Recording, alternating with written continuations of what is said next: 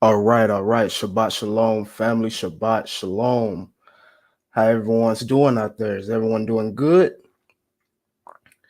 So, as you can tell by the title, E-M2, Ancient Near East, Ancient and Modern. All right, this is what we be getting into. Just bringing some content out today.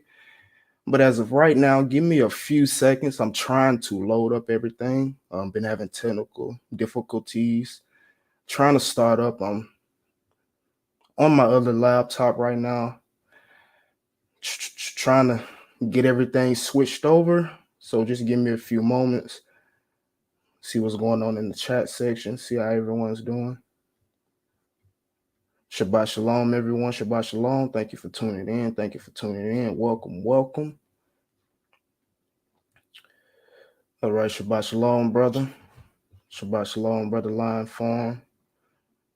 Shabbat shalom, brother Isaiah, and Shabbat shalom, brother Thomas. Do I sound clear to everyone? Does anyone mind letting me know if I sound clear? Again, I'm trying to switch everything over. Just give me a few moments. Let me know if I sound clear. Once I get this situated, we can get into it. One second. All right, so my main point in bringing this video out today, simply because a lot of people like to, speak on how, E1B1A or a lot of the ancestors of African Americans have been stuck in the Levant, stuck in West Africa for, the entirety of existence. But again, I'm just here today to bring some content to show that, it was a presence of these people in the ancient Near East, and it was a back migration of these peoples from the Levant locations into Western Africa, Sub-Saharan Africa. And I think even the picture of when I have this video, it explains that a lot, or explains that well as well. And Shabbat Shalom, brother Neri. Yeah, man, I'm trying to switch over to my other laptop, but the Wi-Fi or the laptop is lagging bad. So I'm gonna just present it off this one. Yeah, I'm gonna just present it off this one. So continue to just hold up for me, family. Give me a few moments, unless I can get this other top loaded up. All right. So let's see. We might have something. 1 second. All right.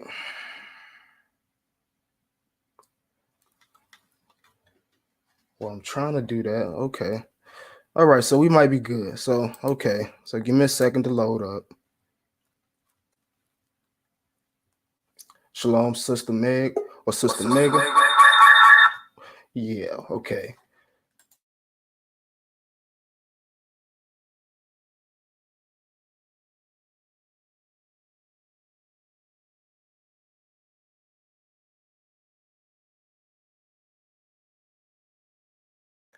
All right. All right, so we good. We good now. Backing up and running. Got brother Live Farm in the building. Sorry for the wait, family. Sorry for the technical difficulties. We back and running. So let's go ahead and get into it. I'm gonna bring the PowerPoint up, and shalom to the brother Lion Farm. Shalom. I just wanted to see how I sound. I'll be having the same thing. These weird technical difficulties. I'm sorry, brother. I had you on mute. What did you say? Yeah, I wanted to see how I sound now, because sometimes I get those same technical difficulties. Yeah, man. I'm sitting up here trying. You sound good, brother. You sound good. I'm sitting up here trying to, get one of these laptops to work, but it's working now. We good. So let me get this set up, and then I'm gonna go ahead and get started. And feel free to chime in if you want. And of course, when I wrap it up, we can go deeper into some more information if need be. Yeah. You still setting up the laptops? I'm good, but you wanted to show something real quick? I was just about to. I'll go after you. I'll let you kind of lead off, and I'll go after you. I just want to I got something I got set up. I will talk about with like language, how the lingua franca is developed and changed throughout the Mesopotamia and the Levant throughout thousands of years, and just the understanding of the order of it is kind of interesting. But I want to see if you wanted to take off first, or that's just something that's kind of a side thing. Yeah. I'm gonna just take off first, and then whenever you feel like it's a good time to chime in with it, then go Yeah, ahead and take it over. Or like I yeah. I said, was looking for. if you Go don't ahead. feel like it's a good time to bring it out, you can just wait till I'm done. Or like I say, man, if it's a good time for you to bring it out, then don't hesitate. All right.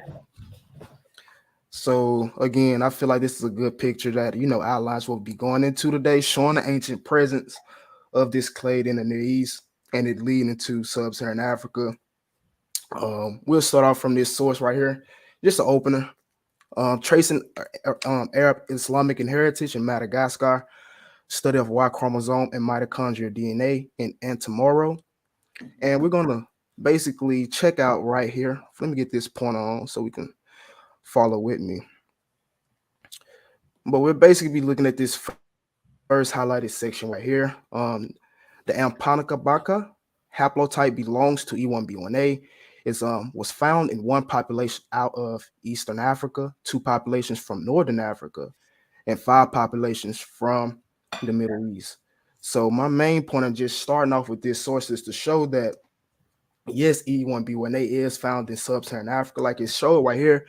It's found in one East African population, but it's also in Northern Africa, and it was also found in 5 populations in the Middle East. Now, we shouldn't be saying that if E1B1A is only found within Sub-Saharan Africa. And even if you go on to this next highlighted section, it says the Antonio or the Antoni haplotype belongs to E1B1B or E1B1B1 haplogroup and was found in populations from Africa and the Middle East and Europe. So these E groups are not just situated in quote unquote Africa or Sub-Saharan Africa. And shalom to the brother or sister Helen that's tuning in from the UK. I don't know if you are a brother or sister. If you'd like to clarify that, that'll be nice. But shalom, thank you for tuning in. So we'll be starting off by showing this ancient presence in the Levant area. Starting right here with this source testing support for the northern and southern dispersal routes out of Africa, an analysis of Levantine and Southern Arabian populations. So it starts right here by saying the Levantine and Southern Arabian populations also have small amounts of admixture from other sources as indicated by IACs. We find the most of Levantine and Southern Arabian populations have low levels of 4 Sub-Saharan African IACs, a total of 1 to 6% total. The Sub-Saharan African ancestry primarily originates from West African, which will be represented in bright green if we was to look at the chart, as well as East African in the dark green if we was to look at the chart. Down here, it mentions that the Bedouin A and Yemen desert populations have the most Sub-Saharan African ancestry of all Levantine and Southern Arabian populations, 8 to 13% respectively. And what's interesting about this is we all know that Bedouins claim to be descendants of Ishmael. We know Bedouins are what we would call Semitic or Afro-Asiatic.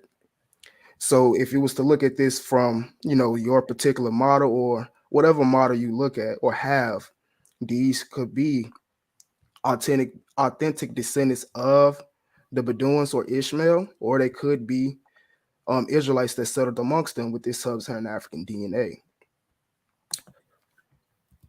It goes on to say it is also notable that the Yemen desert population has more West African ancestry than East African ancestry, unlike most of the Levantine and other Southern Arabian populations. So these populations in the Near East have African or Sub-Saharan African ancestry. And of course, we know that Sub-Saharan African ancestry would be quote unquote E1B1A, especially when dealing with West Africa. It says, out of all Southern Arabian populations, we find that the Yemen desert populations appear to be most distinct as they have large amounts of West African bright green and East African dark green ancestry and reduced amounts of Caucasian, which is a shade of peach once we look at the data table or the graph. Now, in this specific paper, I believe East African is actually referring to like those A and B groups, and West African would just be your E1B1As. And I'm gonna show why I say I believe that. But it says this difference is borne out in individual level, where most individuals from Shabwa and Harmount, as well as 4 individuals from Mara, generally exhibit higher portions of West African, East Asian, and South Asian IACs than most Yemenis. And that's very, very important because we also know that, well, let me go back. We also know that you had sons of Ham in the Arabian Peninsula and also Yemen in the ancient times as well, which would, reflect that East African DNA. Did you want to add anything, brother? Was you trying to say something just then? Oh no, that was everything was on point. I was just Okay. agreeing Oh, with you. Go ahead. okay. It says right here some deviations from the Y equals X line can be correlated by the Levantine population having more sub-Saharan African ancestry than the Southern Arabian Bedouin, or vice versa. For example, the Bedouins A have the most sub-Saharan African ancestry of the Levantine populations, and we're going to go into where they or what time period they probably would have got this, or what time these quote unquote sub-Saharan Africans would have admixed with this Bedouin population. And also the question would be, when we're looking at all these populations that this sub-Saharan African DNA is in, the question is, where did this admixture take place? Did these Bedouins, did these Yemenis, did these Iraqis, were they in sub-Saharan Africa and mixed with this group, or was this quote unquote sub-Saharan African ancestry in the Levant mixed with these groups on their way into Africa? So that's 2 questions I have for you. It says, in order to test how closely related the DNR or Levant in their east, or the North Desert region and the South Desert region, or Southern Arabia and the Horn of Africa populations are, we compare the individual African populations to individual Levantine and Southern Arabian populations.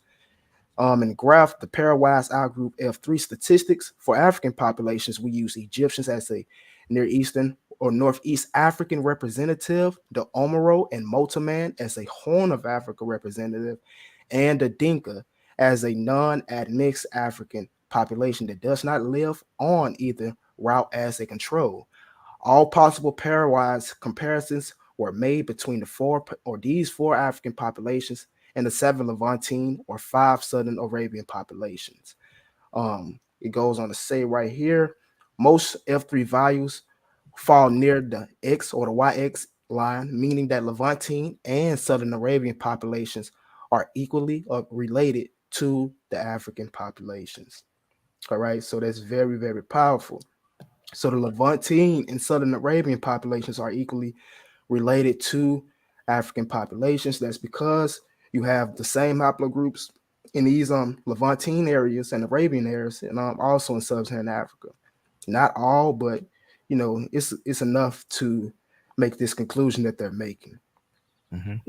It says one exception is the Yemen desert population that has lower F3 values than the Levantine populations when compared to the Omaro and the Egyptians, who have substantial non-African ancestry. All right. And that's very, very interesting because we'll actually touch on Omaro or Mota in a few slides. But it says these findings are consistent with our admixture analysis that indicate the Yemen desert populations have more West African ancestry than other South Arabian populations. And here is the groups or the chart showing the different distributions of the haplotype. Again, light green would be West African, and again, that dark green would be that hunter-gatherer or East African. And Does that list have the Bedouin? Yes, Bedouin A right here. So And Bedouin are you right able here. to zoom in on that? No, I might actually have to. No, not on this. Not on this. I can't, but I can pull it up. Oh, that's okay. I actually want to mention something on that Bedouin. Go ahead. What's interesting is there's a Bedouin A and there's a Bedouin B. I got a source. I want to show you a source real fast on this Bedouin B that I have. Because I know you about to lead to Mota, and this also talks about Mota that's leading to Mota. But this also talks about a Bedouin B that also connects ancient groups like the Natuku, things like that. Yes, go ahead and bring that out for sure. Open up my share the screen here. So the Bedouins are obviously important because, if you take a look at, like, for example, a map, you get a good idea of it. I think there it is. So like here's the idea of like the Bedouin, right? We think of like areas where like the Bedouin would be and whatnot. So you're obviously going to have a nice area. You should have connections with obviously Arabia and obviously areas of Africa. But let me show you something real fast that's kind of interesting. So here's something that's going to talk about something. I'm just going to show you where I'm going to get this read from. It's from Nature, and it's going to be from 2019. It's going to be the late Paleocene human genome suggests a local, basically origin for the first farmers of Central Anatolia. Now, what's interesting is they have something that they talk about obviously the side note when they talk about some things. They say in cases where Natufian was used as a reference population, we instead use the present day Near Eastern population, Bedouin B, as an outgroup. So this is important because even connecting those two Bedouin groups, like for example, let me show you what is basically what's going on here, is that they use that Bedouin B for an ancient Levantine group. Now, when they're doing a test on the ancient Anatolians, but they need an out group to prove that the Anatolians are different than a group that's in a different location. So they take the Levantine Bedouins that, as you see, the area of the Bedouins would have most of these lower areas. They would stop about here, and then Anatolia would be above Syria. So the Bedouin area mostly fill this area. So you got your Bedouin A and Bedouin B, but using them as an out group, right? This is also what's interesting about a PCA. When you're using it as an out group, you can actually find out if one group is actually going to be basically isolated to one area or another. What's interesting is the Bedouin was used as an out group that also links with the Natufian group. As you can see right here, the Natufian, which is this dark blue, you can also see it right here as the ancient Levantine. They also use the Bedouin, right? They also use the ancient groups that you see here. Let me go back to over here to basically down here. Let me go down. They also use the Bedouin in a place where you will have the Natufian groups. And they would use that because they already know that would be a basal Eurasian. So what you're looking at when we're talking about Bedouin, all those groups, these are code names in genetics. But these code names basically gives clarity to what they're basically illustrating. Just to like kind of show that on the note directly. You can see right here, if you look at the ancient Anatolian, right, and the areas of Turkey and stuff where you expect the obviously the Hamites to be, the Natufian group is in the Bedouin group and other groups that are like them, right? Here's just a couple different groups, different names. This one that they call CFH2. This one over here that actually is that BAJ00. That's actually more connected with like the Bedouin and stuff like that. And then obviously you got your Levantine Neolithic. So Levantine Neolithic, all those groups would basically combine together into one group, an out group that they call an out group. Right. So that's very important to know that we're talking about Levantine groups that also connect to things like Mota and things like, your E groups is what it's talking about. Because Natufian, that's going to be your E group. So it's letting you know about that. And the fact that you made reference to specifically Bedouin B, that's who we were talking about in this specific study that has that Sub-Saharan African. And it's also interesting that, Bedouins have Levant Neolithic DNA as well as certain Sub-Saharan African groups with E1B1A. So again, that's just connecting these populations to this, this ancient Near East location, showing that, it's modern day. Well, a lot of modern day Sub-Saharan Africans actually, back migrated from this location. That's right. Because I just want to throw that out because you was talking about the Bedouin, and it reminded me when I was looking at the studies on the Bedouin and looking at the Bedouin A and Bedouin B, and that just connected those pieces together that I was just thinking about. So I just want to throw that on there. Right. So I'm going to continue on, but you said something very interesting because you mentioned the Bedouin A, Bedouin B. It's also something kind of similar when you're dealing with Arabs. Like I don't know how exactly they cut it off, but it's like southeastern Arabs and Eastern Arabs and Western Arabs, how they are genetically different as well. You know Mhm. what I'm saying? One group has a higher proportion of E, the other one has a higher proportion of J. And that's the same thing with those Bedouins. So that's real interesting. Yeah, that's definitely interesting. It's definitely an interesting topic. So go ahead, continue with the bill because I know you're leading to Mota, and this is what that was talking about. Because just like when you was talking about that all that grouping, Mhm. they also found that out with the Mota lineage that the Mota obviously going to have that genetic connection with the Natufian, Bedouin, and all these groups. Exactly. So Exactly. All right. And this is just another chart showing the distribution of this sub-Saharan African ancestry within these different Yemen populations, Yemen highlands, Yemen northwest, and Yemen desert. Again, light green and dark green would be that sub-Saharan African. And I also believe the blue would be that E3B. But going to this paper, we're not dealing with the Jews, but it's coming from the history of African gene flow in Southern Europeans, Levantine, and Jews. We've used this before, but we haven't gone over this specific part. So we'll start at the top just to get some clarity on what we're talking about. It says we also detect 3 to 5% sub-Saharan African ancestry in the Jewish population, and finding that it is a novel as far as we are aware, and certainly has not been unambiguously demonstrated or quantified. For Levantines, the proportions are often higher, 9.3% to 0.4% in Palestinians and less than 10% in Bedouins. It goes on to say, to test if our inferences are dependent on the sub-Saharan African populations that was used as the reference group, we also repeated analysis with other sub-Saharan African populations, replacing the Yoruba.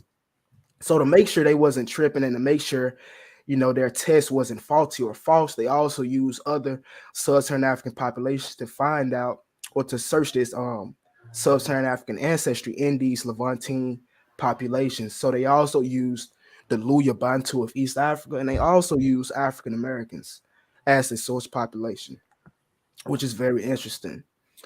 So it says this analysis shows that our estimates of mixture proportions do not change significantly based on the ancestral populations used. So even when they use African Americans, or even when they use the Luya Bantu and replace other Yoruba, this admixture did not change. So this ancestry did not change. The finding of sub-Saharan African ancestry in Western Eurasia predicts that there will be significant or a significant admixture LD in the populations that experience the admixture or this mixture. It says, hence, there will be a chromosomal segment of African ancestry with links that reflect the number of recombination events that have occurred since the mixture, and thus can be analyzed as an admixture date. So let's go into it. So it says that the signal of African mixture, which we detect in Levantines, such as Bedouins, Palestinians, and before I even continue, we have to realize that there was Jews that stayed in the land. There were Israelites that stayed in the land, that didn't go to exile. That could be reflecting the sub-Saharan African DNA within these different populations in the Levant today, like the Bedouins, like the Palestinians, and even like the Druze. So it says again, the signal of African mixture that we detect in Levantines, Bedouins, Palestinians, and Druze on average of a 32 generation or 1,000 years ago is more recent than signal in Europeans, which might be related to the migrations between North Africa and the Middle East that occurred over the last 1,000 years, and proximities of the Levant groups in geographical or in geographical location to Africa. It says the potential issue that could, in theory, influence our findings is that the exact population, or is what the exact population contributing to African ancestry in West Eurasians is unknown. So they don't even know, or they don't know what specific population that contributed to this West African or to this Sub-Saharan African ancestry in these Levantine groups is. But I believe this study basically showed, what population would be contributing this African ancestry. And they basically showed that it would be the Jews, that contribute this African ancestry into these certain locations. So it says to gain insight into African source population, we carried out PCA analysis, which showed that the African ancestry in West Eurasians is at least closely related to East Africans, such as your Luya, right, your Luya Bantu, and to your West Africans, your Nigeria, Yoruba. It goes on to say this is consistent with the data and found no evidence for validation or violation, which is consistent with a mixture of either West African or East African ancestors, or both contributing to the African ancestry in West Eurasians. It says historically, a mixture of West and East African ancestry is plausible since African gene flow from West Eurasia is documented from both West Africa during Roman times and from East Africa doing immigrations or migrations from Egypt. So this is very important because we can break this and chop this down in many, many ways. So let me start by chopping the first part down, where it says African gene flow in West Eurasia is documented from both West Africa during Roman times. We know during the Roman times you had Jews, or you had the Romans pushing the Jews into sub-Saharan Africa, specifically into places like Ghana. And we know that those Jews in Ghana was doing trade up into North Africa, up into Egypt, and up into Palestine. You know, they had trade routes stretching all the way up into these places. So they would have been migrating back and forth from West Africa up into North Africa and even to the Levant at certain periods. And we also know that we had migrations into East Africa from Egypt during the Assyrian exile, during the Babylonian exile. And it's in a lot of our oral traditions, including the Yoruba, who they used in this group. They tell you that they migrated from the Levant into Egypt, into West Africa, and even the Luya Bantu. They tell you that they migrated from a place known as Misri, which is Mizraim or Egypt, right? Mm-hmm.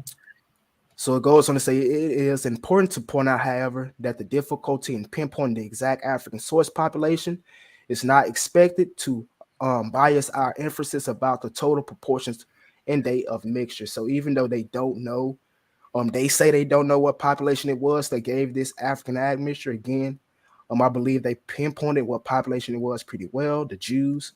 It still doesn't neglect the fact that this admixture took place, and it doesn't violate this I guess you can say this information. Again, it goes on to say, as we confirm by repeating analysis, replacing Yoruba and Luya Bantu and obtaining similar results, our roll-off admission date estimates are also similar, whether we use Luya Bantu or Yoruba to represent the ancestral African population, as predicted by the theory. In summary, we have documented a contribution of sub-Saharan African genetic material in many West African populations in the last few thousand years. So again, the question would be, where did this admixture take place? Did it take place in West Africa, and these West Eurasian populations migrated back to the Levant, or did it take place in the Levant and you had a back migration of these E groups into Sub-Saharan Africa? So did you want to add anything else before I continued on, brother? I was looking at this thing that's kind of really deep, but I think it's kind of interesting to note. But when we think of the obviously E1B1A, and we think of obviously where it must have came from and what lineages it must have went, or what places it must have went, we know that it goes to obviously a very interesting place that's named after a Semitic word. And when I'm talking ancient times, so before even like the transition of this, we know that we have a finding of a E1B1A that goes all the way to Peru before it's found in Africa. But what's interesting is Peru comes from a land that actually in Hebrew comes from the word that means Brazil. That word actually means iron.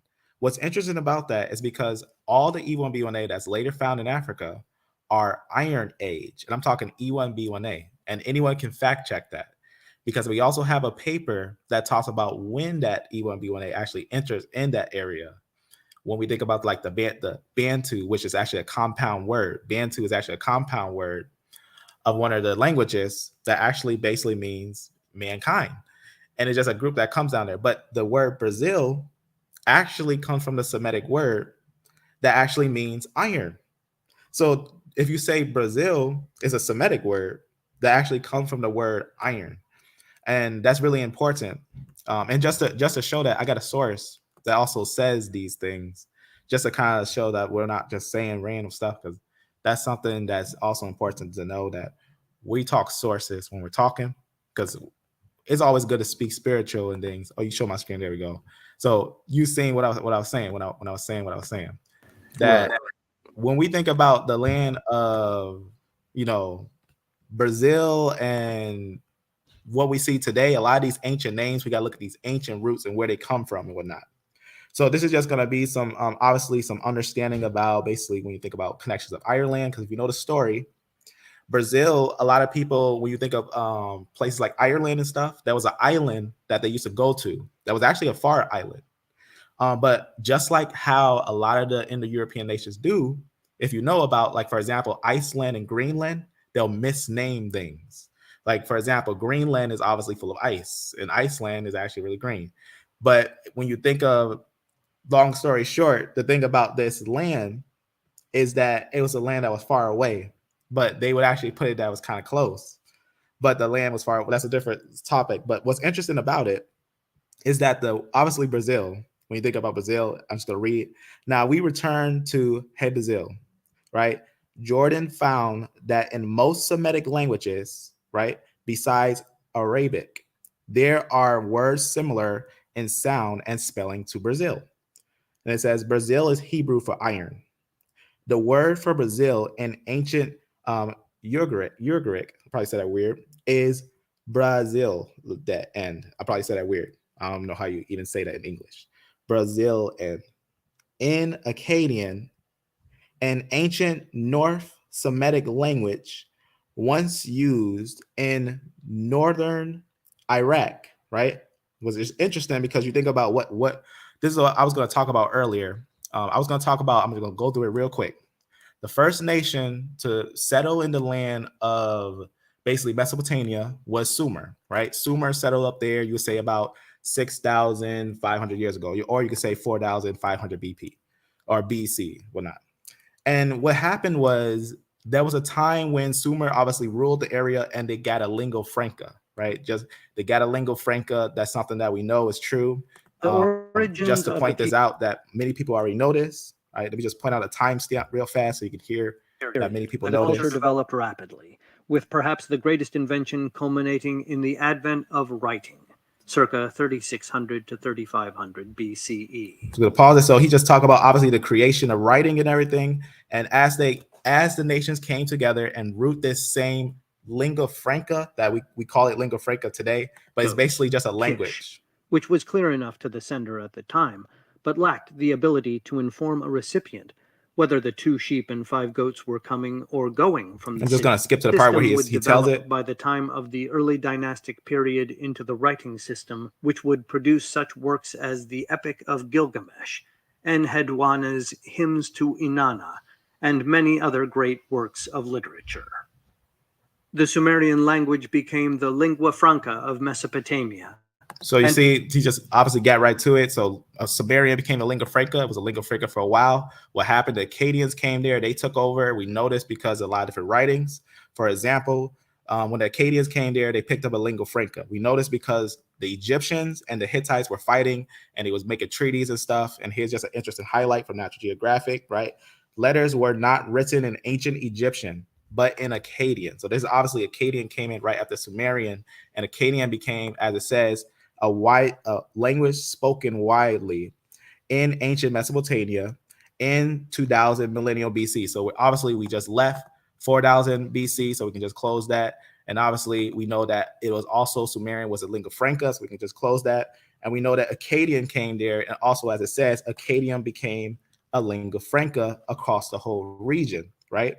As similar as English plays a role in international relations today, right? So we can obviously get that. That's like I said, that's something that's from Natural Geographic.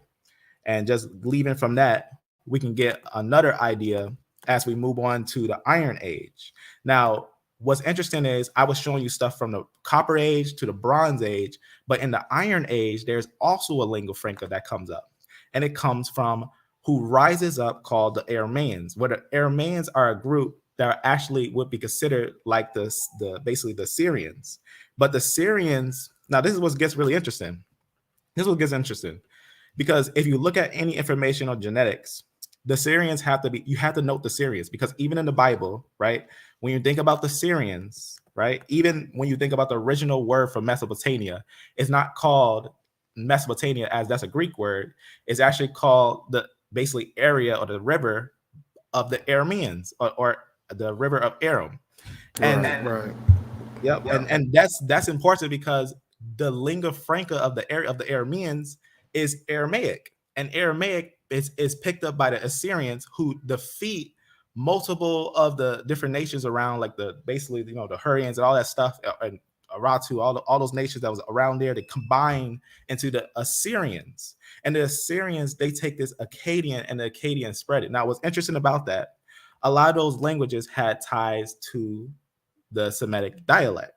So the reason why that's important is because if you note the E group, you can find them in a culture called the BMAC culture, but you can also find them in a reserved culture overseas in Peru, in the land of Brazil, which Brazil means iron. And when that same lineage comes back, that E1B1A that we find in Brazil, before we even find it in Africa, we find that lineage actually going to be the lineage that becomes the Semitic lineage of the biblical text. So it's deep. Right. Brother Isaiah, you might have to go in or go out and come back in, brother. I'm about to kick you. Come back in if you was trying to come up. Your device isn't connected, so just retry to come back up. So yeah, brother, that's some good info. I wanted to end that because when we think of the Hebrew during the time of the Syrian rule of the Aramaic and everything, I found a source that talks about basically the populations of the people and language of the Levant during the Bronze and Iron Age. And basically, when you think about the different groups, because a lot of people, they don't really think about when they think about these linguistic families and how also the people could have been tied with them. They don't think about how the Arabs and stuff can actually be a lot of the Shemites. And we got to think about the lands of Arabia having the potential of having bloodline sons of Shem, because that's what they find out is obviously the Semitic language, that when we think of even Semitic, that would have connections to obviously sons of Shem. But here's something I wanted to show. In the 14th century BC, this is why I wanted to show it. More significantly, the Amana letters, some 3,000 Akkadian cuneiform tablets dispatched from the 14th century vessel rulers, and they just talk about from different cities and everything. They talk about Byblos and Tyre and all those different things and whatnot. But what they talk about is obviously you're going to have a lot of people that's going to be speaking in these different what's what I'm looking for in the Iron Age. They're going to be speaking in these uniform messages, right? They're going to be speaking in this uniformity of messages. And in the lands of Syria, Palestine, you could actually note what it would talk about the Semitic groups. Remember I was talking about the Aramaic groups. The Arameans were banished by the Assyrians. But the Arameans, if we look at fossils around 14 BC, when we know that the Arameans were there, we can find out who was the original Arameans, the Semitic group that would be there before their dispersal. And that's what I talk about, the Aramean branch, which is the West Semitic branch and everything. And what I did, I just looked into a paper that basically had those groups together, which I had showed before, but I'm gonna show you real fast on here of that little group.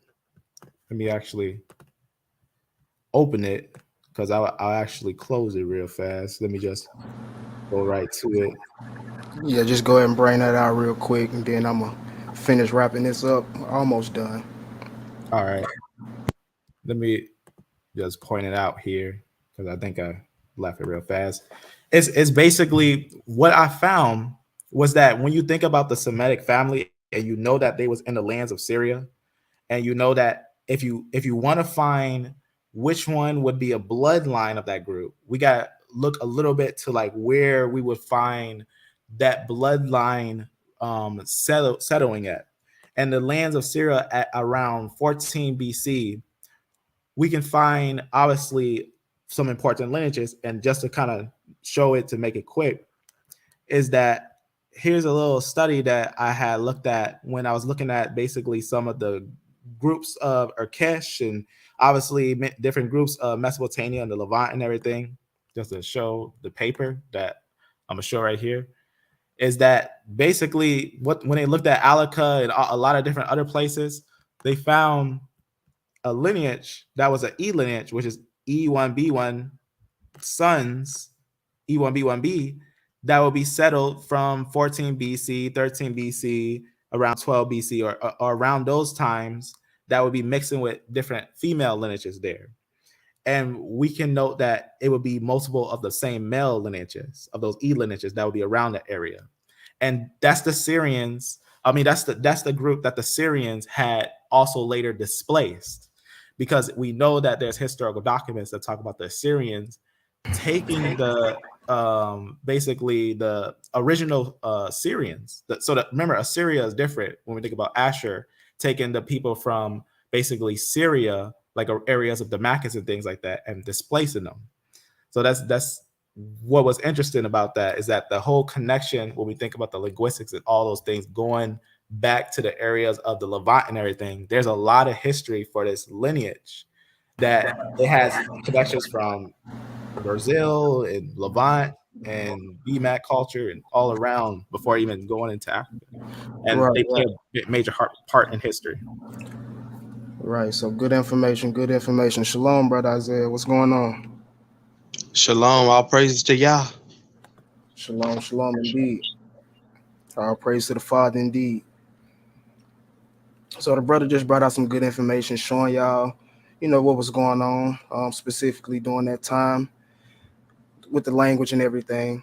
But let's continue to bring out this information.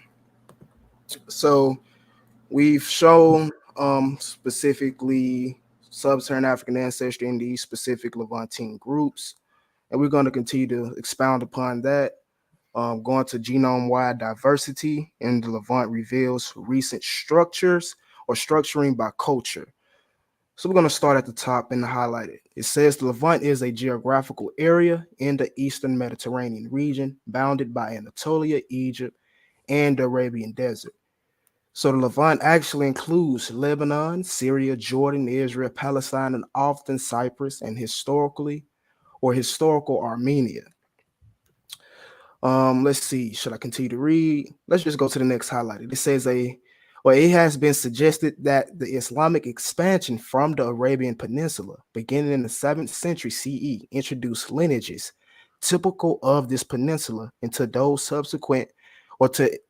who subsequently became Lebanese Muslim, whereas the Crusader activity in the 11th through 13th centuries introduced Western European lineages into Lebanese Christians. So we've seen the distribution there. In the 7th century CE, lineages typical of the Arabian Peninsula was introduced to Lebanese Muslims. And in the 11th and 13th century, you had European lineages introduced into Lebanese Christians. So it get interesting when we look into this information right here under the genome-wide structure of the Levantines. Let's see. It says that Lebanese Christians and all Druze cluster together, and Lebanese Muslims are extended towards Syrians, Palestinians, and Jordanians, which are close to Saudis and Bedouins. Ashkenazi Jews are drawn towards the Caucasus and Eastern Europe, reflecting historical admixture events with Europeans, while Sephardi Jews cluster tightly with Levantine groups. Now it says a recent study by Parmigiani et al. Estimated the Jewish admixture with African genes ended much earlier, around 75 generations ago, than Levantine or Muslims around 32 generations ago. However, it is not known if this different admixture history is the result of out-migration from the region and the discontinued gene flow from the neighboring populations, or if it is a result of cultural isolation in a predominant Christian and later Muslim environment.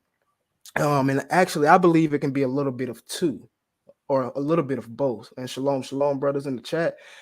I believe it could be a little bit of both. I believe that this gene flow came by way of, you know, Jewish groups with E1B1A migrating out of the region and eventually settle amongst these different Christian and even Muslim groups that was in isolation. So it's a little bit of both. What you think about that line form? That is very interesting, and it definitely seems like it's definitely going to connect with the Sidis group from the Afro-Iranians and Afro-Iraqians. Mm-hmm. The Sidis group, we know that they had went through persecutions because the rise of Islam was about in the 600s before the 700 AD. So CE, same thing. This actually points that if we see a study that's also looking at the Jewish admixture with said African genes, we also know that what happened was the Jews, there was a battle that happened. They call it the Battle of the Foss, or there's also different names of it. And in the battle, we know that the Jews basically fled, and there was also basically agreement amongst the groups of Muhammad. They basically agreed to persecute the Jews because they didn't bless the writings that they had. But the Jews decided to die and also flee. Mm-hmm. But they also mixed with inhabitants as they fled in different groups. We also know that the Sidis, we know that they moved upwards about that same transition. So that same transition time frame. Right, right. And just to go with what you just Mhm. said, dang, I might have forgot. Hold on, what was it? You just said something key that I wanted to make mention to right quick. It was the fact that yeah, you was talking about, you know, how to I wanted to, because you went over it a little bit, but I want to make, you know, kind of make some clarity to what I think the paper is talking about when it says that, you know, Jews picked up African admixture. No, I think it's, you know, Mhm. backwards. I think the African or the Jews had these Already African had genes, it. That's yeah. right? When they add mix with these other groups, is when they're dating this mixture, not them. You know what I'm saying? Because even the paper tells you that they had this they had this sub-Saharan African genes before the Exodus. So that means Mhm. the Israelites would have had E1B1A by default, and they would have mixed with these other groups, which would have picked up these different admixture times, like we see right here in this paper, right here that we're mentioning. And it even goes on to add or question, would today's Christians from the Levant also show older dates for attestation of African admixture than Levantine, reflecting cultural genetic isolation from their surrounding neighbors? So it goes on right here. Mm. And it says Chromo Painter's co-ancestry matrix shows that the haplotype chunks donated from the world populations to the Levantines and show that Jordanians, Palestinians, and Syrians received more Answer. chunks from sub-Saharan Africans and from Middle Easterners compared with other Levantines. We explored the sub-Saharan slash Middle Eastern gene flow to the Levantines further by employing a previously developed method that estimates the time since admixture with sub-Saharan African genes using the rate of exponential decline of admixture LD. Previous simulations showed that the bias from roll-off estimate is removed with increased sample sizes. So we used the entire Lebanese religious subgroup after carrying out rigorous outlier removal based on PCA or principal component analysis. And before I continue to read this, I just want to point out that a lot of the Lebanese, or there's a lot of information on the Lebanese or descendants of Israelites being amongst the Lebanese populations or being amongst the Lebanese populations to this day. And again, it's highly possible, it's highly likely that it's this sub-Saharan African component or this sub-Saharan African gene that we see amongst these Lebanese that would be those Jews that remained in the location. It says we found that Christians have the oldest admixture dates, right? 2,375 years ago to 2,025 years ago, with bounds coinciding with the decline of Phoenicia and the control of the region by the Hellenistic rulers. So, and if you all watched the Phoenician video I did, we indeed did find E1B1A amongst Phoenician populations, including in Lebanon. So it gets deeper. The time since the observed Druze admixture was 1,275 to 1,025 years ago, closely precedes the development of the Druze faith and their divergence from other Muslims.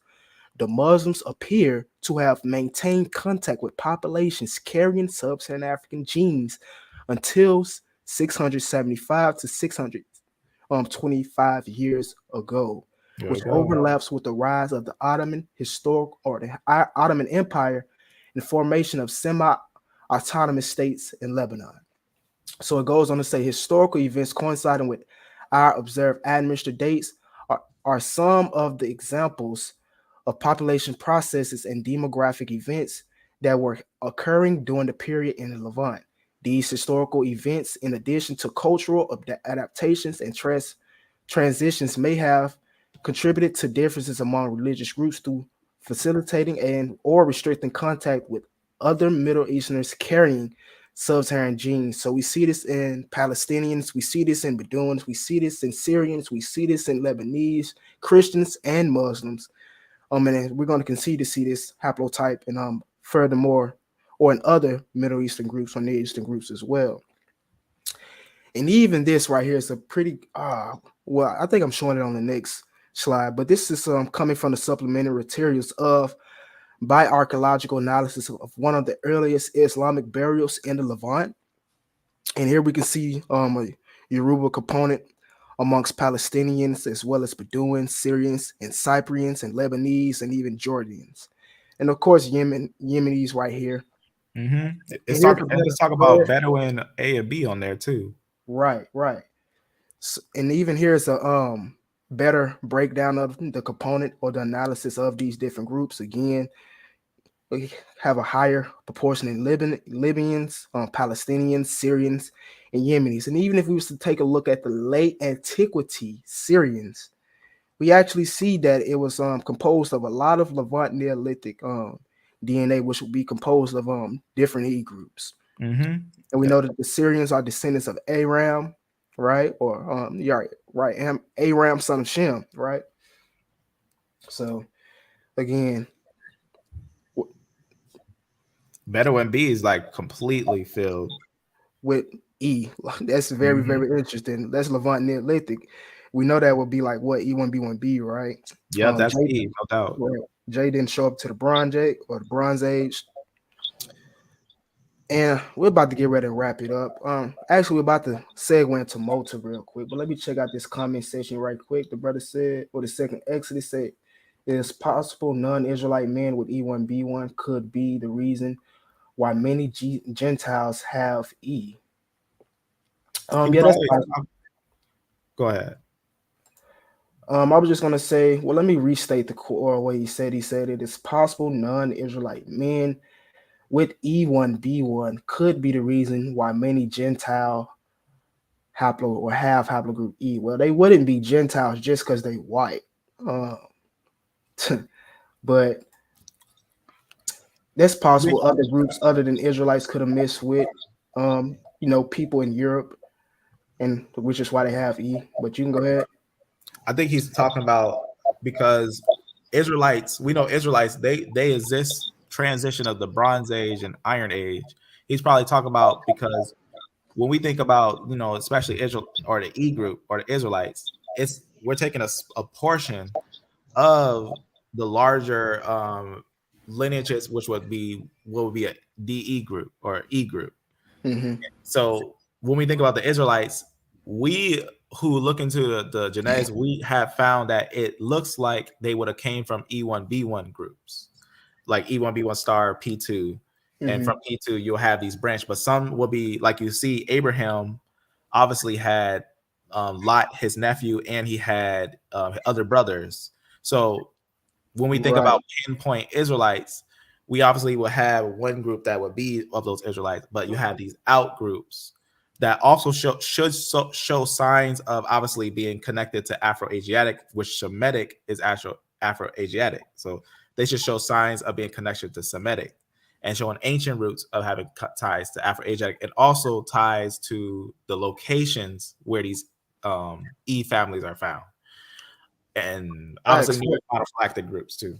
But go ahead. Facts, and even like you just said, with Abraham and his brothers. So if we was to say that Abraham was EP2, that means his brothers would be, and EP2. that mean that his brothers would be able to produce E1B1A and E1B1B as well, who would not be Israelites. So, and that's even something I've been doing a little more lately, is finding out or going into specific EM2 lineages. So that's something I'm going to touch into a little bit later once I pinpoint it. But it's Maybe getting you might real. find something special with E1B17. A7.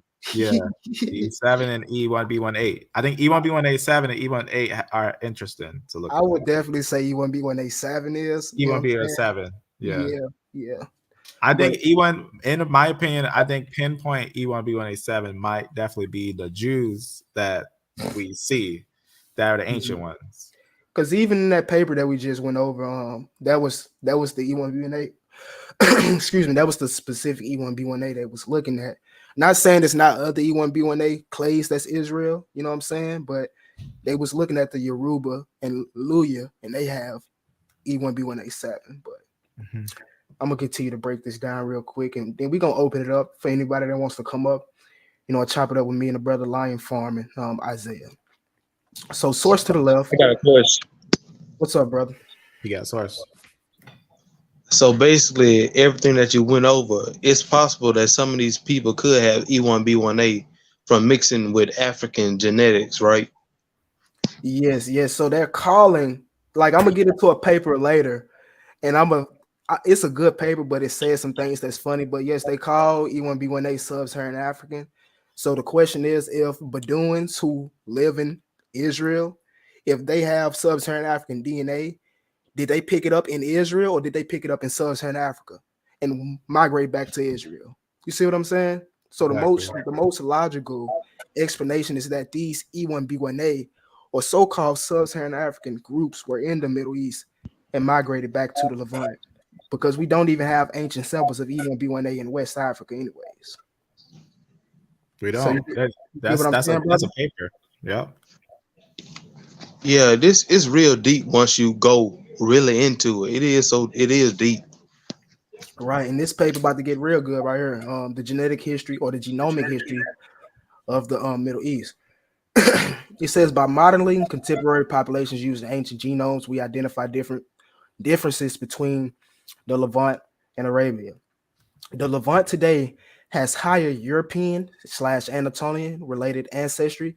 Again, for those who are familiar with my channel, Japhetic invasions into the Levant is where we reviewed this European ancestry coming into the Levant.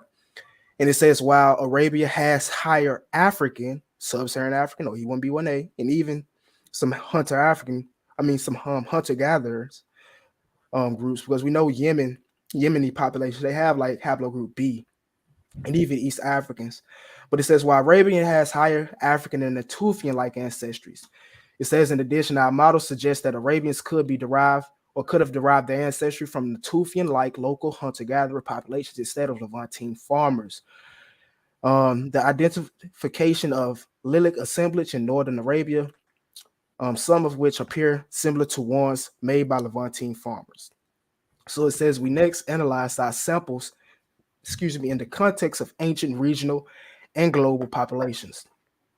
Principal component analysis shows that present-day Middle Easterners are positioned between ancient Levantine hunter-gatherers such as Natufians, Neolithic Natufians, and we know that the Neolithic Levantines were basically predominantly haplogroup E. I can bring out a source if I need to. Bronze Age Europeans and ancient Iranians, which is when haplogroup J showed up. It says Arabians and Bedouins are positioned close to ancient Levantines, while present-day Levantines are drawn towards Bronze Age Europeans. Again, Arabians and Bedouins are positioned close to ancient Levantines, while present-day Levantines are drawn towards Bronze Age Europeans. Iraqi Arabs, Iraqi Kurds, and Assyrians appear relatively close to ancient Iranians. We found that most present-day Middle Easterners can be modeled as deriving their ancestry from 4 ancient populations: Levant Neolithic, Neolithic Iranians, Eastern hunter-gatherers, as well as a 4,500-year-old East African Mota.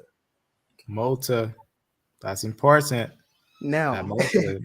this is where it gets important because again, the Levant Neolithic, they had, they were predominantly haplogroup E, and we know that Malta is haplogroup E, and I'm gonna show what specific haplogroup he was in the next slide. But it says Levantes have excessive Eastern hunter-gatherer ancestry, which we showed previously arrived in the Levant after the Bronze Age, with people carrying ancient Southeastern European and Anatolian ancestry. So before this European ancestry was there, it was quote-unquote African, Malta, and Levant Neolithic or Natufian. It says our results here show that this ancestry is much higher in the Levant compared to Arabia. Another contrast between the Levant and Arabia is the excess of African ancestry in Arabian populations. We found that the closest source of African ancestry for most populations in our data set is Bantu speakers from Kenya. All right, and we know that would be E3A or E1B1A. In addition to contributions from Nilo-Saharan speakers in Ethiopia, right? Those Nilo-Saharan speakers will more than likely be A and B markers, but we're not focusing on that. It says we estimate that African admixture in the Middle East occurred within the last 2,000 years, with most populations showing signals of admixture around 500 to 1,000 years ago. Now, again, that's a nice find. Telling you facts. Now, the main point or the thing we want to take from this is that the Near East was made up of, Levant Neolithic haplogroups as well as East African Motaman. Now that is important because why? Because the East African individual named Mota, who lived 4,500 years ago, was actually known to carry E1B1 haplotype. All right, and this is coming from the source to the left. Again, Motaman carried E1B1. We know E1B1 rises or give rise or downstream mutates into E1B1A and E1B1B. And even here's the actual study that gave it. And this is from the supplementary materials of Ancient Ethiopia. Genome reveals extensive Eurasian admixture through the African continent. Malta was assigned to the haplogroup E1B1. Now, why is this important? Because not only does E1B1 give rise to E1B1A, it is also important because the Natufians, or first let me say this, Motaman is I guess you can say gave rise to the Omotic people, or is basically related to the Omotic people. A lot of Omoro or a lot of Omotic people and even Amhara people have EP2 or E1B1 or have this Motaman gene. So when we look into the Natufian PCA or admixture makeup, we see that it was Omotic in them, which is Mota, which is EP2, right? Again, which will lead to E1B1A. So again, I just wanted to throw that out because that was very, very interesting. Now I wanna build on that Mota, because that Mota right there is a conversation piece. I want to talk about real fast that find that we was talking about, because I know even where I'm at, I know the brothers wanted to go over this find that we was talking about real fast that we confirmed with a geneticist. The oldest said E1B1 that leads to E1B1A, because Mota also leads to E1B1A of that B38 branch. We got a geneticist who told us. Before you even go, brother, I just want to point this out. This haplotype is in two Semitic speaking populations, the Omotic and the Amhara.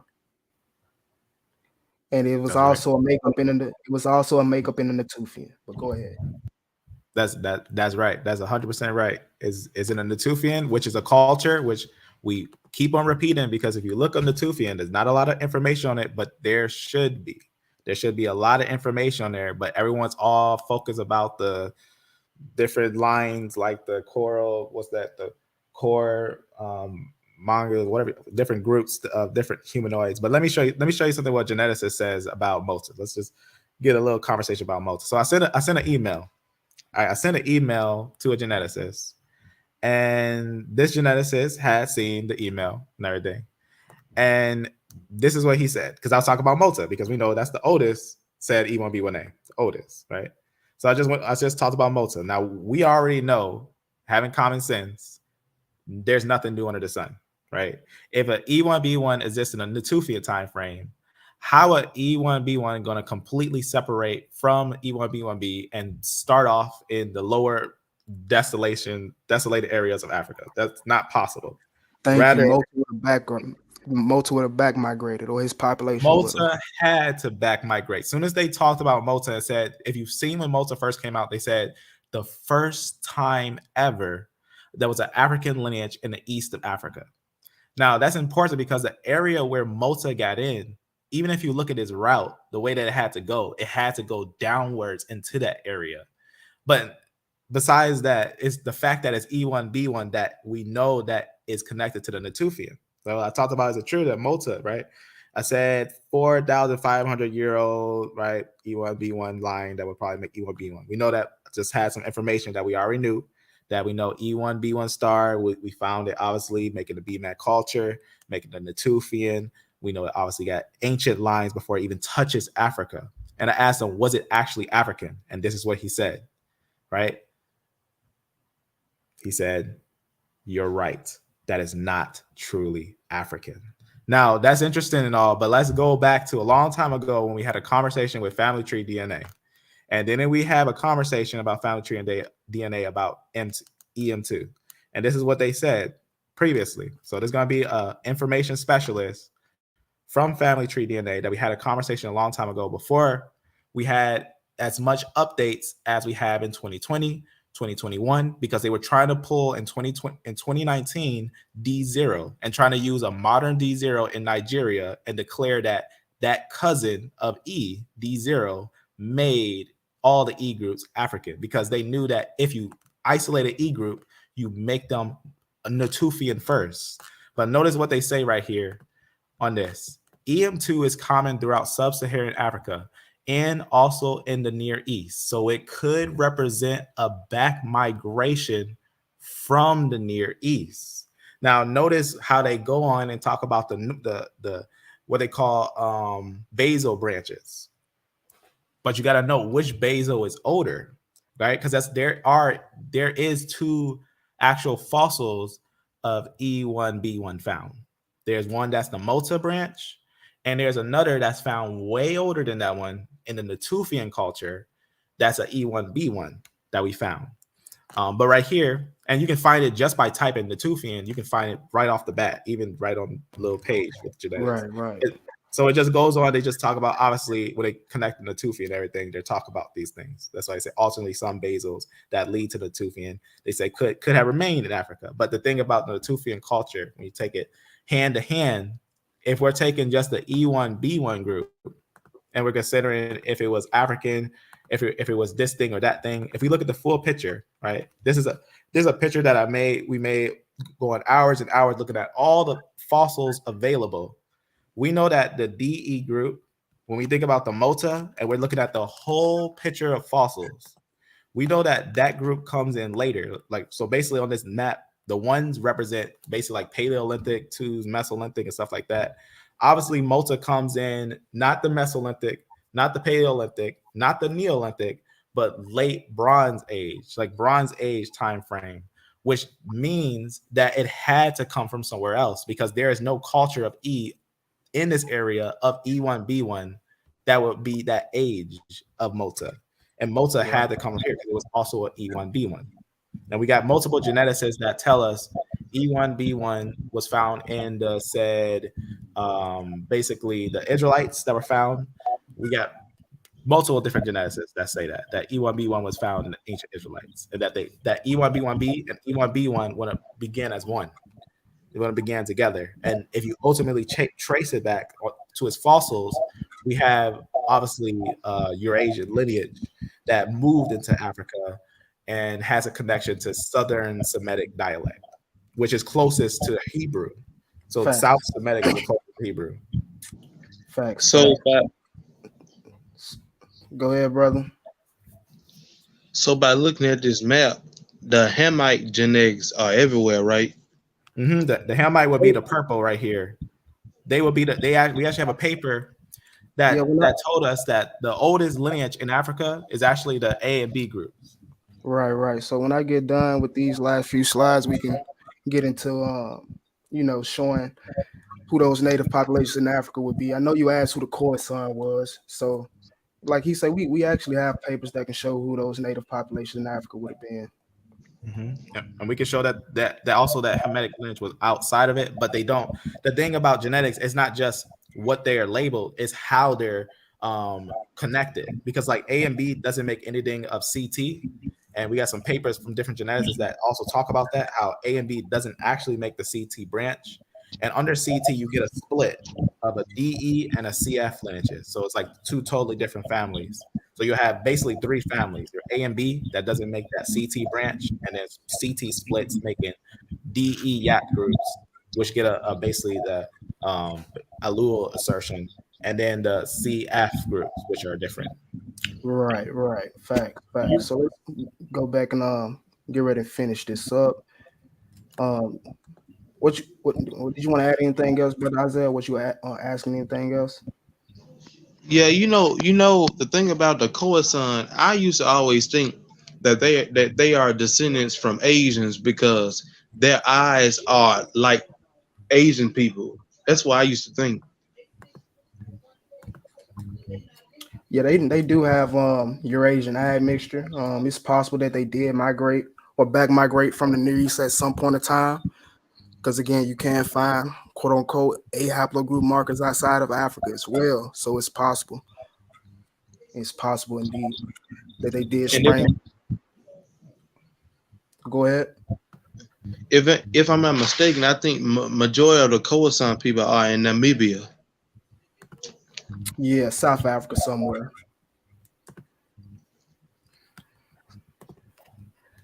Indeed. But they do got that woolly hair though. Yeah, they do, and they real light skin as well. They really fair skin as well. Yeah. So yeah, we brought out a lot of info so far.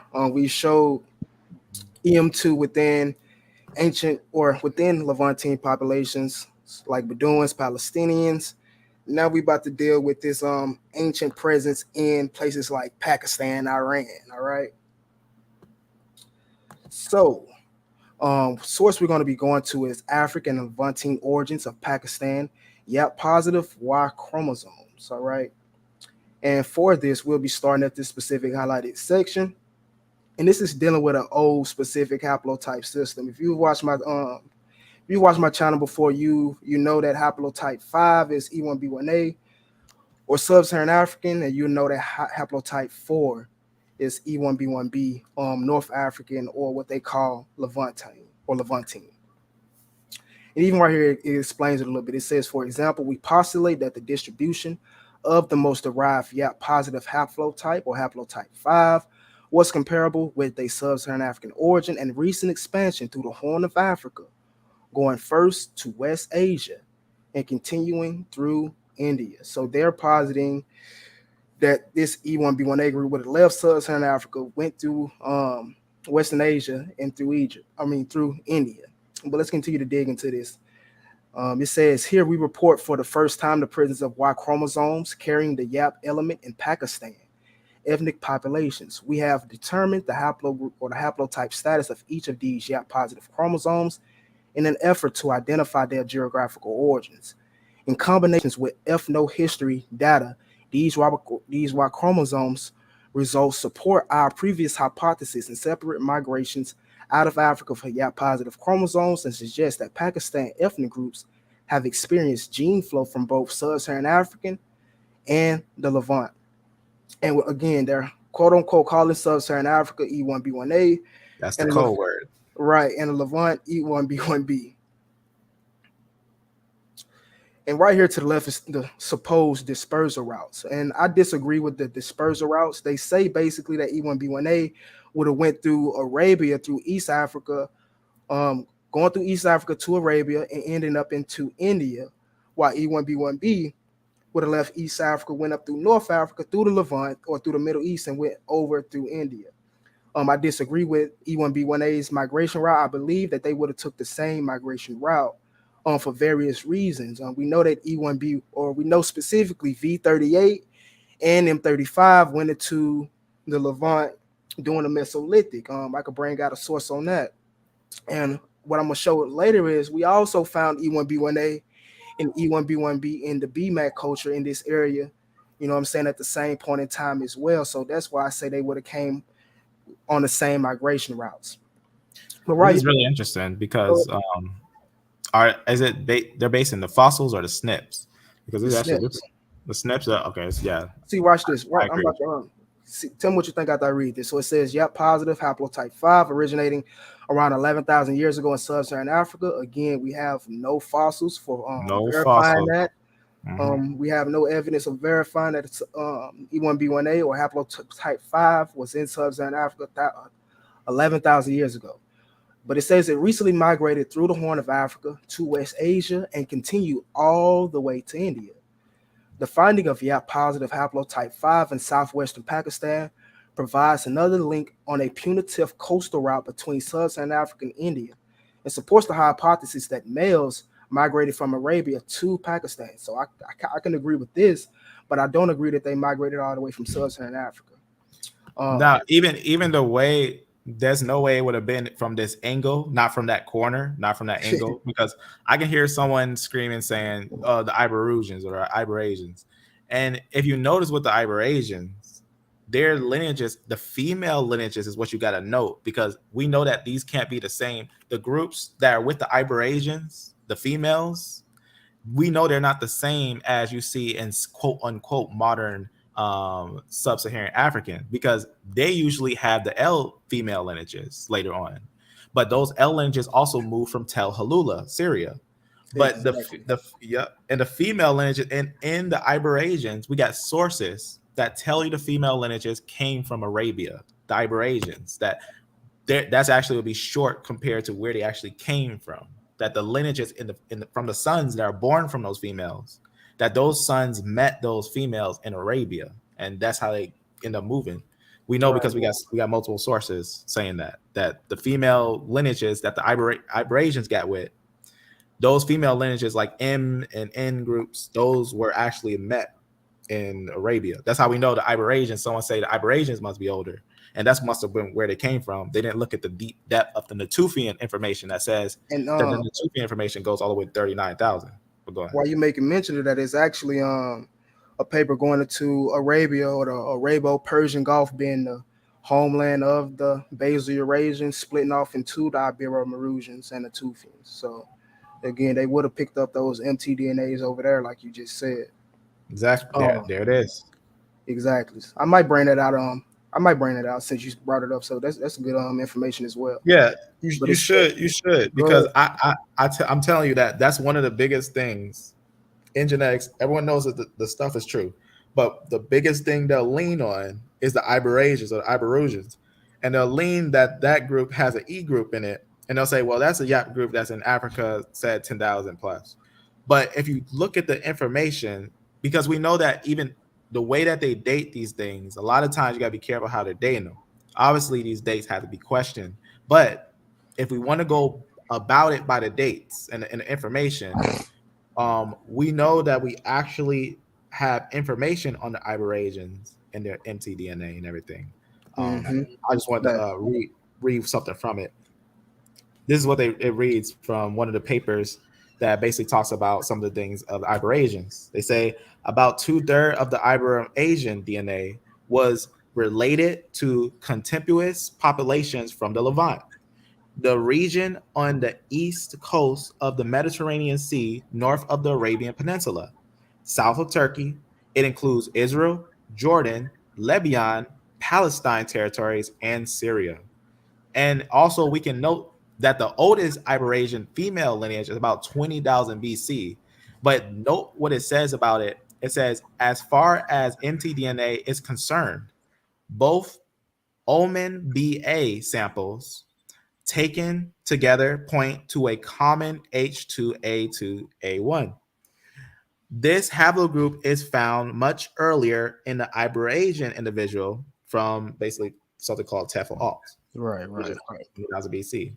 But they talk about that's obviously coming from the movements of the European and Neolithic expansion. So just getting the understanding that by looking at basically the ancient lineages that are there, we know that if we look carefully at the Iberasians mtDNA, they show that they came from somewhere else. Right, Because right. a man Facts, doesn't just facts. make itself. Right, right. So let me finish breaking this down. We almost done. A few more slides left. Yeah. So again, we were just talking about the migration route of E1B1A going from Arabia to Pakistan. It says because positive haplotype 5 is also found in Iran, and also the United Arab Emirates. Males may have first crossed the Strait of Hormuz into Iran with subsequent migration into Pakistan. This coastal migration hypothesis is also consistent with the ethno-historical data for one of the three populations in the survey with positive haplotype 5. Based on their African features, it has been hypothesized that the Makranis, now inhabiting the Makrani coast of Balochistan, originated in East Africa or Ethiopia and exited through the Horn of Africa en route to Pakistan. The fact that positive haplotype 5 is also found in the Balchuis and also Brahhuis populations not thought to have African origins or suggest that this gene flow occurred among these populations after arrival in Balochistan. Excuse me if I'm butchering that name. And again, I say this is some good information, but I say I disagree with the migration route, specifically because we can find E1B1A and E1B1B in these locations together. Specifically in the BMAC culture, which is in that same location and territory, right? Mm-hmm. And even right here, we have an E1B1A marker in our Iran, and these would be during the Bronze Age, all right? So we've dealt with the Levant area, specifically Palestine, Bedouin tribes and things like that. We've dealt with Iran and things like that, the further Near East. So now we're about to deal with the Arabian populations and just wrap it up. And this is coming from Y chromosome polymorphism in Southern Arabia.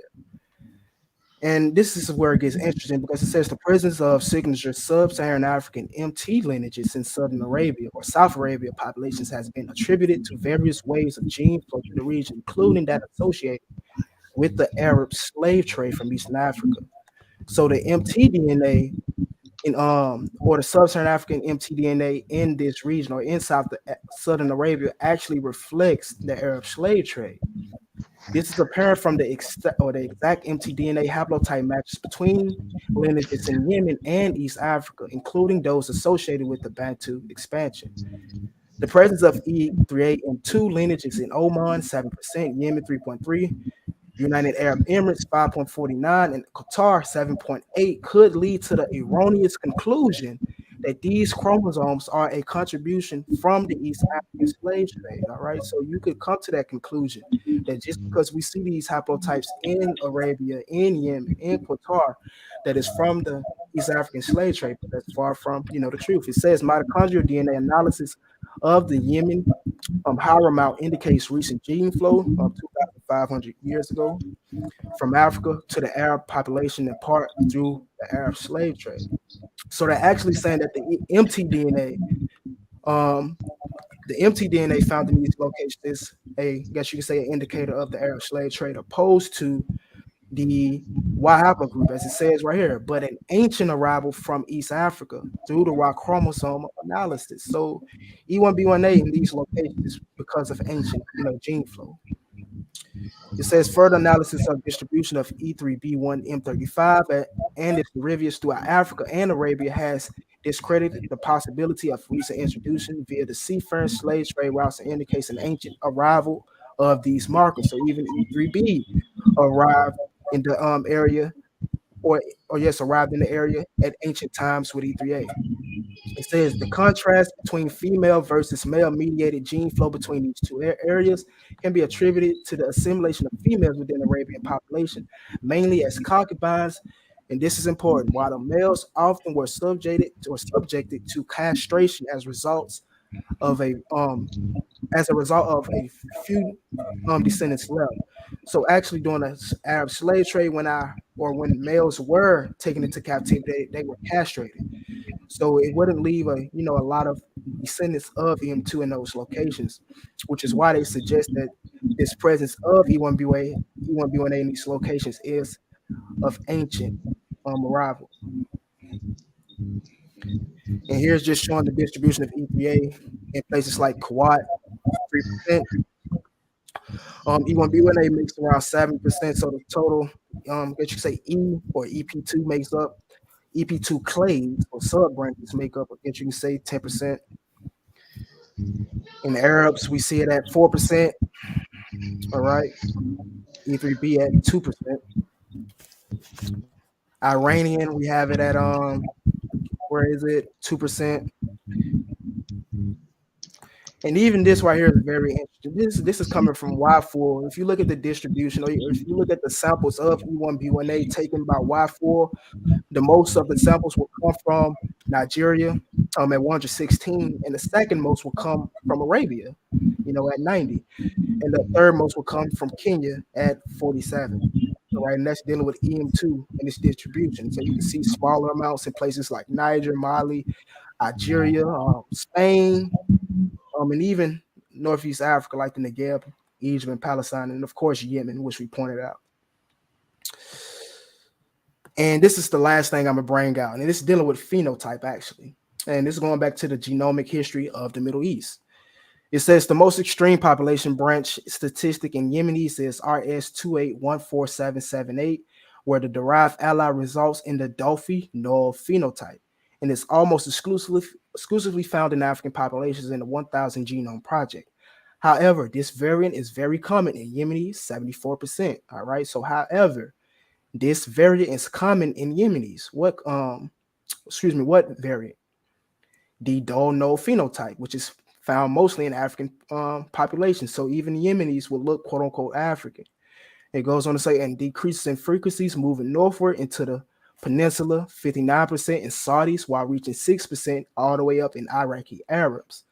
We found that across the genome, this region shows the highest enrichment of African ancestry in the Middle East, in agreement with previous studies, as the average of African ancestry in Yemenis and Saudis is 9 to 3% respectively. The high frequency of this variant appears consistent with positive selection after African admixture.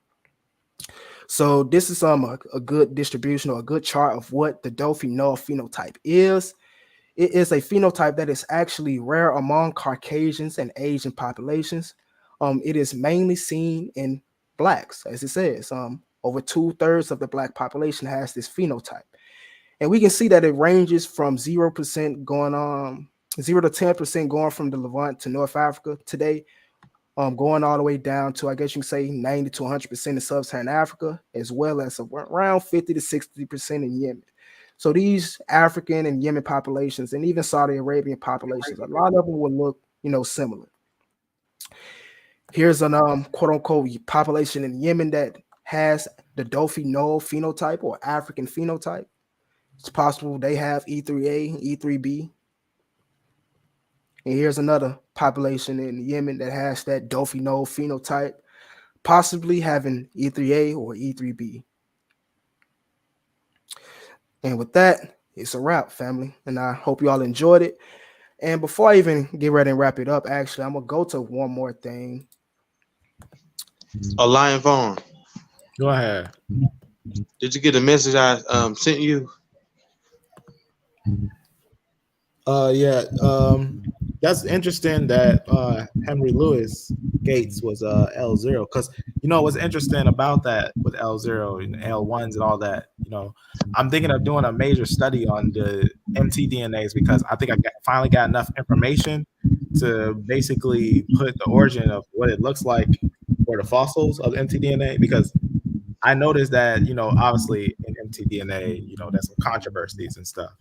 So yeah, I don't think me personally, from some of the sources and stuff, what they've been saying, I think that L0 might not actually be the Eve.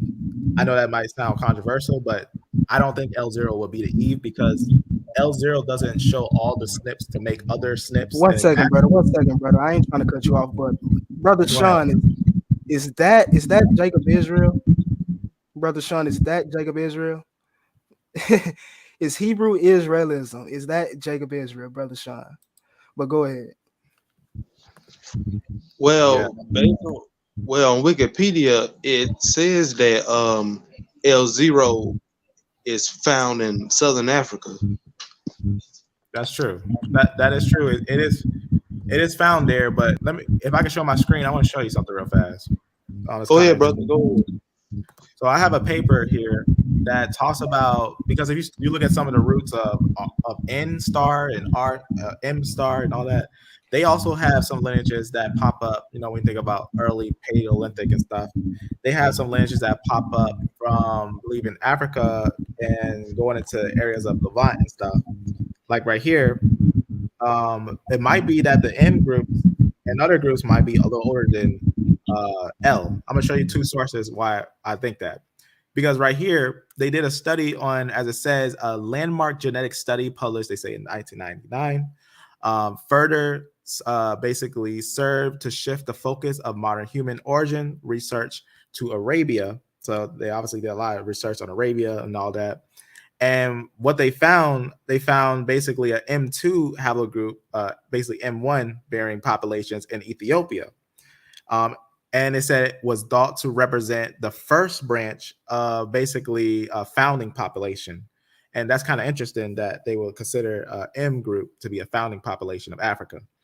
The discovery of a basal M clade in East Africa on otherwise basically predominantly an Asian lineage. So they say it's usually an Asian lineage, which is interesting because the Yap lineage, D actually goes to Japan and has a lot of places of Asia and China, but E moves into Africa. But notice what's interesting about some of the mtDNA groups. But it ended up talking about some of the areas of this where this lineage sits. But what's interesting is you'll never see, if you look up M1 on Wikipedia or any place, you'll never see M mentioned as African. You'll never see that it was mentioned as African. But there's a lot of different papers showing that different fossils of movements from Arabia and Africa, East Africa and Arabia having a connection with the M group, but also that M group has connections with the Natufian groups and the E groups. But what's also interesting is this: they did basically a what you call it? It's basically a looking at the SNPs. I want to show you what this paper is. Just talks about modern human origins and basically just talking about some of the evolutionary or changes or some of the things about the autosomes and East Asia origins of Y and mtDNA. So it's basically looking at a total picture of pretty much a lot of information of pretty much humans. And what they come to the conclusion of when looking at some of the humans is obviously some very interesting things to note. Let me just read one of them that they talk about. This is what they say. The existing, which is what we have today, the existing mtDNA polygenetic tree has exactly the same problems as the existing Y tree, as discussed above. That's I'm gonna talk about the Y right now. But based on the previous defined MT haplotypes and everything, just skip this little part, is as we redrew the mtDNA tree using slow evolving SNPs, which basically just talks about different things. I'm just gonna skip a little down just to get to the meat of what they're talking about. This is what they say. 2 lines of evidence suggest, now this is what they found out after basically taking the SNPs and taking the people and looking at the fossil, because you're going to look at the most oldest fossil to date of the oldest human that we have as a fossil, but it's actually in the lands of Russia. But watch what it says here. 2 lines of evidence suggest that haplogroup R. Now this is interesting because R is a group that makes other groups. They say that is under N, and they say that R makes other groups, but it might be that R actually might be making more groups than people think. But this is what they conclude. 2 lines of basically evidence suggest that R has the ancestor as the ancestor of all modern haplogroups. Now, this is interesting because we usually know that it's L that's pointed that. But when looking at some of the ancient finds and some of the SNPs, without using the during the 1980s, they was bringing out some of the designs, and this also talks about that in 1983, that they brought out the design for mankind as being basically set on pigmentation, and that when they had tested a lot of those people with a darker skin tone, a lot of them had L. Not all of them, but some of them did. But what's interesting is that the SNPs show a different picture. But let me finish reading what's going on. There are two lines of evidence. And after you finish reading, then I'm gonna have to jump in. Go ahead. First, ancient humans are expected to be closer to the ancestors of the oldest, saying basically, how you say that? The first part, basically, modern humans, pretty much, which is UST Isham. So Isham is actually basically K group that makes a lot of basically MNOPQRS or QR groups that are M. Those will be Y DNA groups, but it also has a R star. And that R star group, it would be an early root group. And it says it carried the R star haplotype. It said second, R0 is least basically differentiated haplotype and closest to the ancient haplotype in UST Isham. And it just basically just talk about that. Basically, when you look at, they'll talk about the mutations and everything, and they'll talk about that the R0 actually could possibly make a lot of groups. This is what they're saying. They're saying like a lot of the R groups, that a lot of these names that they're putting, like these labels that they're putting, because even if you look at an unrooted chart of the mtDNA, L doesn't make all those groups, but they shoot out from a centerpiece.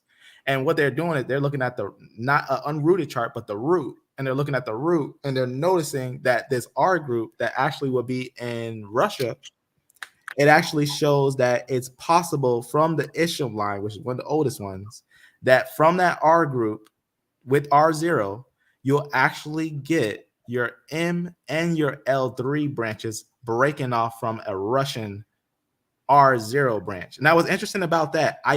Now Isham makes MNOP groups, and P makes Q and R groups. What's interesting is that there is a controversy that's found One second, brother. I wanted to touch on a few things before we get to right here. Go ahead. Real sidetrack, but real quick before I touch on this, brother, Hebrew Israelism or Jacob Israel. Why you come over here starting trouble with my family, man? Why you come over here starting trouble, brother? You already started trouble on Facebook. Like the brother Sean Harris said, man, you do believe we are troglodytes. He believes that the flood was global, and he believes that people like Africans or African Americans, don't descend from those people that came out of the flood or don't descend from Noah. But the link is right here. If you would like to come up and provide evidence for the things you are saying in the chat. Yeah, and that's the reason why we talk sources, because whenever you don't talk sources, anyone can say what they want, because then it's a fair game. Anyone can, if you say whatever you want, they can say what they want. But if you talk to sources, then we'll see what talks. Yeah, brother, because I did tell you we can have a conversation on YouTube if you would like to. So I see that you are in the comment section. So if you would like to come up and have a conversation, that's fine and dandy. But let me just show this one last thing, then I'm gonna give it back to you, brother. I'm gonna give it back to you just real quick. I just need to show this before we get into anything else, because it goes with the presentation. Go ahead. And shalom, brother Sean. But real quick, so we talked about E1B1A being in the ancient Near East amongst different populations, including like Semitic populations. And here is, I guess you can say, a family tree project that deals with Arabs who have E1B1A, V38, M2, and even E1B1A2. So let's go to the DNA results. And I just wanted to show this because, again, a lot of Arabs today do have this V38. And we can even go even further and go into the different SNPs and see that there's even different E1B1A lineages that's in Arabia that's not even in West Africa. Just showing the diversity of this lineage. Again, Arabia, Kuwait, Morocco, Yemen, Iraq. So this is a lot of EM2s within this. They got old E1B1As, EP277, right? So again, this is just showing another connection of E1B1A to Afro-Asiatic populations, man. I believe that Negro Arabians have this haplogroup. Yeah, it's possible, but some of them have J2. A lot of Arabians do. But does anybody want to add anything? No, I was just summarizing pretty much how they pretty much end at saying something that's basically saying this: we have arrived at a new model of modern human origin based on a more complete understanding of genetic diversity. And says, while the autosomes of our model are largely consistent with the basically multi-regional hypothesis, the mtDNA and Y-DNA have a single origin in East Asia. So they say we identified Negratos and Aboriginal Australians as direct descendants, and they just say, some of the ancient humanoids and stuff. Basically, they just say that they came out of areas around like Africa and stuff, and migrants with Eurasian admixtures, because they're basically saying some groups obviously have connections with Neanderthals and Denisovans. That would be some groups, some different groups. But what's interesting is the summary again is that they're even looking at A00 and L0 and all that. They say this, right? No evidence of first appearance of fully modern humans in Africa, right? And that's why they say seeing data for multi-regionalism within Africa and for multiple dispersals into Asia. And it just talks about basically how we find pretty much humans in Asia long before we find them in Africa. And they even say this to end it at one piece right here. We know that it says, in fact, in 1983, researchers have derived an mtDNA tree rooted in Asia. And they just talk about, they don't know, unfortunately, they don't know why they came out with an out of Africa model. They don't know why the Asia model was thrown away and the out of Africa model was published 4 years later. So that was from a real genetic paper, not that old, but fairly recent, 2019. That's something definitely I'm gonna have to look into. That different I guess you can say that different distribution of those clays coming out of mtDNA are. But Jacob Israel, click the link, brother. Would you like to come up, have a conversation, man? Hey, shalom, family. Shalom, brother Sean. Shalom. Yap gang in the building. What's Listen, up? that brother is not gonna come up, man. That dude is not gonna come up. He's just a troll. I mean, he's saying he wants to come and just listen and get information. He's not doing anything but taking information, and he's going to put a spin on it and go on Facebook and talk about and do what he do over there. So he's like a nuisance, man. He's a straight troll. We've been inviting him to come to Genesis 49 and the Hebrew Israel's channel for some time now. It's been over a year or so we've been dealing with this dude, man. So I'm sorry, I didn't want to disturb but as soon as I see him, he spoke to me when I came into the room. He wants to greet me as though we brothers, and we've been chatting, we've been friendly. So I called him out, but I apologize for disturbing your live, brother. I want to tell you, keep up the good work. You guys are doing real good work over there. Thank you, brother Sean. And man, you ain't, what I'm saying, you ain't break up the conversation, man.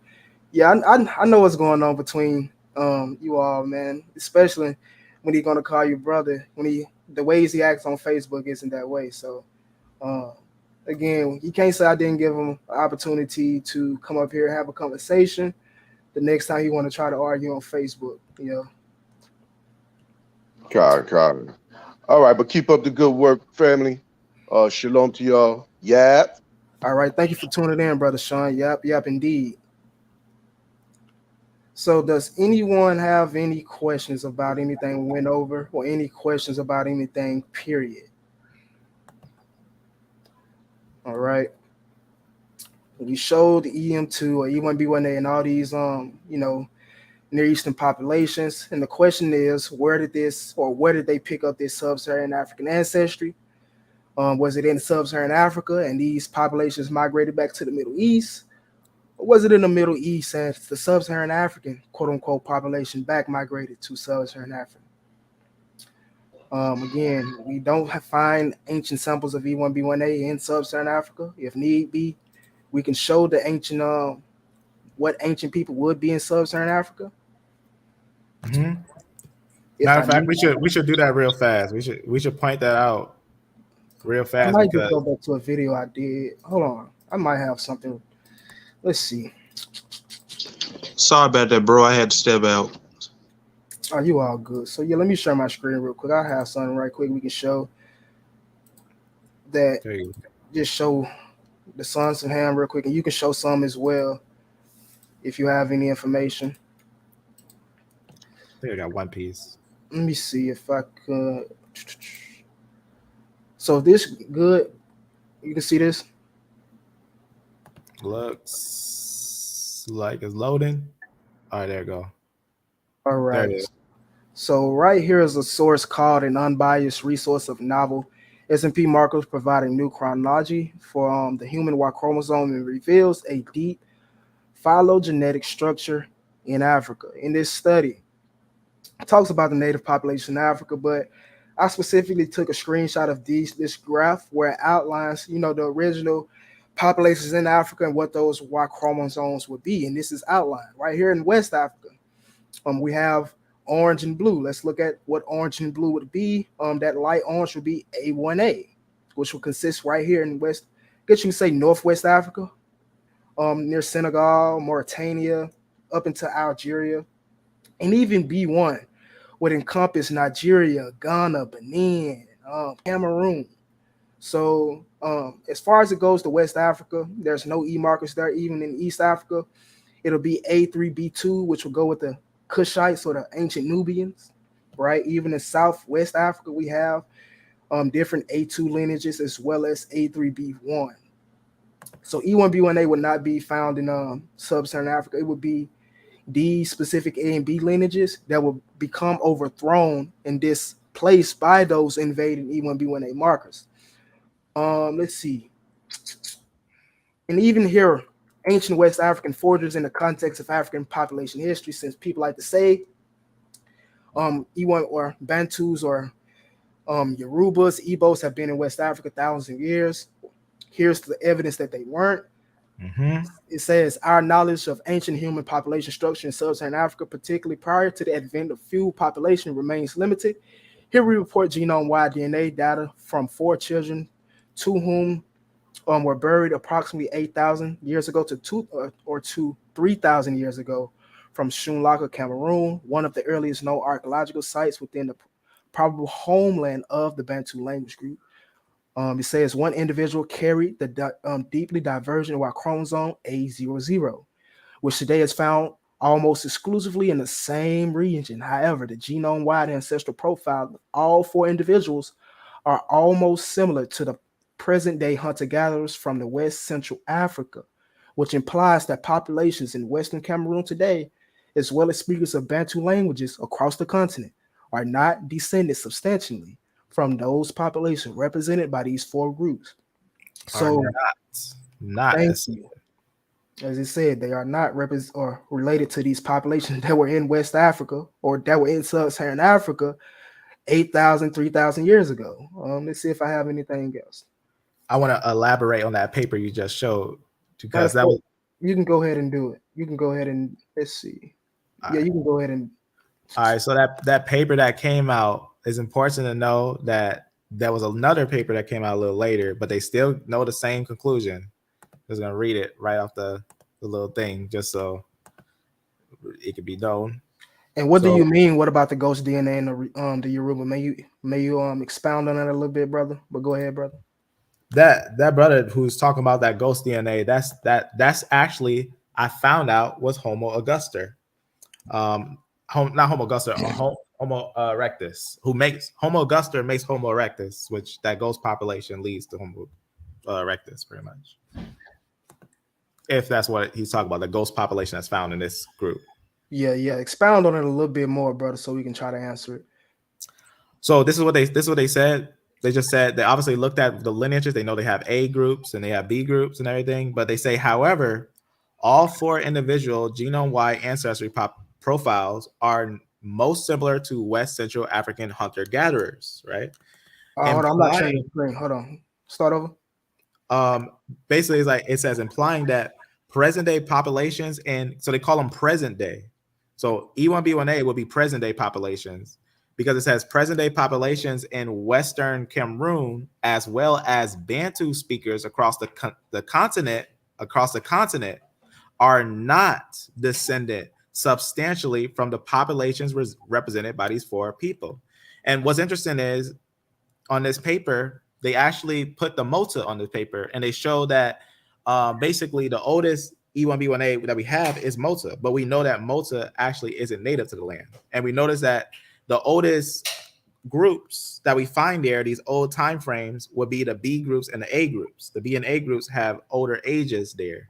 But what's also interesting is later on, most of them have these L0 groups, but later on they pick up some of the other L groups. But we know L3 was initially with the E1 groups, with the E groups, and L3 and L2 was with the E groups. There's probably other groups that also moved with those groups, because the E groups moved into those areas. As I said, they were not the original ones there, but they moved later on to those areas. We know that the E group, especially this one right here, this is the Mota. And that Mota one, actually, we know that, like we read from a geneticist and other places, that we know this E1 group actually moves into that area. But this right here, even this where it says E1B1A2, that's E1B1AC, which Mota, there's also an E1B1 Mota that makes this, because we know that Mota actually has connections to the omic groups of the Natufian groups that lead out of the area.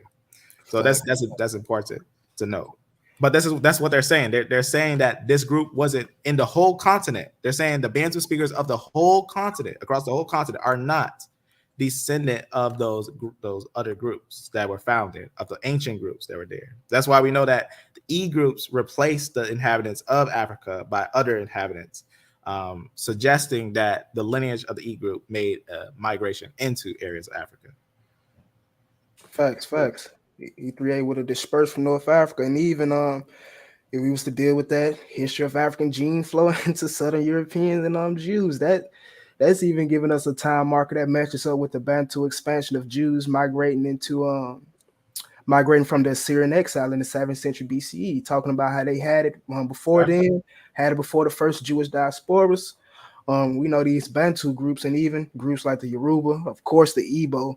Don't even have to talk about them like that anymore, because we brought out so much information on the Igbo. But and the fact of the because when you was just touching on that just made me think about how we know that if we look at the whole picture of history, we know that in 1000 BC, right, technically to what they say they found, we know the oldest finds of Jews was in Africa, like North Africa, Libya was the earliest synagogue, said 1000 BC. Facts. We also have the Elephantine Jewish community going into Egypt. We also have the traditions of Eldad, the Danite of those Jews going into West Africa. But check out this comment, what he just said. Let me see. Brother Will. Shalom. This is an interesting question I have. By the flood, not affected by Honestly, can you hold your question for 1 minute so I can? Okay. I want to answer this first, but make sure you remember it, brother. So he says Noah was West Asian. All his descendants were West Asian. Africans were not affected by the flood. Japanese were not affected. People in England were not affected, etc., etc. I don't feel like I need to do anything on this, because the brother Hebrew of Israel has done a beautiful series proving that the flood was global. Scripturally, the flood was global. I mean, it literally says the waters covered the mountains, and they landed on the mountains of Arad, the mountains. Exactly. Arad. And if it was a global flood, why didn't the people just pick up their stuff and go to the flood or the place that was not flooded? Exactly. Also, if it was a local flood, why did all these animals have to be put up on the ark when the animals just could have walked away? It's so many what ifs to this statement. But and the fact of the Y chromosome bottleneck, that's evidence of a bottleneck in the Y chromosome from all humans, that there was a mass extinction of all humans at the same time with animals, that there was they call it a mega extinction, and pretty much a bottleneck of humans. We know that without a doubt, because facts. we have so much evidence of it. And I brother Isaiah, you can go to ask your question, but I suggest you ought to go check out the Brothers Hebrew of Israel channel. He's covering the flood right now, and he's doing great work, giving different perspectives in different situations. Not different situations, but there's different perspectives on the topic. But go ahead, brother Isaiah, with your question. This is very interesting question. If Yehoshua was here, what haplogroup you think he would be in? He would have an EP2 mutation. He would be the one of the three haplogroups. He would be E1B1, he would be E1B1A, or he would be E1B1B. In my perspective, he would be more than likely E1B1A, E1B1B. If we saying that the Israelites were EP2, you sure would have to come from one of those lines. I think Mary could be from L. I think so too. I think that the Israelites, because I got a lot of papers that say they were the females, at least like that's like detailed pictures of the female phenotype looking Negroid, which is interesting because we know that in the Levant, when the Sea Peoples came there, we know that the Hittites, the Mitanni, the Egyptians were trading women, and a lot of their women were mostly European. But the Israelites had their own like bunches of women's. And we know that they mixed and stuff. But what's interesting when we think about, the Messiah and everything, and his coming and everything, the gospel and all that, if we take the gospel by his word, we also get an interesting understanding that obviously he comes from Israel. And it says that he will be a son of Judah. But in the depth of the scriptures, it does talk about how he also came from the Holy Spirit and that Joseph never touched him. So he can easily make any Y chromosome, but most likely, as we see, he's from Mary and saying that he's from Judah, he would most likely also be in a connection like he's the son of God. He would be in a connection bringing men to God, bringing salvation to his people, and preparing the people for a time when he redeems them to bring them back to the land, but also having a sense of forgiveness so that instead of like when they mess up, they go into captivity and they send off to the nation, that a time they will come back and they'll stay in the land forever. So I think it's more of like a spiritual thing. And by the blood of Israel, by connecting Israel, a chosen people, it also connects all mankind because it's ultimately connected to Eve, which Eve ultimately connects to Adam. That's why we see scripture talk about he's the new Adam, being basically like a new man. Facts. Yeah. And basically, you can look like just to sum up what the brother Line Form just said, you can look at it from two perspectives. If you do agree, or if you go with the narrative that he was birthed of the Holy Spirit, it's possible he wouldn't have a haplogroup. But if you go with the narrative that he was birthed by Joseph, then it's possible he would have E3A, E3B. And even concerning the mtDNA that you was talking about, if y'all haven't checked out the video African mtDNA in Semitic groups, I would advise you to, because L2, L3 is definitely Semitic and definitely in Jewish groups, even to this day. Syria. Facts. I showed both L2 and L3 came from Syria. So, and brother, Hebrew Israelism, Jacob Israel, what haplogroup would you give Noah? Since the flood is local. I don't think that he actually studied the roots of mankind, because he said we got to study Hebrew to know that the flood was local. That sounds ridiculous. There's no change in the Hebrew dialect that would change the fact of it saying that the waters rose about the same length of the mountains, and even they covered the mountains. So we can look at any translation; it'll say the same thing. We can get multiple precepts for it too. But you know what's interesting? What's interesting before he takes my train of thought.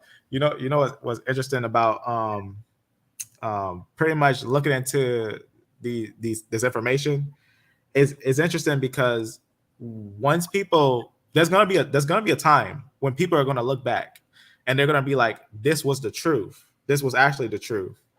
And it's just that right now it's taking the time of the challenge of gathering the truth together in a world that's full of evil and wickedness, and likes to basically illustrate things based upon popular vote than truth, because truth, it could be one person that says it and that's right. But popular vote requires masses of people to agree on the same thing, and it might not be true. So that's something to also consider when thinking about different ideas like the flood and all that stuff. That you gotta be careful on some of the new ideas that they have nowadays. But I had another thought, but for some reason he took my thought with that crazy saying. Yeah, even Sister Shard said he gonna say haplogroup J. Yeah, I know. That's why I asked him.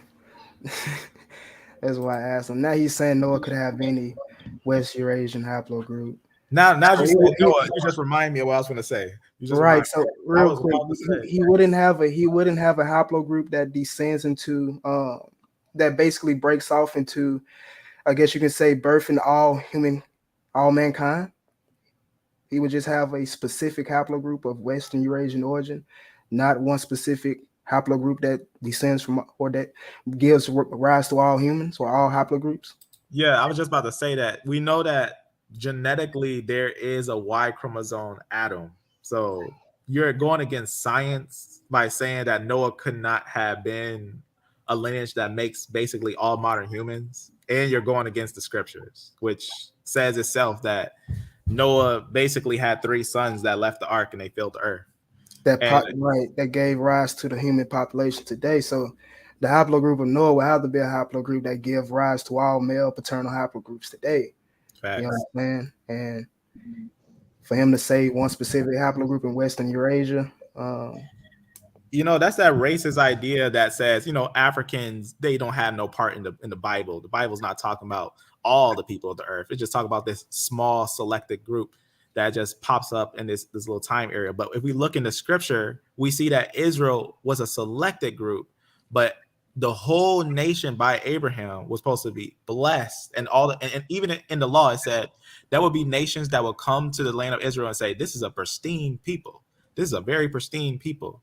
This is a very, that's what they'll see down the law and be like, well, this people is, very, kept straight. The people of the nations supposed to see these people, but it also represented all the people of the nations, and it gives us the lineages of all the people of the nations and tell us that they're all basically family. But there's a chosen family, as it says in the scriptures. It says, what scripture is that? Since pretty much Adam, the beginning of the sons of Adam, he set the land for Israel.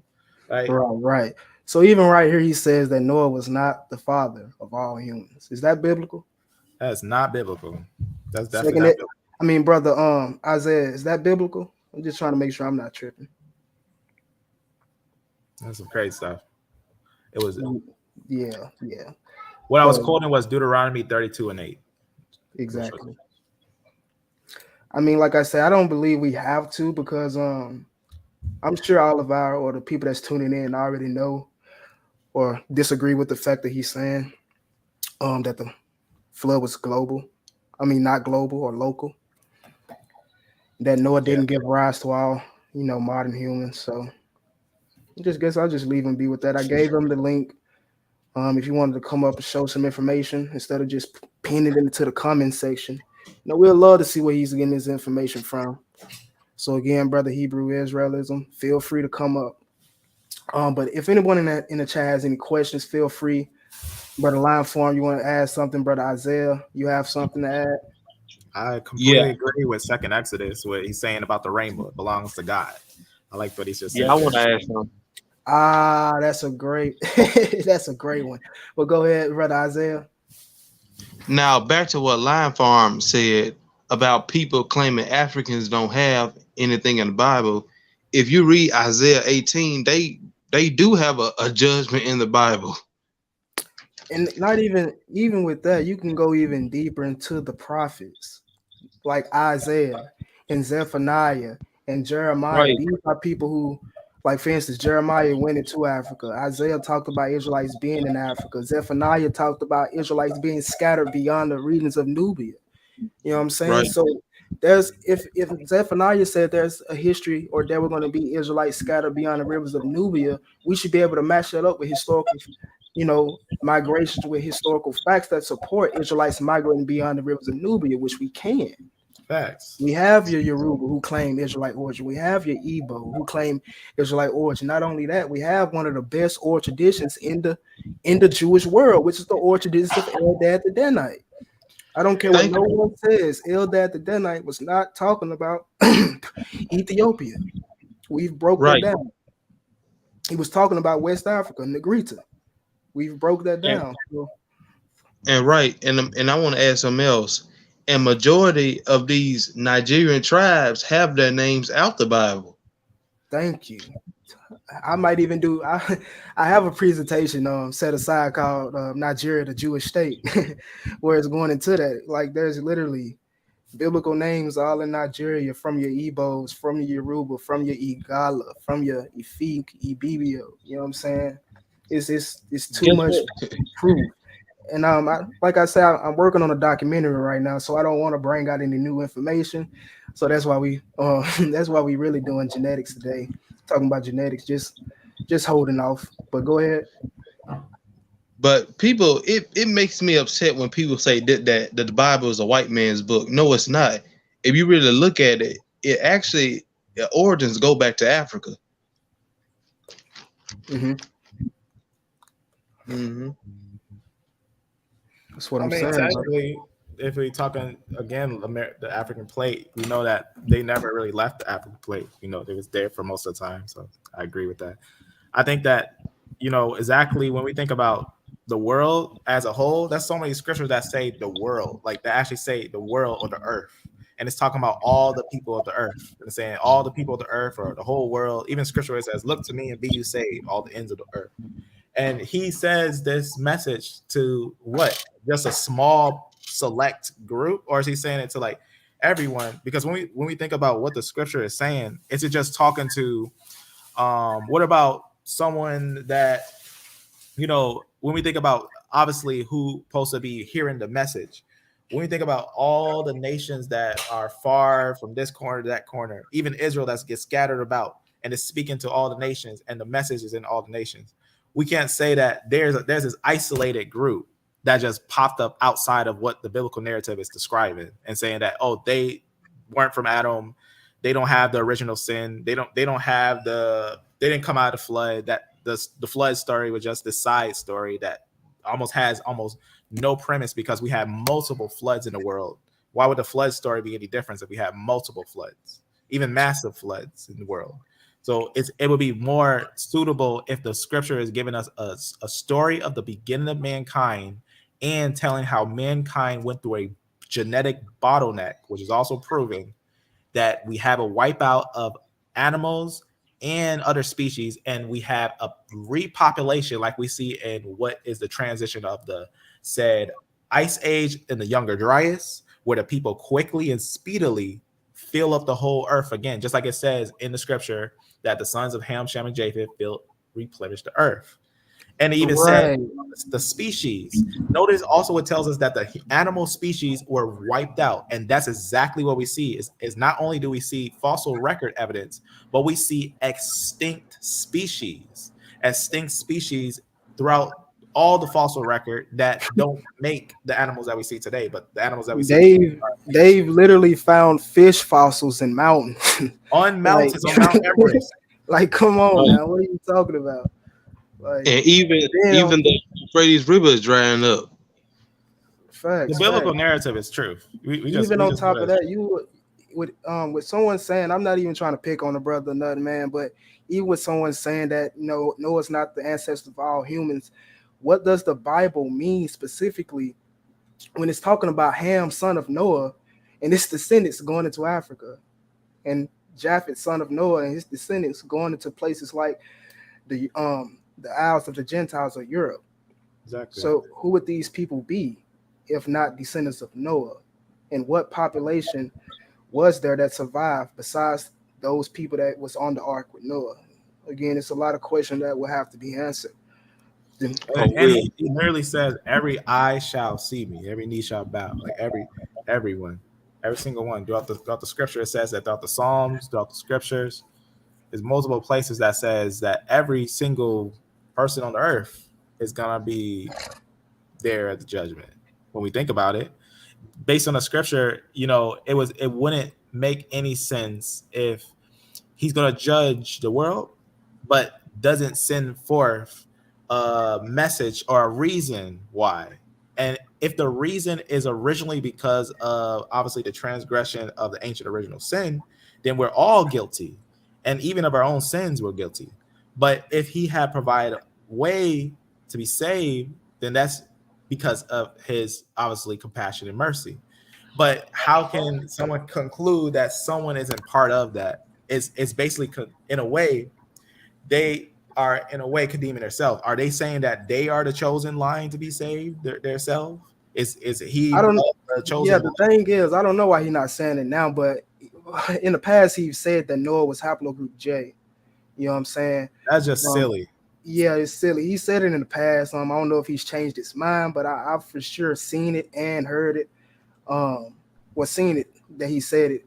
And even when we dealing with the Genesis story and the rainbow, the rainbow being used as a sign, which the Most High is letting us know that he will not flood the entire earth anymore. You know what I'm saying? So if it was a local flood, there wouldn't be a need in putting that symbol in the rainbow. And when you think about it, people can see rainbows everywhere, right? You can see a rainbow in the United States. People can see rainbows in Africa. People can see rainbows, guess you could say in the Middle East and things like that. So there's just more credence to this being a quote unquote global flood. Exactly. And let me add something to that. Noah as J, because I had a brother too who apparently, I don't know if he getting taught by this. Some of these people that go around trying to teach some things, it's like a Muslim person saying he's a geneticist, and he's just saying all types of madness. And what's interesting is later on, the brother says that there is a, how do you say it, a Y chromosome, or a kind of like a beginning with J, like the J group. That I can't even rephrase it, but I'm gonna phrase it the way that he said it. That he was saying that apparently J would have basically be the lineage of Noah, making, or be like a Adam, like a beginning lineage, making other lineage. But the expression of how silly that is that Ham, Shem, and Japheth would have exactly the same Y chromosome group. They wouldn't make every single person. They would live with a bunch of different people. That who did they come from? And it just doesn't make any sense to just take one haplogroup and try to make that even Noah or Adam or anything like that. That just would be okay. So even separating groups, to separate groups, you have to choose. See, just like that, Noah could be J. That makes sense. So because that means Japheth. Why would you worry about a Jew? Because you're literally Ham, Shem, and Japheth will have the same Y chromosome. Right, so, and with that, brother, does haplogroup E come from J? Does haplogroup A, haplogroup B come from J? If Noah was haplogroup J, brother Jacob Israel, do you get what I'm saying? I'm saying, according to the biblical narrative, Noah is the father of modern humans. In order for Noah haplogroup to be, or I guess you can say the haplogroup of Noah would have to be a haplogroup that gives rise to all male haplogroups today, or that, downstream mutates into all male haplogroup populations today. And J just doesn't do that. It just doesn't. Oh, I want to add something. Go ahead. Now, I don't know if you and Lion Farm noticed this, but there's a theory going around that King James, the translator of the Bible, could have been a black man ruling in Scotland. Yeah, he was. I brought out a picture of it, but I don't believe he was E1B1A. He was like R or something. Yeah, I was gonna say that, we think pigmentation. You never know exactly what, if they were Israelite, but he might have been dark skinned. So that's just interesting, the credence that dark skinned people play a role in history, and that even some people who may even make later descendants of lines of light skin, they could have at any time been darker skinned. And they could have been a major role in history. So it's kind of like playing that role. Like, how can you exclude yourself from someone else because you think your pigmentation is separate from anyone else? Like, pigmentation doesn't make a race, but they would treat it like a race. Some people treat it like a race, but it's not really a race. So you want to be careful with that idea. That's why genetics, looking at the haplogroup, makes it more clear than just taking pigmentation and saying that might make a race. But it is interesting because it is evidence that he might have been dark skinned, like Abraham Lincoln might have been darker skinned too. Yeah, what I was about to say. Yeah, I did show a picture on here before. He was a dark skinned man. But again, his haplogroup was, I guess you could say, Western European in origin. And again, some people do believe Abraham Lincoln did have, I guess you could say, African ancestry. I don't know his haplogroup, but I have His seen. R. His Well, see, album. it must have been from the mother side though, because I've seen a few things about that Mm-hmm. specific He was possibility. indentured servant and all that. Right. I saw a show once in a time or back in the day. Watching it with my grandmother. It was basically saying like, that man Lincoln, he's part nigger. Mm-hmm. So don't know if that's from the Y chromosome side of the mtDNA side. It might be true with the things that's happened with Frederick Douglass and Lincoln when they was basically trying to work on freeing the people in a way. When Right. convincing them. A lot of people don't talk about that, but that's important too. Facts. Frederick Douglass also was in the same condition type thing, dark skin, but in the European mix.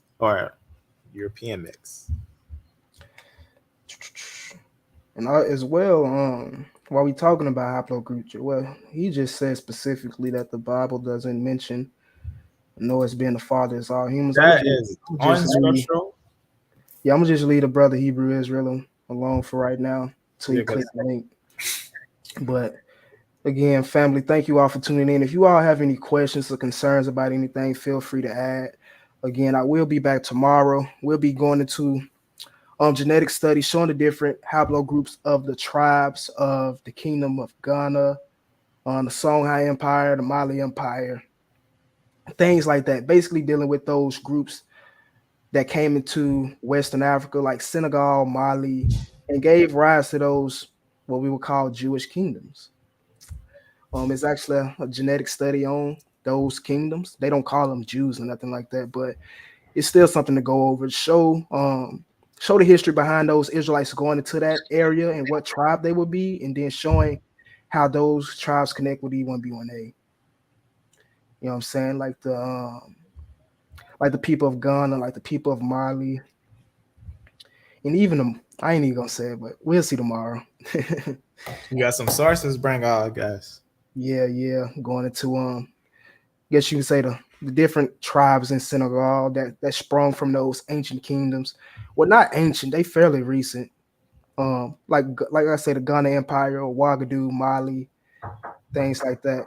But take over 1 second for me, brother. All right. Yeah, so when you're going over the biblical narrative and history and all that, you got to be careful not to be throwing in your own insight on those things, because when you're looking at the scripture, you got to also conclude that from the beginning of the message, it's a message that was initially written to the sons of Adam, but during a time of Moses, a select group was going to be the group that was going to deliver the message until the Messiah came.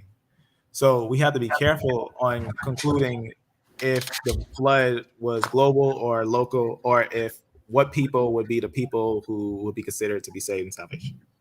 So facts. I'm back. So I'm just looking at the chat right now, seeing if there is anything in here. Second Exodus, haplogroup R to the Scythians, Ashkenaz, who are descendants of Ashkenaz, son of Gomer, Japhet. Thank you, sister. Thank you, sister, for tuning in. Thank you.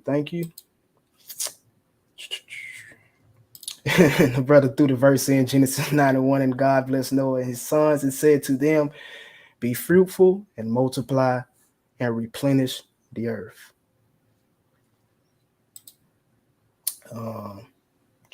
Let's see. The brother, second Exodus. That? I wonder who's going around. Someone must be teaching that Jay, because I that's the second time I heard that. I wonder who's teaching that. Somebody's doing people dirty. Even a Jewish J, the J that they see, or the haplogroup J that they claim is Cohen, JP58. That's Canaanite. That was found. That was found in the Canaanite burials, right? So, and that was before the Israelites. That's right. But again, man, I will be back on tomorrow. If anybody want to ask anything, you feel free. If not, we're gonna get ready and wrap it up here in a second. If there's not any more questions or anything like that being proposed. Interesting thing is as well, you also have E groups or you had haplogroup E in Armenia as well. So if you want to say that the flood happened in Armenia, I ain't even gonna get on that topic really. Yeah, it's that's a, you know, when talking this biblical text, you can't escape these, even those type of questions, the flood and all that. But it's good that at least for others who've seen, they can have a solid foundation that there's enough scientific evidence, and there's brothers who's doing, like you said, tremendous work pointing out the fact of not just human origins, but also giving validation to what the biblical narrative is saying, that the biblical narrative is a book to trust when looking at these things. So even this, what we did today, you know, looking at E1B1A, going these areas, because if we're concluding that this E1B1A group was actually, at least in the biblical narrative, we should show evidence that it would have evidence through the Levant. And that's what we see, that it has evidence in the Levant. It could potentially easily be the Israelite lineage. And the date of the admixtures with these groups in the Levant, like the Druze, like the Lebanese, like the Palestinians, like the Bedouins, matches events in the Middle East where Jews were being persecuted and pushed out by Arabic tribes in that location. And again, like the brother said, the question you will have to ask yourself, where did these Near Eastern populations acquire this Sub-Saharan African ancestry? Did they acquire it in Sub-Saharan Africa and these Near Eastern groups migrate back to the Levant? Or was these Sub-Saharan African populations in the Levant and back migrated to Sub-Saharan Africa? And the brother second Exodus says Canaanites would have to be haplogroup A or B since that's Semitic. And then, yes, I agree. Yeah, exactly. I can actually go into it. Even in and I said J is Canaanite because J was found in Canaanite burials. Canaanite can be actual descendants of Ham, or it can just be someone living in the locality of Canaan. I believe I've actually showed haplogroup B in Sidon before. But if you all want to, let's see. I guess I can break down who the sons of Ham will be real quick. I got a paper that could just I have a paper that from ResearchGate that said that appearance of ancient A haplogroup in Central Zagros, Iran, belonged to Neolithic era East Chaya Sabes site shown by star, and it says, and plain, just basically talk about during the Chalcolithic time, A groups that would have time is in the land of Sumer, that it can easily be of the Nimrod branches, because about this time, almost all the lineages are about in this area. It's like Neolithic, Chalcolithic time frame, and is in the area where the biblical text says that the sons of Ham were basically calling people to Shinar. Right, exactly. I'm finna see if I can pull up something real quick, break this down real quick. Let's see if I can pull this specific page up with the full PDF instead of just the screenshots. So just talk for me, take over for me real quick while I bring this up, brother. I guess I'll just read something really interesting, off of the thing, because it doesn't just talk about, A groups. It's interesting because it goes on and talks about various other groups that they find there, like pretty much D groups and other groups of the like, which is really interesting when looking at the lineages that's around.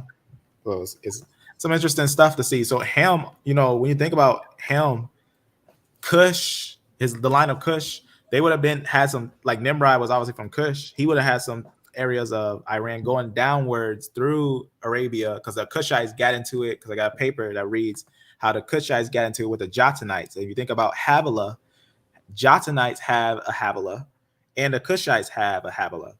And the Cushites, their linguistics all get formed together when these groups fight and go into different areas of Punt, into Abyssinia. Exactly. So I might have this real quick. Let me see. I'm trying to look for. Hey, I just had a thought too. What's up, brother? I said, what would it be if we told the government that black people have the actual Jewish haplogroup? I want to see what they'll do. They already know. If they gonna They give us already reparations. no. They already know that a large portion of African Americans descend from Jews. They know that. Um, But yet they giving the fake Jews reparations. That don't make sense. who gave the what Jews you talking about? Ashkenazi, Sephardi. He's probably talking about the Ashkenaz when they gave them basically something for what basically Hitler did and stuff. And then later on, it was getting the people to more focus on bring the people to pretty much the land and stuff. So maybe that's what he's talking about. I'm thinking. Right, okay. Is that Go ahead. what you're talking about? Or just to make And sure. they don't even fit the curses anyway. Yeah, but what I like to you know what I like to show is that genetics can Point to who's the ancient. right point to because all Ashkenazi Jews, they aren't the same. Yeah, They that's aren't the subject. same. Yeah, you're right. You literally have black phenotypical Ashkenazi Jews who are descendants of authentic Ashkenazi Jews. You have white Ashkenazi Jews who are, authentic Ashkenazi Jews or authentic Jews, but it comes down to when we're looking at the genetics of those people, because again, you have Ashkenazi Jews with E1B1A. Are we gonna say they fake? Nope. Right. So you do have a portion of, you even have Ashkenazi Jews who are E1B1B. So we know that they will come from a Semitic line as well. So you do have a small portion. I believe it's like what? You have around 48% that's E1B1A and around 10 to 20 or 30% that's E1B1B in the Ashkenazi Jewish population. You can say the rest of them are fake or converts or whatever, but we know how those lineages would have came up. We know how those specific lineages that they have, other than those E groups, would have came amongst that population. I guess you could say, if that makes sense. And even Hitler was E3B as well, which is interesting once you look at the history. Hey, what state y'all in? Cause it's about to storm where I'm at. Where y'all at? I'm in Tennessee. It's raining right now as well. Wisconsin. Mississippi for me. Right. So what was I just about to bring out? What was it? Where was it? Okay, so I was going to show the B marker inside the eye, or the BT marker. Oh yeah, the ancient fossils and stuff. So yeah, let me share my screen real quick and show this. Then we can even show what sons of Ham were the native inhabitants of West Africa. We'll go to Josephus' work, see who he said inhabited Western Ethiopia or West Africa first. And we can go into that. That's interesting. I never even I didn't look at that. Yeah. How he describes who is in West Africa. That's a great idea. So this right here coming from Ancient DNA sheds light on genetic origins of early Iron Age Philistines. All right, Philistine was the son of Ham. It's very possible, or it's very likely, that these early Philistines would have had, or these people in this location would have had Ham A and B markers into that Japhetic invasion in the Bronze Age. Like we pointed out, this is just going through the invasion of the Sea Peoples right here. We're not really focusing on that. We're looking for the Hamitic markers, but here are the markers that was taken from those graves, I guess you can say. For example, we have BT, we have J, and we have R and L from these Philistine burials or remains. And again, we know J, R, and as well as L would have been newcomers with that Eastern European, Caucasian, Iranian ancestry. And even if we were to go to the supplementary materials, we find more B groups like B right here, A0B, A1B1B 2B, AM32, and that's in I guess you can say Philistia or Palestine. And right here, this is coming from Complete Works of Josephus, Antiquity of the Jews, the War of the Jews against Apon. Interestingly, it says right here, we're going to start right here where it says the memory also of the Mizrahites or the Mizrahites is preserved in their name, for also we who inhabit the country of Judea call Egypt Mizri. And interesting, the Luya Bantu, they call Egypt Mizri as well. And the Egyptians, Mizraim, Put also was the founder of Libya and called the inhabitants Putites from him or from himself. There is also a river in the country of the Moors, which bear the name whence it is that we may see the greatest part of the Grecian historiographers mention the river and adjoining country by the application of put. So let me skip down. Where is it? Where is it? Okay, so it's about to come up. But the name it has now has been by change given it from one of the sons of Mishrim, who was called Libios. We will inform you precisely what has been the occasion why it has been called also Africa. That's dealing with Abraham's descendants. But Canaan, the fourth son of Ham, inhabited the country called Judea, and called. Matter of fact, let me skip up because I thought it was right there, but it's actually right here.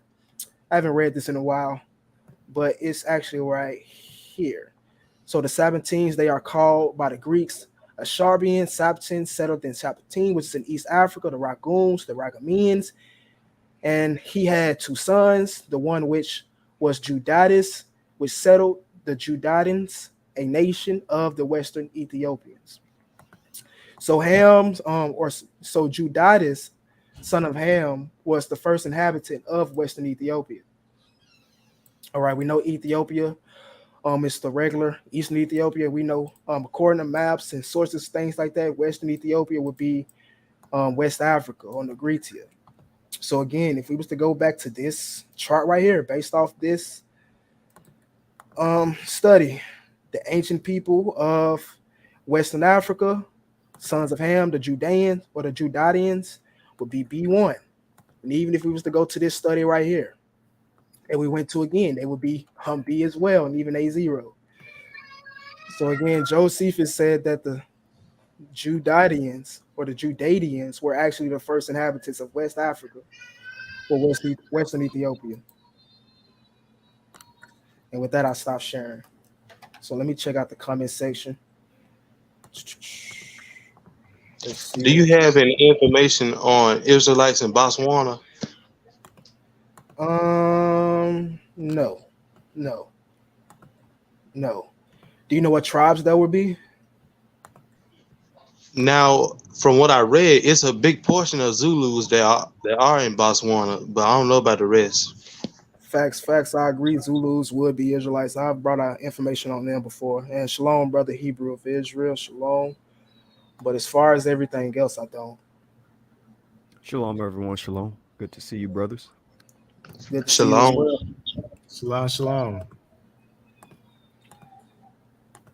So what's the topic for the video? I'm curious. Oh, just we've already brought it out, but we've brought out information showing E-M2 in different Near Eastern populations like Bedouins, Lebanese, Druze, Yemenis, Iraqis, Syrians, guess you could say Arabians as well. And just posing a question, what would these populations pick up these Sub-Saharan African ancestries? I guess you can say, would they pick it up in quote unquote Sub-Saharan Africa, and those specific populations migrated back to the Levant, or did these Near Eastern populations pick up their Sub-Saharan African ancestry in the Levant, and that Sub-Saharan African quote unquote population back migrated to Africa? So that's what we've been talking about, as well as Jacob Israel been on here as well, trolling in the chat. I saw that. I saw Yeah. that. I got some interesting little fossils to kind of like just do a little summary, whatnot. I got some I got some fossils I could just show. It's from this little paper. I don't think I ever showed this, but it might be something. Let me see. Yeah, let's see which ones.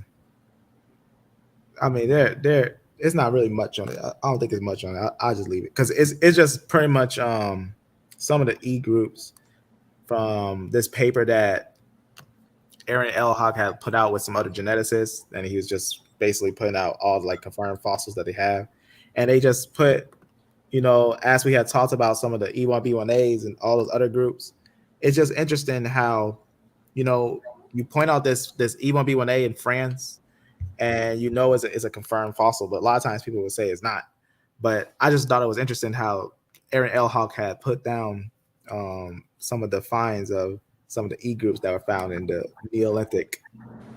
Yeah, we're trying to say the same thing about the BMAC E-M2 finds or E1B1A finds, that it was faulty. Yeah, they like to call them faulty, but when they look at the full picture of the things, we do have ancient E groups that would have evidence of them being outside of the Levant and everything. But that's what I'm showing right here is this paper that was from 2020. I think it's 2020 by some of the geneticists like Dr. Aaron L. Hawk and whatnot, which I always try to see what he's doing and whatnot because he's always trying to bring us some truth. And you can see that pretty much this is just some of the E groups. There's more E groups, but this is more like some of the E groups that usually don't get talked about. But as you see, some of the finds, especially like this one right here, this is one that was talked about in the lands of France. And we know that that's an ancient one. And even right here, they put Middle Neolithic and everything.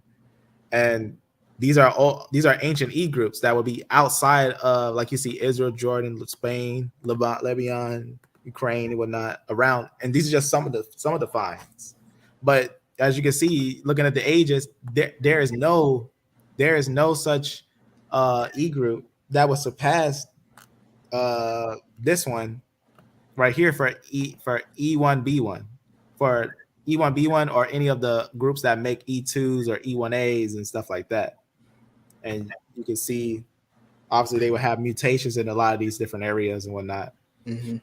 So it's something that, when you look at, it's kind of interesting how, they make it seem like E is so isolated to Africa, but they don't ever consider these ancient finds, like ancient E's outside Africa, to kind of like scale them, to challenge the ones that they consider quote unquote African with these ones. Because, even looking at the Iberasians and all that, taking all the facts and conclusion, even the mtDNA is without a doubt that the E group shows itself at least having some connections to like Mesopotamia, Levant.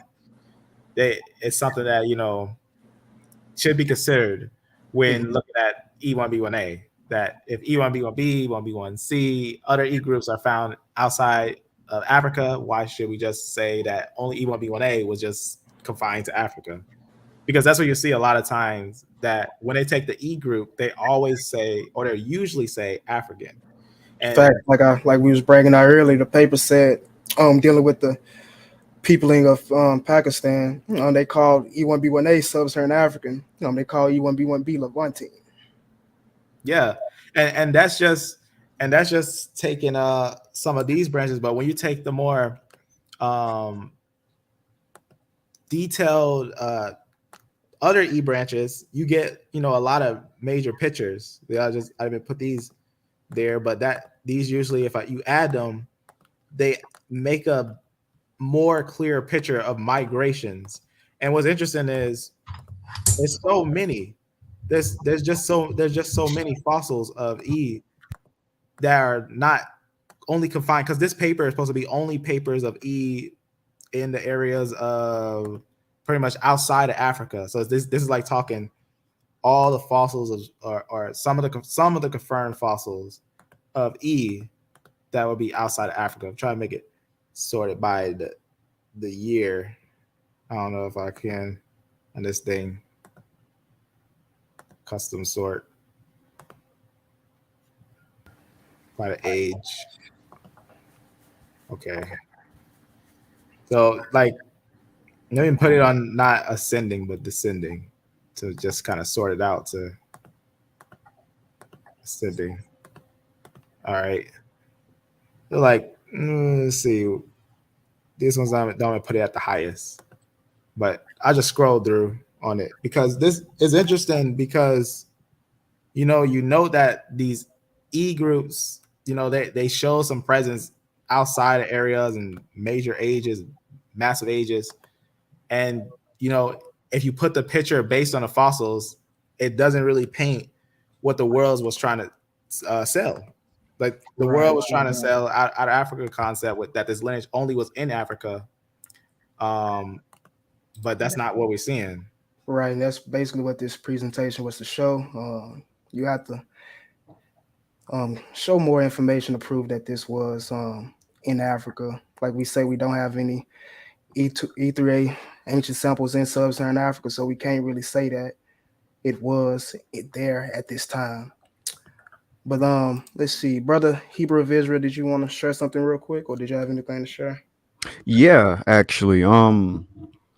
So I'm sharing this website. I'm pretty sure most people that watch you, me, and Lion Farm know about this S&P tracker. And so what's interesting about it is that if you type in E-M, wait, well, actually, did you already show this in your video? I don't want to go over something. No, we didn't. We didn't. No, I was actually gonna go into it to later on, but you can go ahead. Okay, so if you push E-M2,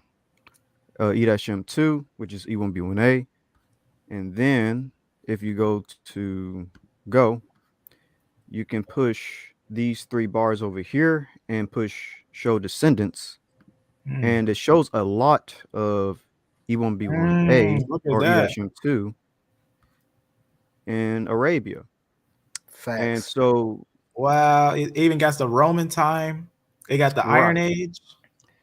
And so most of the, as you can see, the colors are overwhelmingly green and blue. So green is Iron Age, which is 1000 BC. And blue is the Bronze Age. And this is a lot of them in the Arabian Peninsula, as well as other parts. But since we're talking about, it seems like y'all are talking about the Middle East, so we'll stick with the Middle East. We won't touch too much on Europe. But so the reason why this is interesting, all these E-M2s and Iron and Bronze Age, is because if you are on Twitter or if you talk to a lot of Arabs, like I do, a lot of them say that they have been in the Middle East for thousands of years. They've been there for over 2,000 years. And the reason why this is significant is because of this. I'm going to play a quick video, if you don't mind, son of Yah. Yeah, go ahead, brother. So I'm gonna back out of this and then pull this up. This is a really good video. And before you play the video, I just want to say that actually goes with the family tree DNA project we showed, as well as all these Saudi Arabian populations, having quote unquote Sub-Saharan African DNA, as they called it. Right. And actually, this video right here, I'm actually going to play it in one of my future videos, but I'm going to do it here first because this is a banger. This is a Arab guy talking about haplogroup E. But let me mute myself really quick. So, Will. Yes. Have you done any research on the haplogroups of Pathros or Elam? Pathros and Elam? Yeah. Not as of now. I do have well, I might have something dealing with Marsh Arabs, but not really. But let's maybe play this video first, and then I'll go into that. Okay, go ahead. But while I'm at it, not mentioning examples from royals, there's also the E haplogroup. There are Arabs who belong to the E-M2 haplogroup specifically. That is the haplogroup identified with the Bantu expansion of sub-Saharan Africa. So originally, when some Arabs discovered that they were from E-M2, but they weren't black-looking, they were confused. They thought, oh, maybe my ancestor was originally enslaved from Africa, and that's where my haplogroup comes from.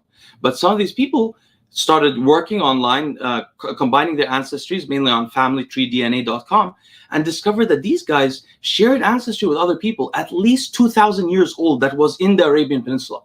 So 2,000 years ago, the E haplogroup somehow has been in the Arabian Peninsula. So the E haplogroup has been in the Arabian Peninsula for a very long time. In fact, there began to be a theory that the E haplogroup arrived in the Arabian Peninsula even before the J haplogroup returned. I'll talk about this later. You hear that, Jacob Israel? No, I'm playing. Yo, E that was haplogroup amazing. before. That was the J. amazing. I'm gonna keep playing it, but I just want to say. From haplogroup arrived in the Arabian Peninsula time. In fact, there began to be a theory that the E haplogroup arrived in the Arabian Peninsula even before the J haplogroup returned. I'll talk about this later, from around Albania. But anyway, the point is, there's an ancient E haplogroup among the Arabs, and these people share absolutely no genetic similarities except for that haplogroup with Africans. So, for example, if they go on 23andMe, it'll say 0.0% African DNA, but they'll belong to E. So this is a very ancient haplogroup among the Arabs. There's also R, which again exists in many people as well. There's T, which, for example, from my tribe, there are people that belong to E, T, and J. We used to think my tribe, we were all descendants of one person. Not true. So anyway, I hope.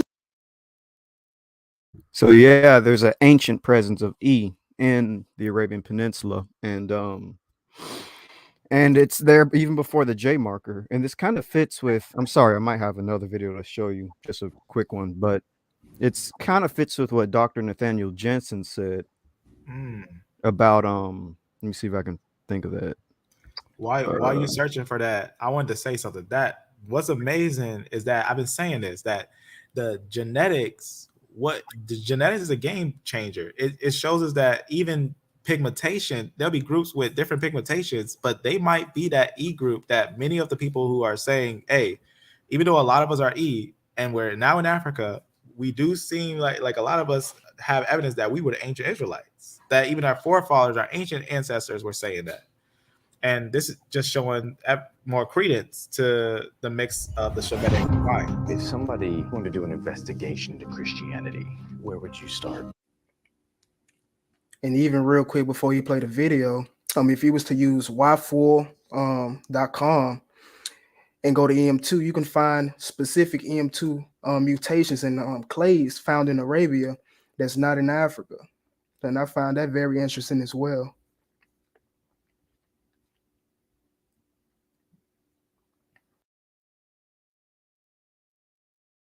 Seems to match the genetics. Just like the genetics, there's spillover of Afro-Asiatic lineages represents. So let's dig deeper into the Islamic conquests, which begin slave trade. It may be, and then in 500 BC or so, around there, a split happens. And I'm going to say they go these directions. For one, because you want North and East Africa. Intriguing, eerie correlation between the geographic extent of the Mohammedans. That has to be in the Middle East, the rest of the world today. Origins. It goes right through here. Ancient Egyptian lineages. Sorry, it's taking me so long to find the specific part. Y'all can keep talking though while I try to find this. Some of those parts that you were showing was already great. They were just showing how that J came down there and really pushed, because before we get the Ottomans, we get the Seljuk Turks and those Gog Turks, which also make the Khazars and other Turks. They're a mixed company, and the J is the largest group of them. And when they come down to that area, they really push, especially the E1B1B out. But we know that E1B1A had left earlier than that. So it's really interesting. Well, everyone, episode 18 in the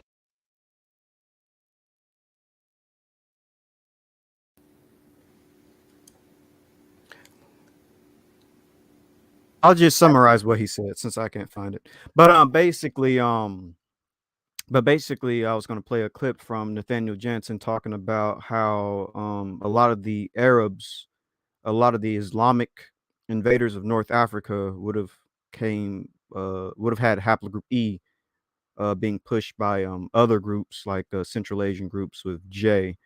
And I can't find that clip. I might have to find it within my own video. But basically, that's all I was going to show you because it kind of matches with what the Arab guy was talking about earlier. That's from his older video, his history of the world. Yeah, that's what I was trying to find, but And what I might pull it up go ahead. another. No, I was just saying I might pull it up another time since this is. I was just gonna say real quick about what you were saying about the Arabs on Twitter. That's very, very true. All you got to do is Google like E-M2 Arab Twitter, and a lot of Twitter pages will pop up with these different Arabs who's posting different genetic studies, different genetic finds on how they E-M2. They have all these different E-M2 clades lined up with different Arabic tribes and things like that. So it gets very interesting, especially when you go over to that side, because again, a lot of people just believe that E-M2 is concentrated in West Africa today, which is false. I got that part of that video where Jay pushes out E. Oh, you do? Yeah. Yeah, you can play it. I'll play it real fast. Here. By this time, R1b has moved into nose. That seems to be something. A begins Europe. Originally, it appears out here, and then moved in. Include the movement of Q and domination, apparently wiping out of whoever was here before in the Americas. Q becomes the dominant lineage there. J begins its march from Central Asia back down through the Middle East. These are the Turkish peoples, displacing apparently the Arab Muslims, which were E1B1B. If you look at 900 BC, out here you have a Muslim, an Arab Muslim. Was that what you was talking about? Dynasty or empire. It's actually a different part, but that kind of fits. Let me see this really quick. Out at some point. Go ahead. Yeah, because he definitely gave the answer right there that J cannot be Arab Muslims. That we got to be careful with trying to make the IJK Indo-European branches that we know are Japheth into a place that initially searching to its ancient roots. That's not what they are. So we got to be careful when taking that J group. Though they do have a dominance in the land of Levant today, it's because the Gog Turks, who are the Seljuk Turks, Khazars, all that, who also become the Ottomans. So I think that, was an interesting point, because E1B1B, E1B1A obviously link at E1B1, P2. So that's, gives an understanding. And we know that E1B, and we know the E groups weren't at the bottom, as we see even A and B are lower down there. And we know that those lineages had to be replacing those other ones. Right. Even in the what is it called? The supplementary materials for I believe it's the paper dealing with the Ibero-Mauritians. They tell you the reason there's not any more Sub-Saharan African ancestry or Yoruba-related ancestry in North Africa is because of the recent Arab expansion. Mm-hmm. So again, that just goes with E1B1A being pushed down from the north, especially during that time period. Yep, and that matches the Bedouin areas, that matches the Arab areas, that matches even the E1B that goes into the areas of Spain. So all that matches up. Agreed. So I'm checking out the comment section. If anybody wants to add anything, feel free to. Right now, I'm just looking at the comment section, seeing if anyone has any comments, or if anything is interesting is in the comments as of now. I wonder, is he talking about this because they did an update video. Hi everyone. They did an update video on E. Maybe that's because he basically confirmed that E1B1B was actually Levantine and Arabian and not actually African, which, let me see, it's not this one, but it connects what he did. It basically connects the whole understanding together that, let me see, where is it? I think it's this. It basically connects the whole understanding that everyone was saying that the E1B1B groups weren't native to Africa, though they're in Africa today, but they came into the areas of Africa. Because like even his information is only including things under Ramses III, and he'll conclude that they must be Egyptian, and even take and understand Ramses III is not Ramses II of the Exodus. So that's like a major difference, a lot of major years difference of Ramses II, who's supposed to be close to the Exodus pharaohs, and versus Ramses III, who's far from the Exodus pharaoh, which would be a weird reason to make this line Egyptian. But I think it was in here, this little video, he said, let me see if I can find it, because he was pointing at this line, and he was saying, by obviously connecting E1B1B with the other line, he wrote that basically E1B1B had moved into the areas of Africa.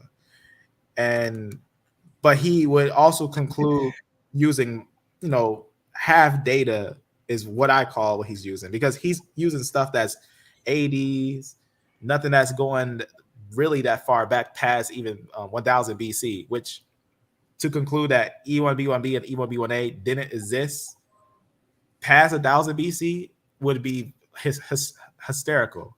Because I recommend you. I recommend, not to cut you off, but I recommend you read his new book that he just released. Is real interesting. Which one?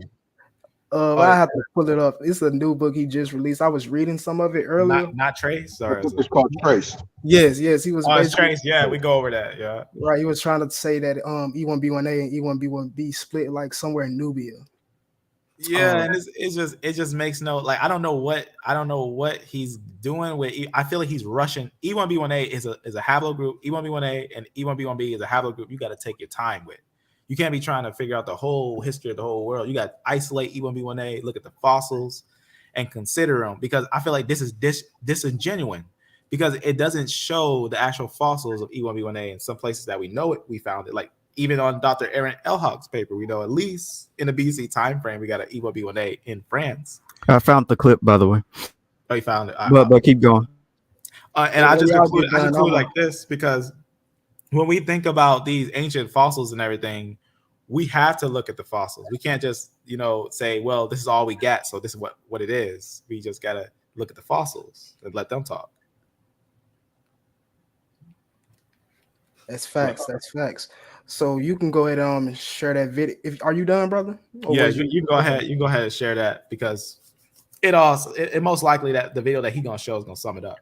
Right, and after he shows this, I'm gonna try to answer this question that Jacob Israel has. Yeah, he just talking ignorantly. All right, so this is the part where he kind of goes into. Sorry it took me so long, but where he goes into how E1B1B is part of the Islamic expansion into North Africa, which kind of fits with what that Arab guy was saying in that other video, how there's ancient E markers in the Arabian Peninsula over 2,000 years ago that predate even the J marker coming in. But let me play this. See, this, I'm saying, looks like it probably became the Arab Muslims who then went conquering and remained the dominant lineage in North Africa, but got replaced by Turkish people in the Middle East. These people went on to dominate Sub-Saharan Africa. Well, the geographic connection between this group and this group flows right through here. So what was going on in ancient Egypt? And then he starts talking about Egypt and all that stuff. But anyway, so yeah, I just want to show that. He put it all together. He does it himself. He shows E1B1B was in the areas of Arabia and the Levant. That's facts. That's facts. So does anybody want to answer this question before I'm gonna just show something that I brought out today? I don't know if he was paying attention, but why do you phenotypically resemble people with A and B if you do not originate in Africa? Is that an actual question? Why do you phenotypically resemble people with A and B if you didn't originate in Africa? I mean, I can make that same argument about Australian Aborigines and Polynesians. Like, if you've seen Australians or Negritos in Southeast Asia, they all look, quote unquote, Negroid. They have black skin. They have really dark skin. They have panafricanisms in their jaw. They have wide noses, kinky curly hair, but they're not in Africa. As a matter of fact, Australian Aborigines with haplogroup C, Polynesians with haplogroup K, M, and S, they've never been in Africa, but yet they look Negroid. So you don't have to be in the continent of Africa to look Negroid. You can be in the continent of Asia and still look Negroid? So that's a really bad question.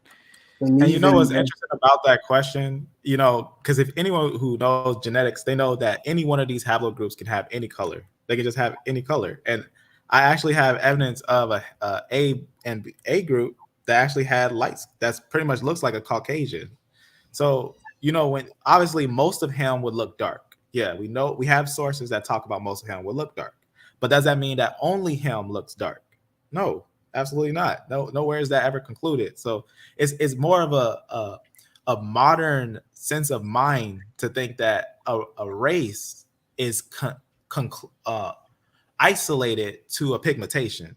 Now, I'm sorry to cut pigmentation you off. is something, but Can you go back to that image of the map of Well, E of haplogroup E? Can you go back to that really quick? now this is not even a map of haplogroup E. No, This is a not map that. of the phenotype. The other one, the other map that shows this is E-M2 and yeah, this is what I stole this from an Arab Arab yeah, I on was about to Twitter. say it looks like what I made on Twitter. Oh, I stole this from you then. Yeah. Back in the day when I was on Twitter talking to a lot of Arabs, together we would make maps like this. But I Yeah, was like, that looks familiar. right.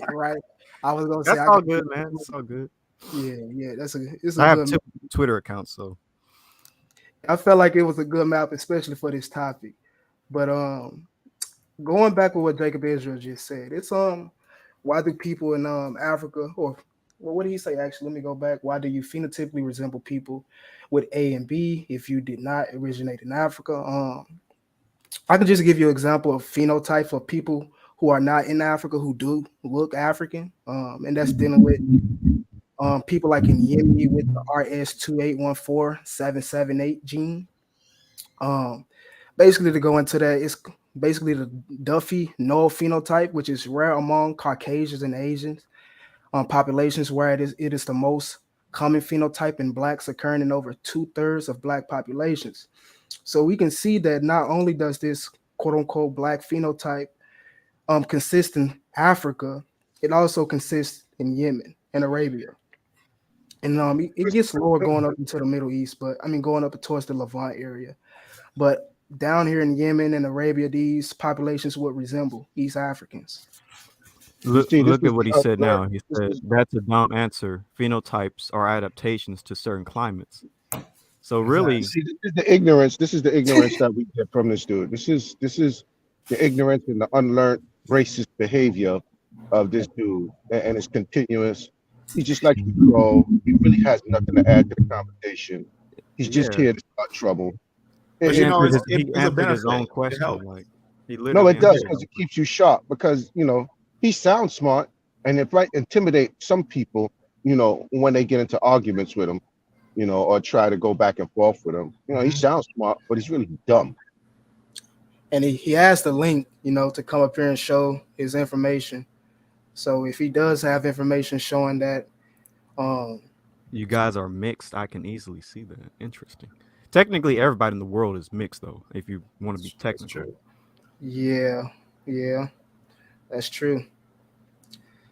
Yeah, Jacob Israel, the link is out there. I'll drop it one more time for you, man. I've been trying to get you to come up. I asked you, would you like to have a conversation on Yeah, Facebook as you should well? come. He should jump up and kind of because you look like you're trying to teach stuff because a lot of stuff you're saying are not stuff that people agree with. And And then it's stuff that you do. I isn't think he the an dude ER? trolled. Look at Sharia Naya's Mr. Sharia Naya's answer. She comment.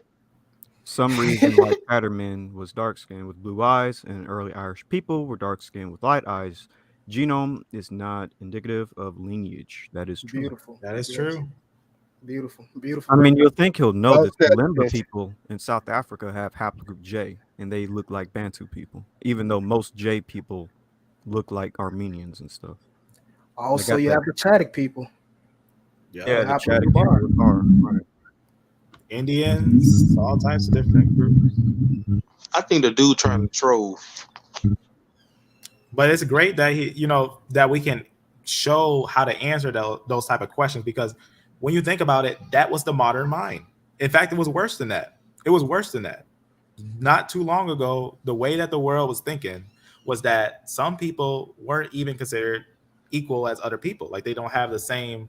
And I'm not saying it changed, but it's not as critical as it was before. Before they was doing it, showing it openly with the lynching and all types of things they were doing. But now it's more of a mental disability of a prejudiced mind when you lean on the idea that the people who are dark skinned seem like they're less evolved or less important as someone who would be light skinned. And a lot of times that light skin, dark skin is not even based on genetics. It's based on basically the same thing like phenotype and sight.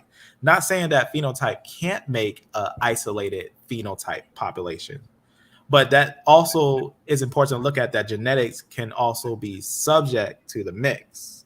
So again, And also, that conclusion. Go ahead. and also, you know, who a population or who a male population marries or mingles with could determine phenotype as well. So, for example, Facts. with the haplogroup R's coming into Sub-Saharan Africa, we don't know how they look, but if we can say that they look European, if we was to say they look European, they would have married L women, so that would have automatically changed the phenotype of those children. You know what I'm saying? So mtDNA plays a role into it as well. Hey, Lion Farm. Shout out to Jacob Israel because he actually respects you. He He said said, Lion Farm is superior to me in all ways. Yes, he is. I mean, I think Lion Farm knows more DNA than Hebrew Israelis. Facts, he does. yeah, but these brothers right here is definitely going to change a generation. They keep on doing this because if you watch some of the work that obviously the Hebrew Israel is putting out, it's definitely something to consider when looking at not just the fact of matching the Jotanites, all the different Shemites, and then also concluding we were just talking about that we were just saying the fact on how you show that the flood, not just that we're looking at genetics, but the fact that the biblical narrative makes total harmonic understanding with these things that we're finding.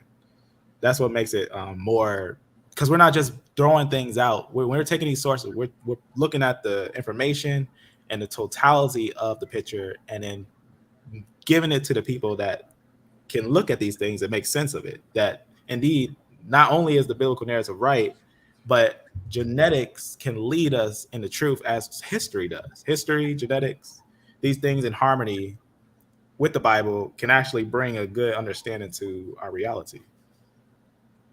Facts. Yeah, a lot of people think that it's only about proving that we're Israel. It's bigger than that. It's proving that the word of God is true, that the word of the Most High is true. That's the main goal that we should all be trying to, aim for. So, Agreed. I think we need to have a Hebrew Israelite fashion store selling E1B1A t-shirts. yeah, that'd be a good idea. Yeah. Yeah, that would be cool. But yeah, like just to touch off what you all was saying, man. We try to use a lot of different fields, different things to prove this. Not just using one thing. Like for instance, I'm not just gonna use some genetic papers just to say, E1B1A is Israelites. For me, like I kind of started off by, I would like to, I guess you can say, look at the historical information of Israelites migrating to Africa. And if that be true, can we find a genetic difference between these incoming peoples or these incoming Israelites and the native people that was already there? And a lot of times we can. So it's a lot of pairing up sources on history, genetics, scripture, and even archaeology, and even cultural material or material culture as well. Yeah, it's And even, basically what we're doing is basically we're not forcing no one to believe it, but we're giving them the evidence to consider it. And if you consider it, and if the evidence does look compelling, that's why we're so firm with it, because we know it, because wherever all of us, we started somewhere with this, and we had to keep on growing it. And as the scripture says, buy the truth and sell it not. So basically, not selling the truth is not forgetting the truth. Remember the truth, hold on to it, and buy that truth and hold on to it. Like, and even the scripture where it talks about, he buys a field, a pearl there, he hides it. That's what truth is. Truth is a treasure that you hold in you. And if you can find sources to support it, it not only just shows that you have the truth with you, but you can support the truth with maybe a material culture or a material substance that someone else can look at and consider if what you're saying is true. Because we're not just going around saying, well, this is a new thing that we're just making up on the spot, but we're showing that throughout history, there has been some type of, as we can see even today with the world, some type of wickedness that had happened, and it caused the people to forget who they were. And we see that multiple times throughout history, that people get displaced, people go through different exiles, and sometimes people pick up their traditions. So what we're showing is that there is a people by blood that have picked up traditions of a people by blood who are ancient people of that tradition. That the ancient people of the book, if you look at what the book even writes about those people, we see the evidence of the city that is fallen, the people scattered in all nations. And even to this day, we got historical documents. We got documents of Herod saying that he changed the whole heretical ruling of the priesthood. And these are historical documents. So looking at the whole total picture of historical documents, it's not the same thing like how some of the camp doctrine was. Like a lot of ideas of the camp doctrine was like a lot of hate doctrine, a lot of misinformation. But now it's more critical information, looking at the information presented and making a difference for the generations forward. That's what actually the information is. It's for us to take, consider, not because it's all a grain of salt, right? But a lot of salt is a lot of salt. So salt to taste. And if the flavor is right, eat it and enjoy it. So that's what it comes down to. I want to add something too. Go ahead, brother. I will also have to thank 23andMe because they are the reasons why we can break down these certain haplogroups. And that's the only DNA testing company that has the haplogroups. That one and a few, but yeah, the DNA companies, to a degree, it is a great thing that genetics came out, because it adds another element to not just history but understanding ancient peoples. So it also contributes to history because how genetics work. So I do agree that companies like 23andMe and things like that, to a degree, they definitely deserve a little credit in looking at these things. But the problem is they don't throw out the actual factual information based on the fossils, but they base them. A lot of times these companies base them on modern people, and that's the problem. That they should know the difference between a modern person and modern SNPs from a modern person than taking SNPs from an ancient person.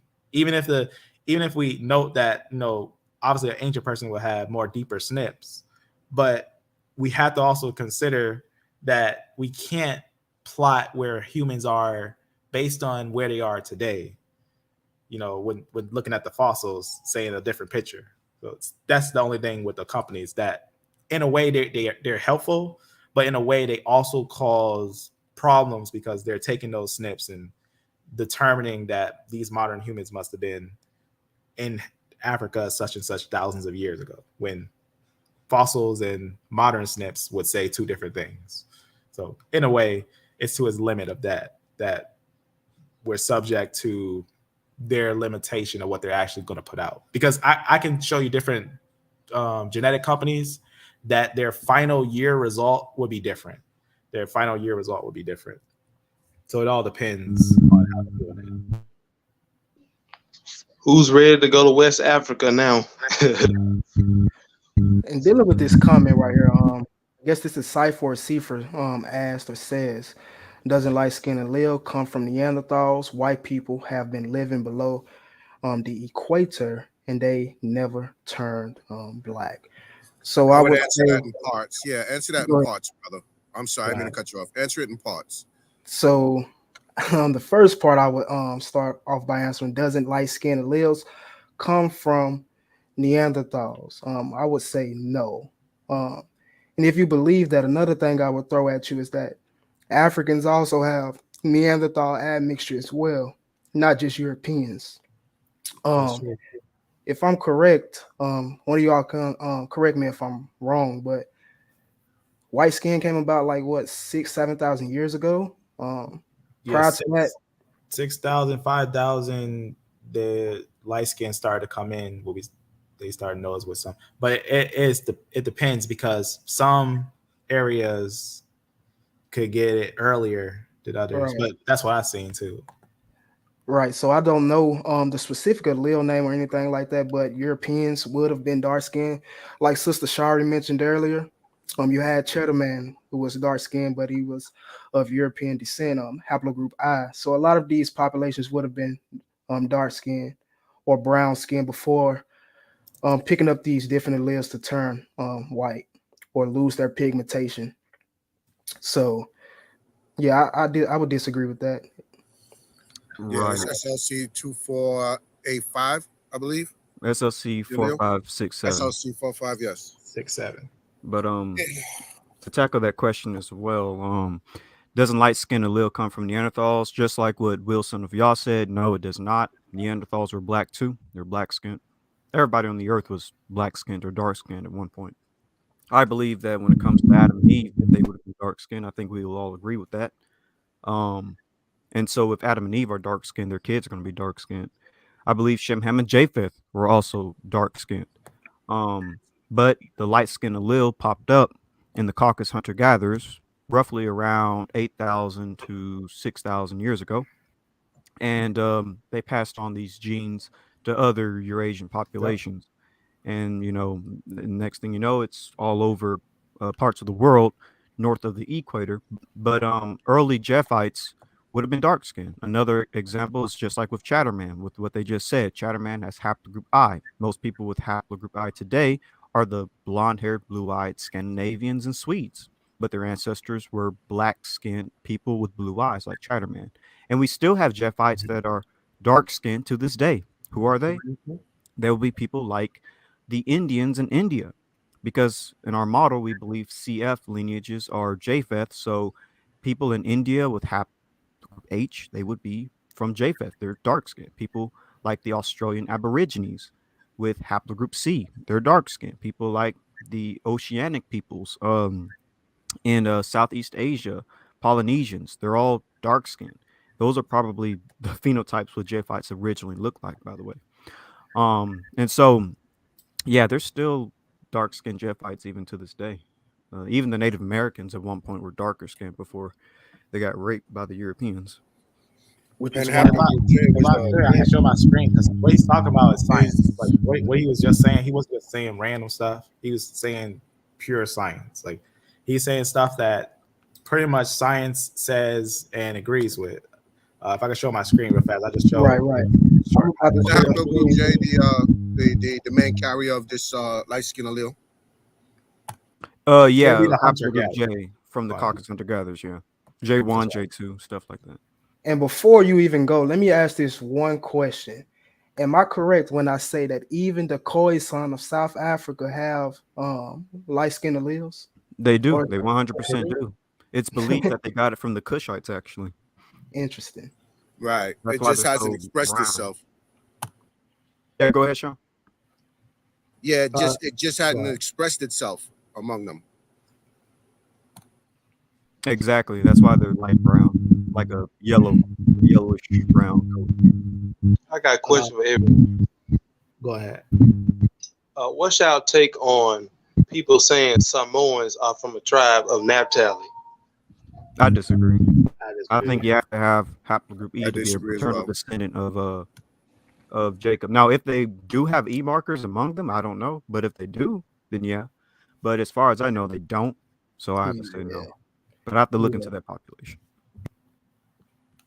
I guess for what he was saying real fast when we talk about those, it's basically a combination of basically what's called selective breeding.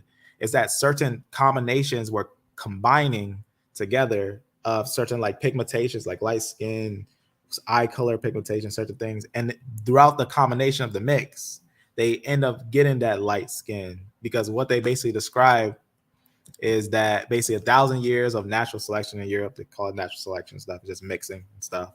But also from location, a lot of different levels of things. But this, even like different news things know it.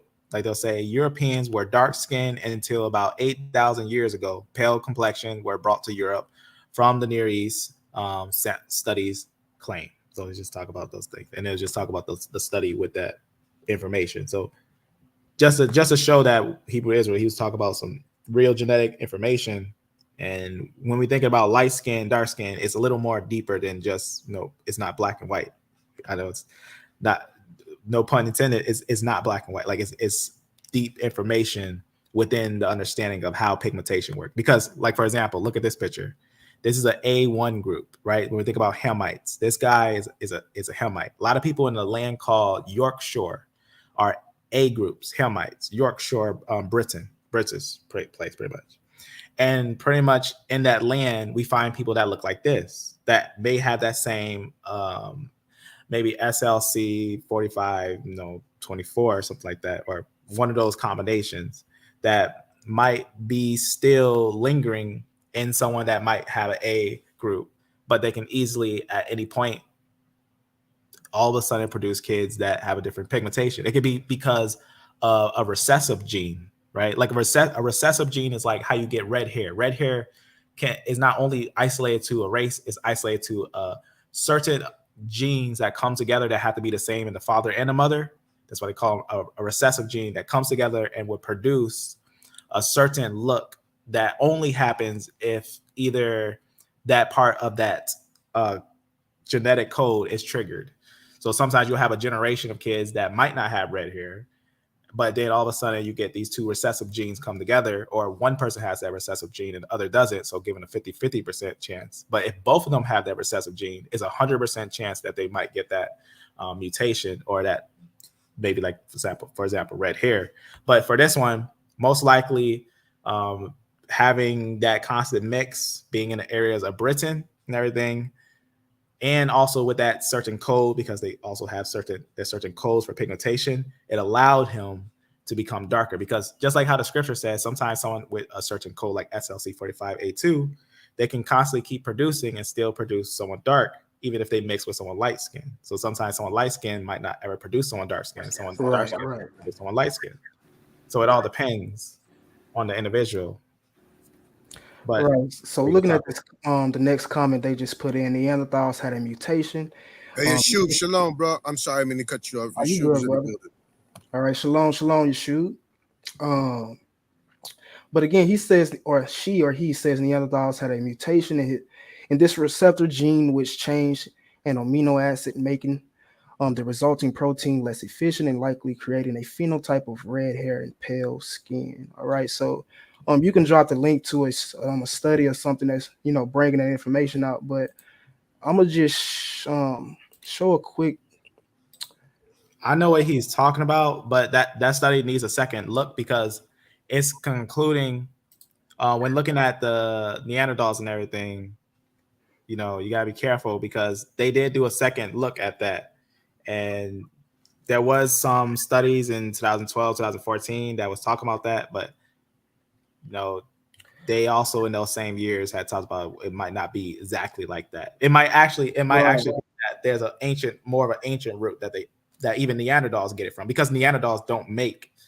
They could have, if they mix, if they were the ones that make that mix, we know that Neanderthals don't birth modern humans. No Neanderthal, none birth any modern human. But we know that people have a quote unquote mix of them. But even that mix is subjective, because that mix just means that they're basically is a connection that shows that they're human, not that they make. So right. So article you can go look to or look at is this article right here. Europeans did not inherit pale skins from Neanderthals. Just to show that Neanderthals were dark skinned.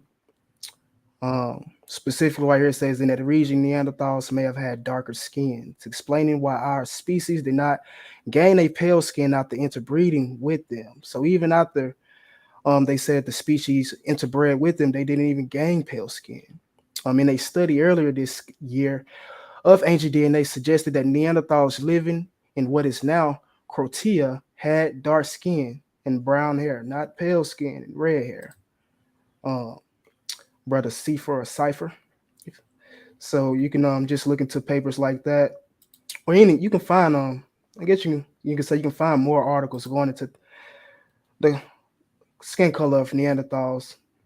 Yeah, so it's subjective because even Neanderthal was a lot of times misclassified. So there could be someone called a Neanderthal still a modern human. I found a couple of those that were actually C groups. A couple of Neanderthals that were actually C groups.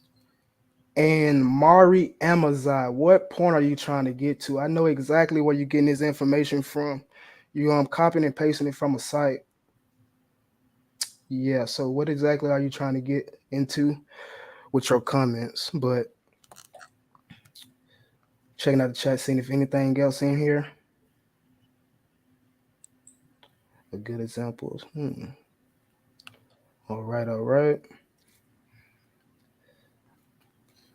I mean that what they're saying, they say E-M2 is connected to the slave trade, but I mean that's common sense. But that's true, I guess. But that doesn't tell us origins. Yeah, I think they started off by saying E-M2 is found in Africa, outside its main path, but with much lower prevalences in North and East Africa, 1 to 10%. I'm trying to see where they started at, because I know exactly where they're quoting from. Shalom, Mari Amazik. I'm familiar with these North African. Amazig over here. Yeah, he's probably Amazig. More than likely. Is this the brother I was talking to on Instagram? I think he has Instagram and he's also on Clubhouse. Yeah, this might be the brother I was speaking to on Instagram as well. He says regarding the phenotype subject, we should focus on cranial structure. There is where we can see the real difference between races, and not in skin color. Interesting.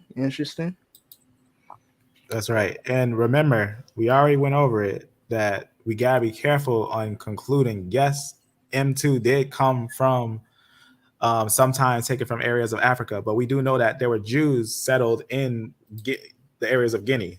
And we have historians that tell us that Jews went into West Africa from the Bishop of Goa of India. The Bishop of Goa of India wrote that there were Jews by the time of the Portuguese that took them in 1492 that started the slave trade, that the Jews were in Ghana. So that's something that's important to know. Right, and show multiple sources for that. Right, and we can prove without a doubt that it was, or we can show a history of Jews in West Africa way before, 1492 as well, way before the Sephardics. So, yeah, and we're talking Jews that are there. So it's kind of interesting with that when looking at these things. Right. So, the brother Jacob Israel asked the brother a good funny question. He's still in the comment section trolling. But again, family, him and Second Exodus are battling it out. Yeah, I see. He says, did the Obadiah Alliance accept you as an Igbo Jew? If he's a descendant of an Igbo, then he would be accepted. That's light skin. That's good. Sister Sark said genetic evidence for convergent evolution of light skin in Europeans and East Asians. That's a good paper to read. Thank you. I will read. I actually think I read somewhere as well that even Asians develop pale skin differently than Europeans, if I'm not mistaken. I never actually seen a brother like do an isolated video on how pigmentation is subjective. Like, because pigmentation, a lot of times I see that thrown out there. They'll say, well, the people in Guinea or places all over the world, they'll use like different islanders and say they look dark, are they Israelites or this thing? And if you didn't know genetics, you're kind of left in a dilemma, because you're like, well, dark skin equals Israelites. If you're thinking like that, then you're like, well, they are dark skinned, so they must be Israelites. And that's that camp idea, is that they have a different look than what they would say as Caucasian. But even though Caucasian, someone who looks Caucasian could have a E-M2 or a E1B1B or any of the E lines as any other line. And that can actually, when looking at genetics, it will make the picture more clear what we're looking at. And that's why, I never seen no one actually like do a video directly on the sources of how pigmentation. There's a lot of studies on it, but I never seen like someone like do that in a sense of the biblical understanding. I actually never seen nothing like that. Right, right. So, the brother asked a good question here. He asked, "How do you know if you're Sephardic or Mandi Jewish or Hebrew?" And I will answer that by saying you could link up your specific clade with these specific people. So, like for example, you can link your E1B1A clade up with the clades that's found amongst the Mandi people. And even you can see if you have the same exact clade that was found in Spain and Portugal. Let me see if I can pull something up to try to see what I answer what I mean by that. Did anybody else want to chime in on that question? Yeah, while you pulling that up, I guess for anyone that's coming in or maybe didn't see what we talked about earlier, like M2 and all that stuff, definitely make sure you rewatch because we did confirm M2 did not originate in Africa. At least to the Neolithic, there's no M2 in Africa, Neolithic, Paleolithic, or Mesolithic, and it didn't pop up out of nowhere. So M2 is not African because it's not in the Paleolithic, it's not in the Mesolithic, it's not in the Neolithic. So that's important to know about M2, right? It's not in those time frames. It's found in the Bronze Age, going down there. And that's going to be transition Bronze Age, Iron Age.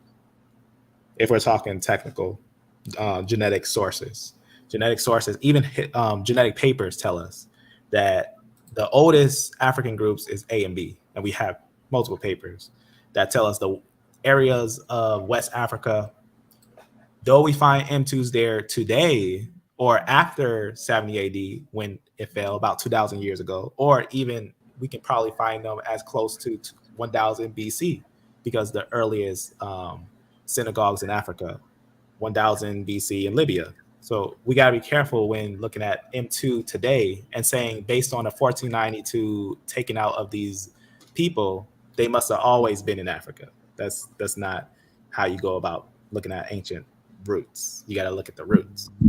Right. And what I'm trying to do right now is I'm trying to what I did to locate this is so I looked at the Sephardic Jewish, or I looked at the E1B1A markers found in Spain that could possibly be of Sephardic Jews. And then what I would do is I would go to Y4 and I would put in that specific, or look at that specific clade and see what populations it's in.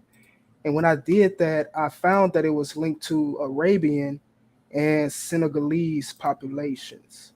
The EZ, or the EZ994 that was found in Spain. I'm trying to pull it up right now, so just give me a minute. But I know you talk about that one that was found. I think it was like 14, somewhere around 14, somewhere around. It's like 3 different E1B1As. It's like EL19, as well as E-M291, and also EZ994. That's that one that was found in Spain, right? I think all 3 of those. I think I have that one actually. I have the papers. I'm just trying to pull it up on Y4.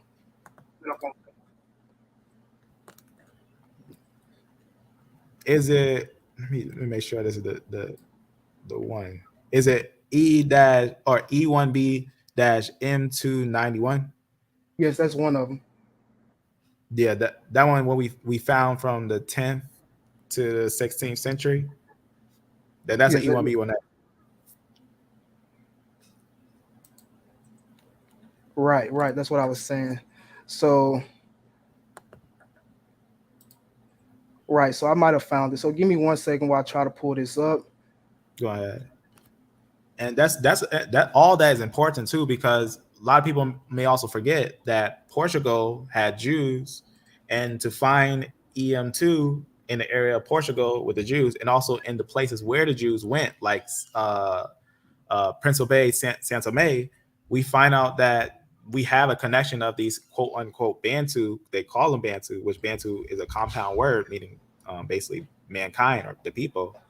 And those people actually go into Africa, but they themselves, by fossils again, Even like when we look at the ancient fossils, we can find E1 or M2 outside of that land before that.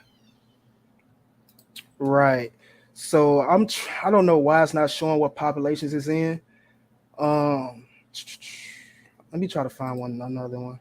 If I can't, then I'm gonna just leave it alone. But you can really just match the clays that was found in Spain and Portugal to the ones to the populations that there are amongst today. And even if you want to see if you descend from Igbo or Mandi or Yoruba, you can match the specific white clay that you have with them and see if it's the same. Brother Avery, did you have anything to add on that? Let me see. How would you know if you're Sephardic or Mende, Jewish, Hebrew? Okay, so that's okay. That's a lot of that's a big question. Right. You can break that down a couple different ways. So one, how would you know if you're Sephardic? Well, one way is to have just simply having Sephardic parents and grandparents, like for instance, if you come from a Sephardic family, they typically have certain last names, certain surnames. There's a lot of Sephardic people in South America, a lot of Mexicans. When they're taking DNA tests, they find out that they have a lot of Sephardic DNA. That's true. Most of the time, Sephardic DNA, like if you take 23andMe, we already know the typical Sephardic genome. So if you take any DNA test, if you come out with a little bit of Sephardic Jewish, um, then yeah, you kind of know that you're Sephardic because these groups, these Jewish populations, do typically all share a similar type of genome in their autosomes. So if you have some of that Sephardic genome, then yeah, you definitely have Sephardic ancestry, like 1%, 2%, 3%, 5%, etc. Um, Yeah. and then when it comes to Mende, Jewish slash Hebrew, again, if you have Mende autosomal DNA and specifically E-M2, E1B1A, because that's the highest haplogroup found among the Mende, then you kind of know that you are of Mende. Now, would I connect Mende to Jewish? I don't do that. I have a different way I kind of do that. Um, I haven't gotten to the Israelites yet, technically, so I'm trying not to be too Right. too Mhm. hard on things. When I break down my Israelite videos coming out soon, I'll explain everything at that point. But connecting yourself to Mande, you'll have the autosomes for it, and if you have E-M2, so yeah. Yeah, Facts. I agree with actually both you brothers. Also to add there, you're gonna have Sephardic families coming out of Brazil, Suriname, Honduras, Venezuela, all of these areas. So, if you have any ancestry in those places as well, and carry haplogroup E, it's possible. Facts. And even it's a book called Jews and Muslims in British colonial America, where they go into different surnames of like American Indian tribes and Native Americans and even Mexicans and Latinos throughout the Americas, North and South. And they give the different haplogroups of the different surnames of the people. And specifically dealing with the Sephardic Jews and Moors. And you will find E3A in that book amongst those Sephardic surnames in that book. And that's very interesting as well. So like he said, you can look into the surnames and even your family history. When it comes to the Sephardic Jews, a lot of those people would, still have some touch of that history, especially once you're dealing with the ones that were sent to Jamaica. Mm-hmm. Yeah, and usually some And of we some of the tools out there or the DNA companies, you may get a hit. If you did your DNA, you may get a hit from the Iberian Peninsula, Portugal, Spain, the Caliphate. Facts. Yeah, like as an example, I get Iberian, and I have a lot of North African DNA. Most of Yap gang knows. I'm pretty North African in terms of my genome. But but yeah, you'll see it in your DNA. These populations have their own distinct genomes. Can't overlook that. Agreed. Exactly. Facts. Let's see. Looking at the but yeah, I could not. I don't know if I'm not doing it right today. But like I said, I was able to go to YFull and pull up those specific mutations, and it'll show me what populations it's in. That was in Iberia during that Sephardic and Moorish period. Like I said, it was 3 different ones, but maybe I'll do a separate video on that one day. But let's see. Looking at the comment sections. Yeah, I do agree Senegal will be connected. I do have information on Sephardic Jews settling in Senegal, having their own material culture. They built Portuguese type houses, things like that. Did trade with the Mandi people, or trading with Mandi people. So yeah, it is a Senegal connection. He says it would seem that any fossil found in Bantu areas would not be indicative of Bantu, but from nomadic tribes that passed through earlier. Okay, Bantu would not have come time to make a fossil. Okay. You know that classic video by what's the name? Tudor Pasfit. I forgot how you say his name. But that historian Parfit, yeah. He you know, there's a video that's going around that he single-handedly lets us know historically that again the Bishop of Goa said that the guys at Portugal moved the Jews into Africa. Like they had them settled, and that's like we're talking historical word for word documents that's telling us that all these Jews were dumped into the area of Africa.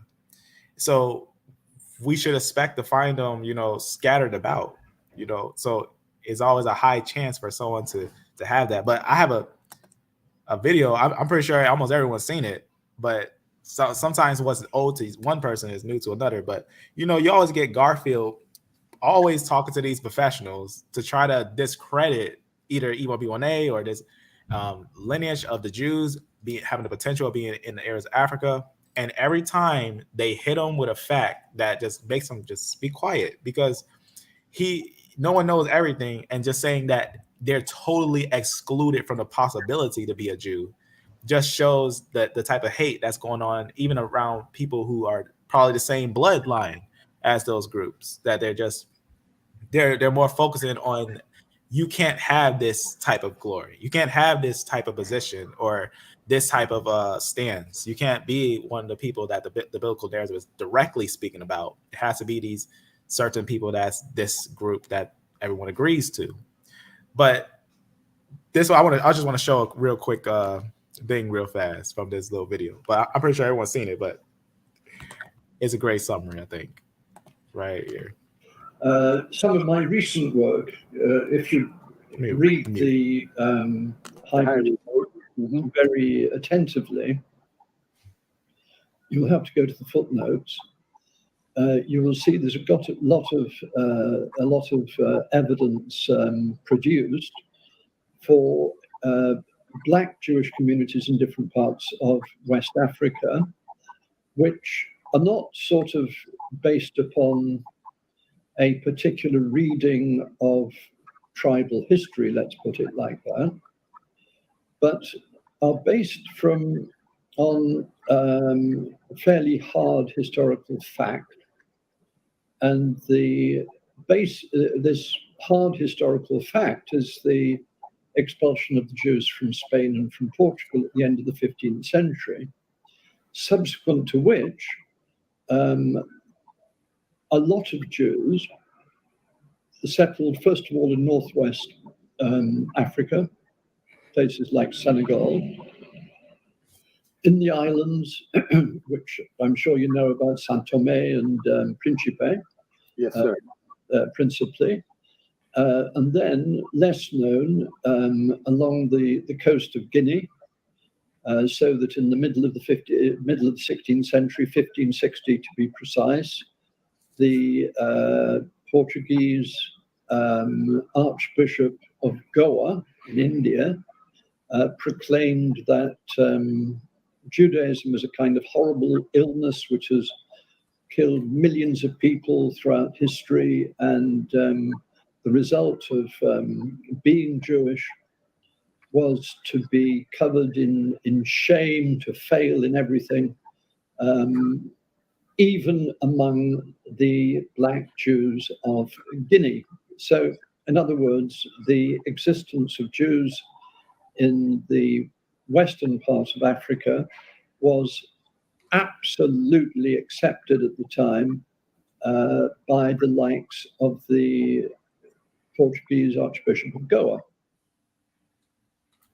So I just thought that was an important little thing, and just to show who I was just showing, I was basically showing this person right here who's a historian, and he was basically saying that in Portugal they obviously moved the Jews into Africa, and we know that they have a historical document from a bishop from India, from Goa, that says all the way in Spain that they moved the Jews into Africa. So that's what this historian is saying. Right. Hey, Will, bro, Will. Yes. Our brother, Ru Ibn Haddad, from the Yap Gang, he shares that clade E-M2 63.2. He already brought it up. Yeah, bring it up. Bring it up. You see it? You see it down there? Let's see. No, I haven't looked it up. Ru Ibn Haddad. Oh yeah, he brought it out. Let's see. All right, here it goes. Yeah. Right. So he correct. I was just about to show the Y for a breakdown of it. So yeah, he correct. That clade goes to somebody actually asked me the same exact question on Instagram the other day. What is EM2 63.2? And I found out, or I saw that it went to EL 516, and like he said, it's connected to Yoruba, Khan, Igbo, Luya, and even Arab tribes. I'll show it just show it real quick, where you can look up these specific clades. This is a good site, Y4. Again, that specific clade will go to EL 514, and we see it in Saudi. I love Y4. I love Y4. Facts, me too. I love it. We see it in African Americans, Afro-Baharians, Saudi Arabians as well. We see it in Ghana. See early on amongst the Mendi, amongst the Yoruba, right? So you get where I'm going. See it in Niger as well. Saudi Arabia.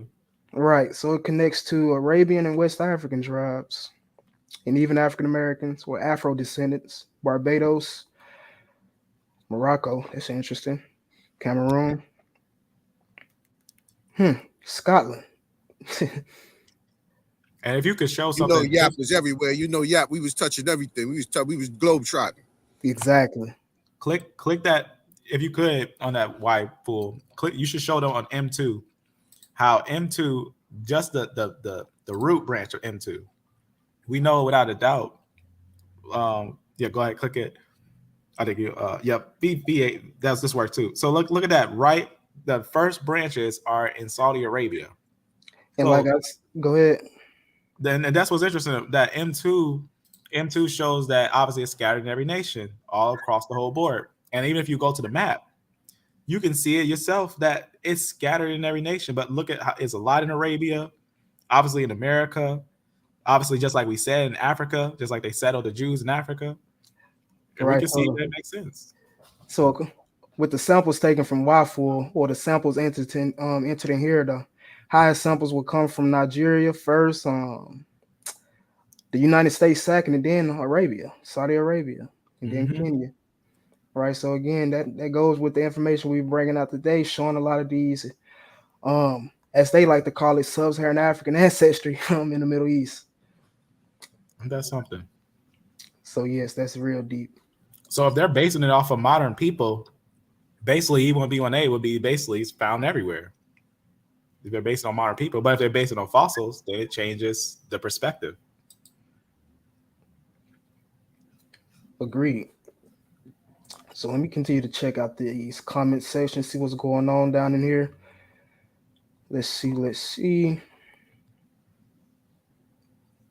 He said the Arabs under EM2 are West Africans that got Arabicized. Why can't they be authentic descendants of Arabs? Right. That's crazy. Also, the papers I brought out showed that this was an ancient presence. It even said you shouldn't evoke a slave trade, or you shouldn't evoke something recent because it shows up ancient. And even the video that Ibri showed, and even he spoke on it, it said that these Arabs show that they had common ancestors 2,000 years ago. That's E-M2. Yeah, we've been over this a few times, so you know. Yeah. Even Berbers had E-M2 or have E-M2. Not a high percentage, but At this point, anybody who doesn't know this is behind the 8 ball. You're behind the ball. Yeah. All right. We're continuously reading. You have to update your sources. You have to continue. So that's what I would tell that brother. What was his name? Maury Amazig. yeah, Yeah, you just you're behind the 8 ball on this one, bro. Yeah. You focusing on modern information, not ancient information. agreed. And even if we go to Waffle and look at when some of these clays are formed, which one I was looking at the other day about a clay that formed in Arabia that was fairly recent. Right. Let's see. For example, this says 150 years before present, right here. And this is dealing with Arabian lineages or EM2s. So again, just showing. Let me see. Just showing that it's more complex than people think. It's not just black and white. You can't just throw them on a board and say, well, the said quote unquote Bantu African groups must be always African, and they never had any residence in any other place. That must be their origin because we find them there today. But looking at historical documents will tell us otherwise. You got to be careful with those things. Oh, also, the soul of our ancestors, he has an interesting find because we was talking the other day about that they had an L0. But the L0 that they had also showed in their gen match that they were connected to Natufian. And I was talking about this, that a lot of people might have this ancient Eurasian lineage of the Natufian in them. And a lot of times in gen match, it'll come out, the results of it. But they said they wanted to share their information. I don't know if they want to share it on your channel, if they want to share it here. That'd be interesting. They can come up and show it if they want to. And also the brother Mari Amazai can come up and show that EM2 is, or EM2's origin is in West Africa. Yeah, I would love to see that. We've already showed like 2 papers what the native people of West Africa would be. You might as well drop them a link. Yeah, that comes from color bias. And I think that all of us, even before we got into genetics and DNA, we probably all thought like that because it's the Western way of thinking. Mm-hmm. You have to break your mindset. These papers will definitely do it for you. Like, when you read these papers and you go through all of this stuff, these sources, you go through all this stuff, it changes your outlook on everything, especially if you're very interested in the subject and the DNA topic. These papers are, change. You'll see things from not a racial point of view, but more of an ethnic, a DNA ethnic thing. So agreed. And to ask you another question, Mari Amazai, was the EM2 clays that went into Spain with the Moors, were they West African or Sub-Saharan African as well? Because they have Levant, I guess you could say Levant, a Levant admixture in their PCA analysis. Why don't how about you just prove to us that there's an E1B1A found in the Mesolithic or a Neolithic or a Paleolithic time frame? Can you share my screen in West Africa? Quick? In West Africa, prove to us M2 found in the Neolithic or the Mesolithic or the Paleolithic. How about that? Can you I guarantee you no one can prove it. Really quick, son of y'all. Oh, you up there, brother? Yeah. So here are E-M. Make sure he sees. Here's E-M2, E1B1A, and we do see a lot of it in Iron Age, which is the green, Bronze Age, which is the blue, and the Roman era, which is the yellow, in Arabia, specifically Central Arabia. So it's found out there anciently. And I played a clip earlier. I'm not going to play it again, but I played a clip earlier. You can go back a little bit, probably like an hour ago, of a Arab guy talking about E-M2 being in Arabia over 2,000 years ago before the J marker. And these Arabs, when they take 23andMe, they have 0.0% Sub-Saharan African DNA. Basically, they have no Sub-Saharan African DNA. They're I stand just as corrected. genetically Arab as the next Arab in their tribe. So, and him saying that, this just brings me to a conversation I was having yesterday.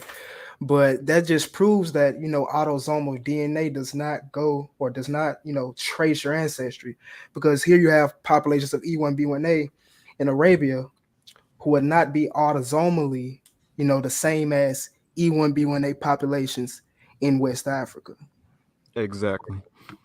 Also, the Hebrew of Israel, you have the soul of our ancestors breakdown, genetic breakdown. Yeah, I have her DNA.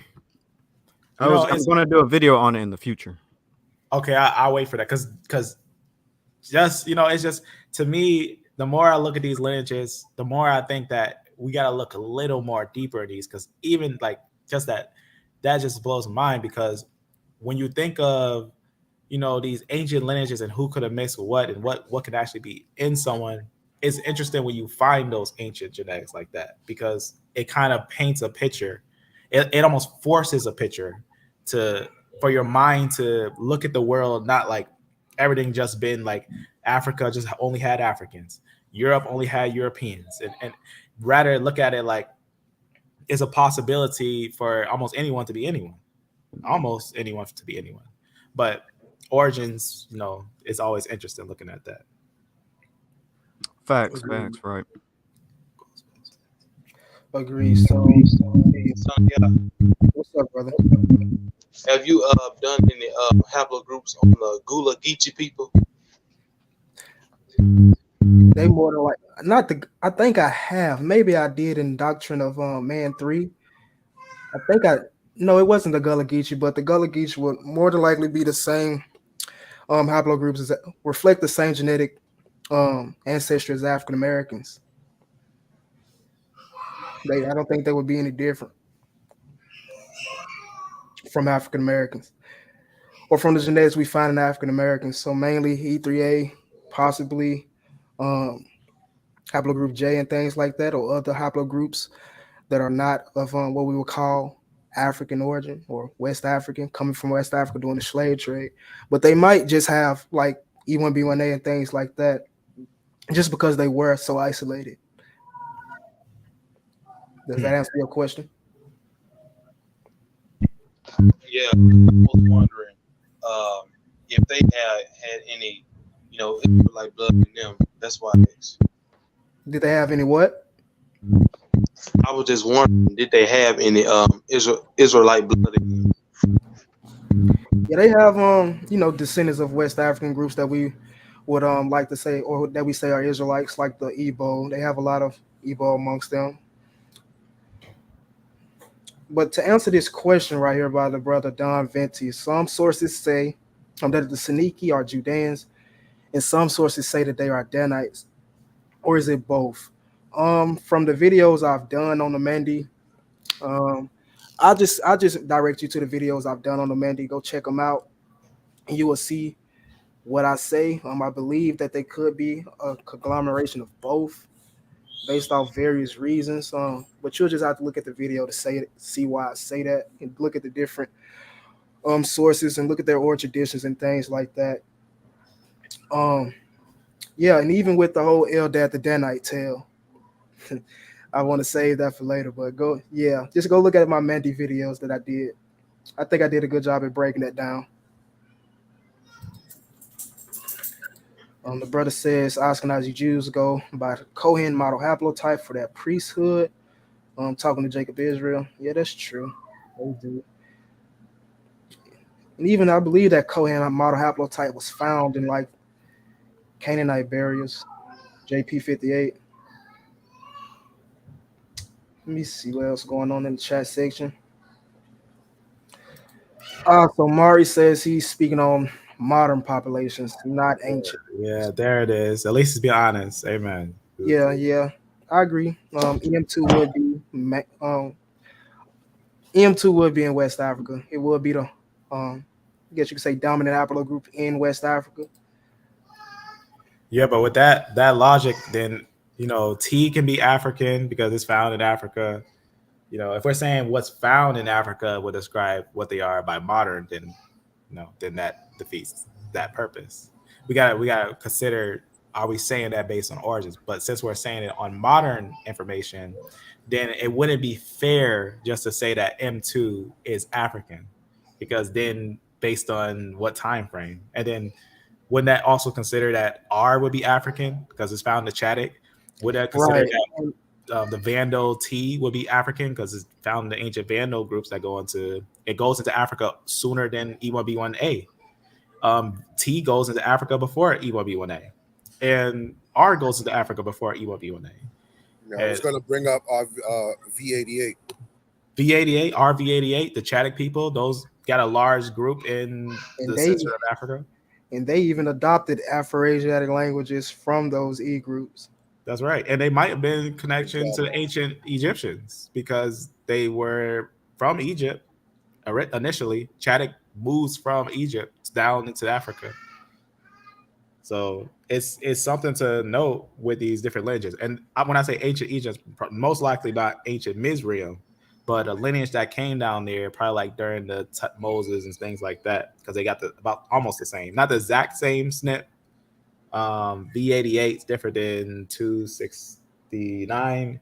Those will be different, but they would still have connections because that's an old African lineage technically that goes into Africa, and it's found in Africa today largely.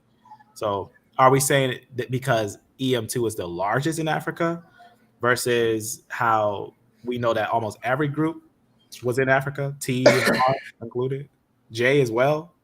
In fact, I got a paper that talks about a lot of these J groups that settled in Africa for a long time as well. So that's kind of subjective, and I think it's not fair. I think it's not fair if we also conclude that it is modern M2. Right. Then, why can't they be Arabian? They're also Arabian. Exactly. Yemeni as well, East African. EM2 is in East Africa. EM2 is in Egypt. Portuguese. Libya, Portugal, the Levant. We can't leave out our boy Ramses the Third. Exactly. Can't leave him out. Can't. Pharaoh of Egypt. My bad. Keep going. Oh, you go ahead.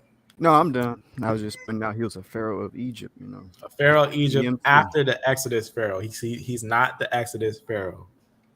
That's just, I always got to throw that out there because people be doing that. How you that's what someone said to me on Instagram. How are you an Israelite, or how is E1B1A Israelite when the pharaoh of the Exodus had E1B1A? Yeah, see, exactly. But that's what someone said to me.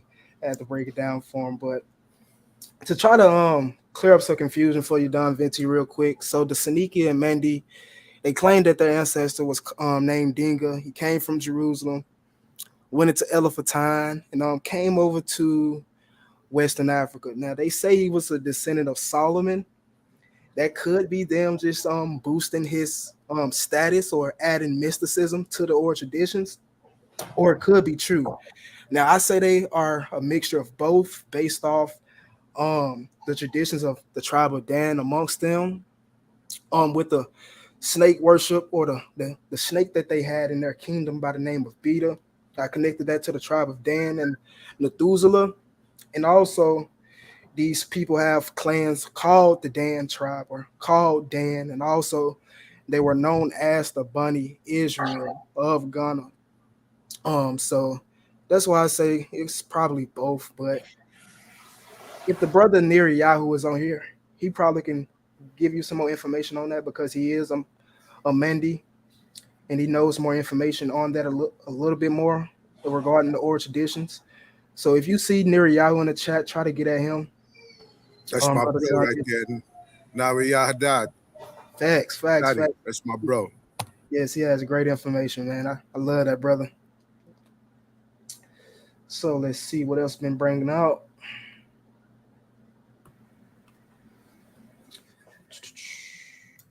So she says, she says, I also had links to the Messiah. Is that common among African Americans? That's interesting. That's interesting. I believe, correct me if I'm wrong, don't the Messiah have a percentage of EM2? E-M2. The Messiah, they have a very small percentage. They're like a mix of nilotic and machete. Yeah, Right. a few of them are E1B1.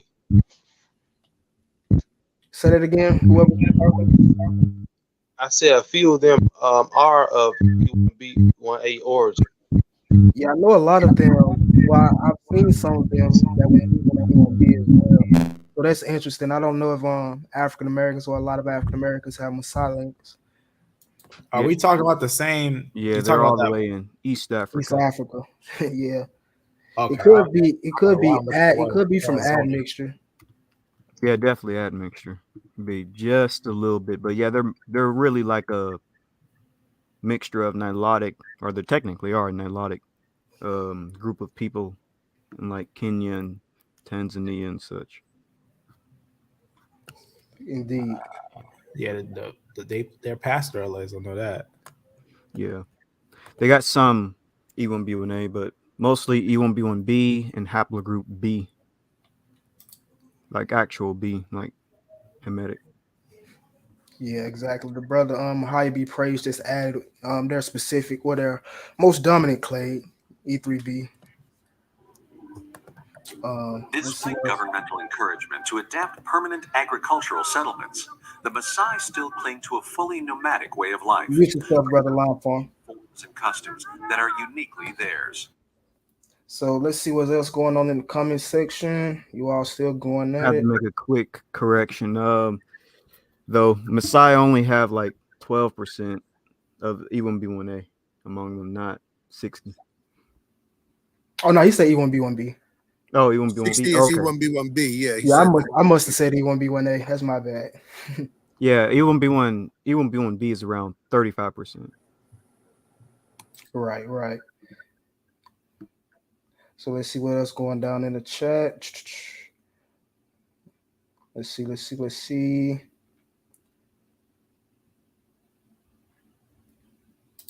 Says the Jews have their own Levitical priests and their own way of determining their priests. I wouldn't qualify because I'm not a Jew and I do not have the Cohen model haplotype. What you talking about, JP58? That's Jacob Israel and the second Exodus debating each other. They need to just oh man, they didn't just actually have a verbal conversation instead.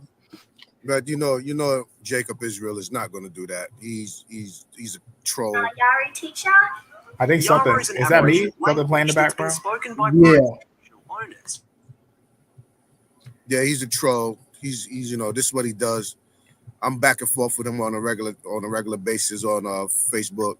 For those who don't know, I'm Saya Harris on Facebook. So it's the same person, Sean Harris, Saya Harris.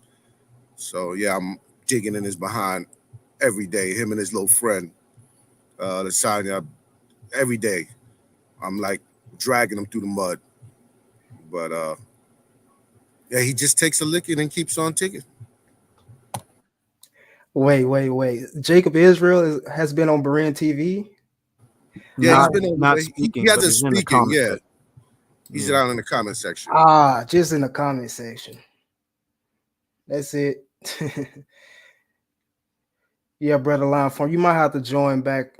Your audio was messing up, so yeah, you might have to join back. And even she says she has Ashkenazi ancestry at 10%. That's very interesting as well.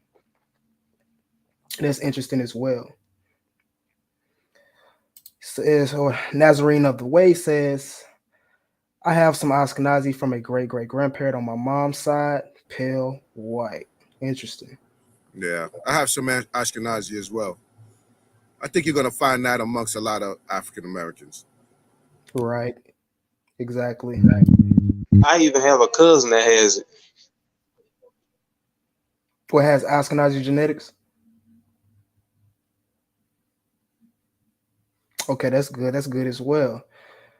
So yeah, man, it's been a great build today, man. So like I say, if anyone has any more questions, anything, feel free to drop them. If not, I'll be back tomorrow. We'll be going over the different Y chromosome markers in the populations of Senegal, and reviewing the history of those tribes in that area and the connections to the Kingdom of Ghana, Mali, and even Songhai. And even the Mori tribe that's in Senegal. they have an interesting haplogroup. So if anyone up here has any final words, want to share anything before I get ready and get off, what I'm saying, feel free. Yeah, I just want to say thank you for inviting us up, the Yap Gang. We've been paying attention to your channel. We like what you're doing. Again, thanks for allowing us, to come and build with you brothers. I know that people don't get it. We're starting to really we're seeing the fruits of our labor, putting out this work for a while, especially with your shoe putting in this work for a long time. And we're starting to see brothers just take some of the information and go out on their own and do their own studying, and then this is the result. This is what we're seeing, brothers coming back and, really putting it down. So the DNA aspect of the argument for Israel using DNA is helping along the argument. And we're finding that brothers and sisters are really digging in. And I, for one, I'm very appreciative of it. So when we discovered your channel and we started listening, we were very attentive listening because, we got some brothers that say some really outlandish stuff about DNA. Yeah. But you're doing a really, really, really good job, brother. And I want to thank you, for putting in the work. I want to thank you for putting in the work. The Yap Gang, you got the Yap Gang stamp of approval, brother. All praise, man. And even when it comes to learning this information, man, I got it from brothers like Genesis 49 channel, Line Farm, even the Hebrew of Israel, where I can start to branch off and go into these studies and learn it for myself as well. And even the study you did, man, on Genesis 49ers was profound when you went into the genetic article dealing with the Samaritans and how you brought it down from scripture. I was in shock. You know what I'm saying? So I definitely appreciate the work you all have put in as well. Right. I got one more source to show. I'm about to leave it on this little source. I'll leave it on this little source. I'll show it fast. Let me put on screen share. So I guess I'll leave it on this. When you're thinking about the Levant and these ancient lineages, just consider this from this little book. It's about some information about the Iron Age when the Israelites come in, that there's another group that comes in about the same time, but they come from the north, and they're called the Sea People. Why is that important? Because we have the skulls of the Sea People and the Jews, and we got to be careful because they actually note something important with the skulls. That's what they found out after looking at all the skulls. That's what they say, because they're looking at the Israelites from the Judean period, and they're looking at all the different lineages, and they say this.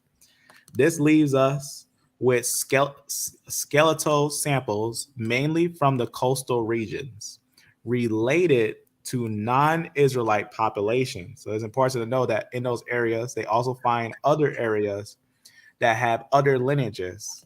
That would be the Phoenicians or the Sea People and the Canaanites. So it's important to note that when you look at some of the ancient findings in the land, note if it's a Canaanite or a Sea People or a Phoenician versus an ancient Israelite. There's almost no studies on bloodline ancient Israelites. There's a lot of studies on Phoenicians. There's a lot of studies on Sea Peoples and Canaanites. But in the land of Levant, they also talk about that when the different groups like the Assyrians and other groups came there, they took the bodies that were originally in certain tombs and everything. That's what they say right here. However, these were either empty due to later reuse or re-excavated in the past without satisfactory, basically, this looking up the studies, right? Anthropological explanation. In contrast, they just talk about obviously other things, but they're letting us know about the graves and what they found there is that the bodies that were there, a lot of them were removed. But the ones that are left, as it says, this leaves us with skeletal samples, right? Mainly of coastal regions related to non-Israelite populations, the Phoenicians and Sea people and Canaanites. So you gotta be careful when you're looking at the Iron Age.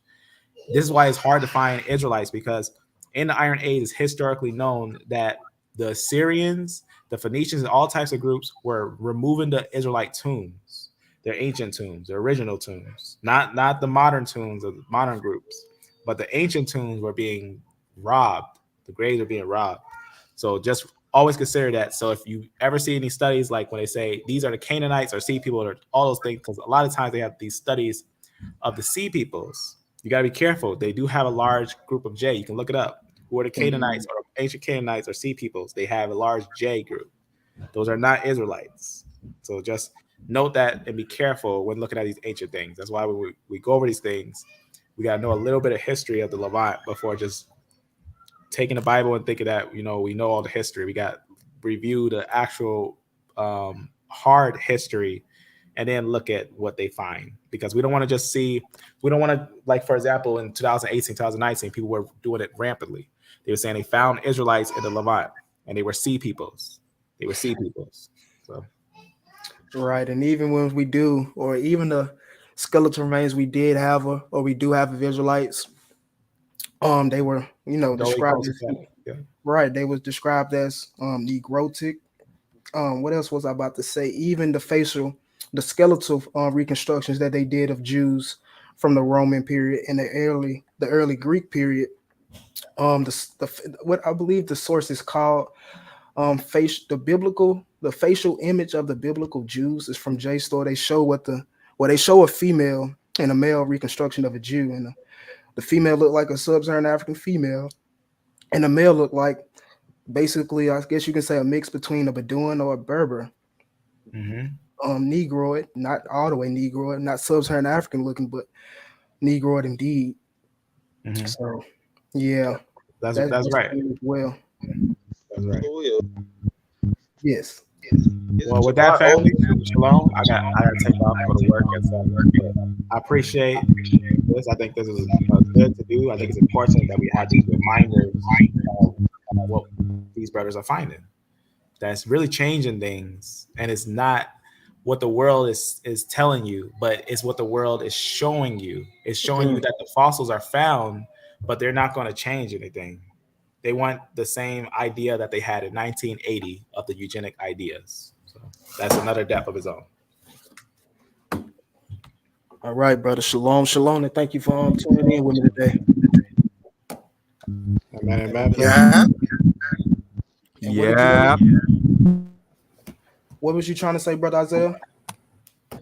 Isn't Shabbat over because I haven't checked the time yet? Is it sunset where you are? Right now it's 7:24. Yeah, like I told you last time, I go from sunset to sunset, scripture regions. If you want to go into it one day, we can go do a video on script if you want to one day. Into that. But like I said last time, I go on Friday, sundown. Yeah, I want to make sure. Bro, Isaiah, you got some real bad feedback on your mic, bro. You got some real bad feedback on your mic, brother Isaiah. Yeah. Yeah, bro, you can go ahead and try to say what you was saying though, real quick. I just wanted to make sure to see if 7 was sundown, because I don't want to get my times mixed up. Yeah, the sun go down to different locations at different times. So it might go down on 7:30 where you at, it might go down at 8:05 where I'm at. So if that makes sense, brother. All right. And again, man, shalom to everybody. I will see you all tomorrow. And shout out to Hebrew Israelism, Jacob Israel, hating in the chat. Much love to you. And much love to everybody that tuned in today. And I will be back tomorrow. Again, thank you. And Shabbat shalom to everyone. Shabbat shalom. All right, family. Bye-bye.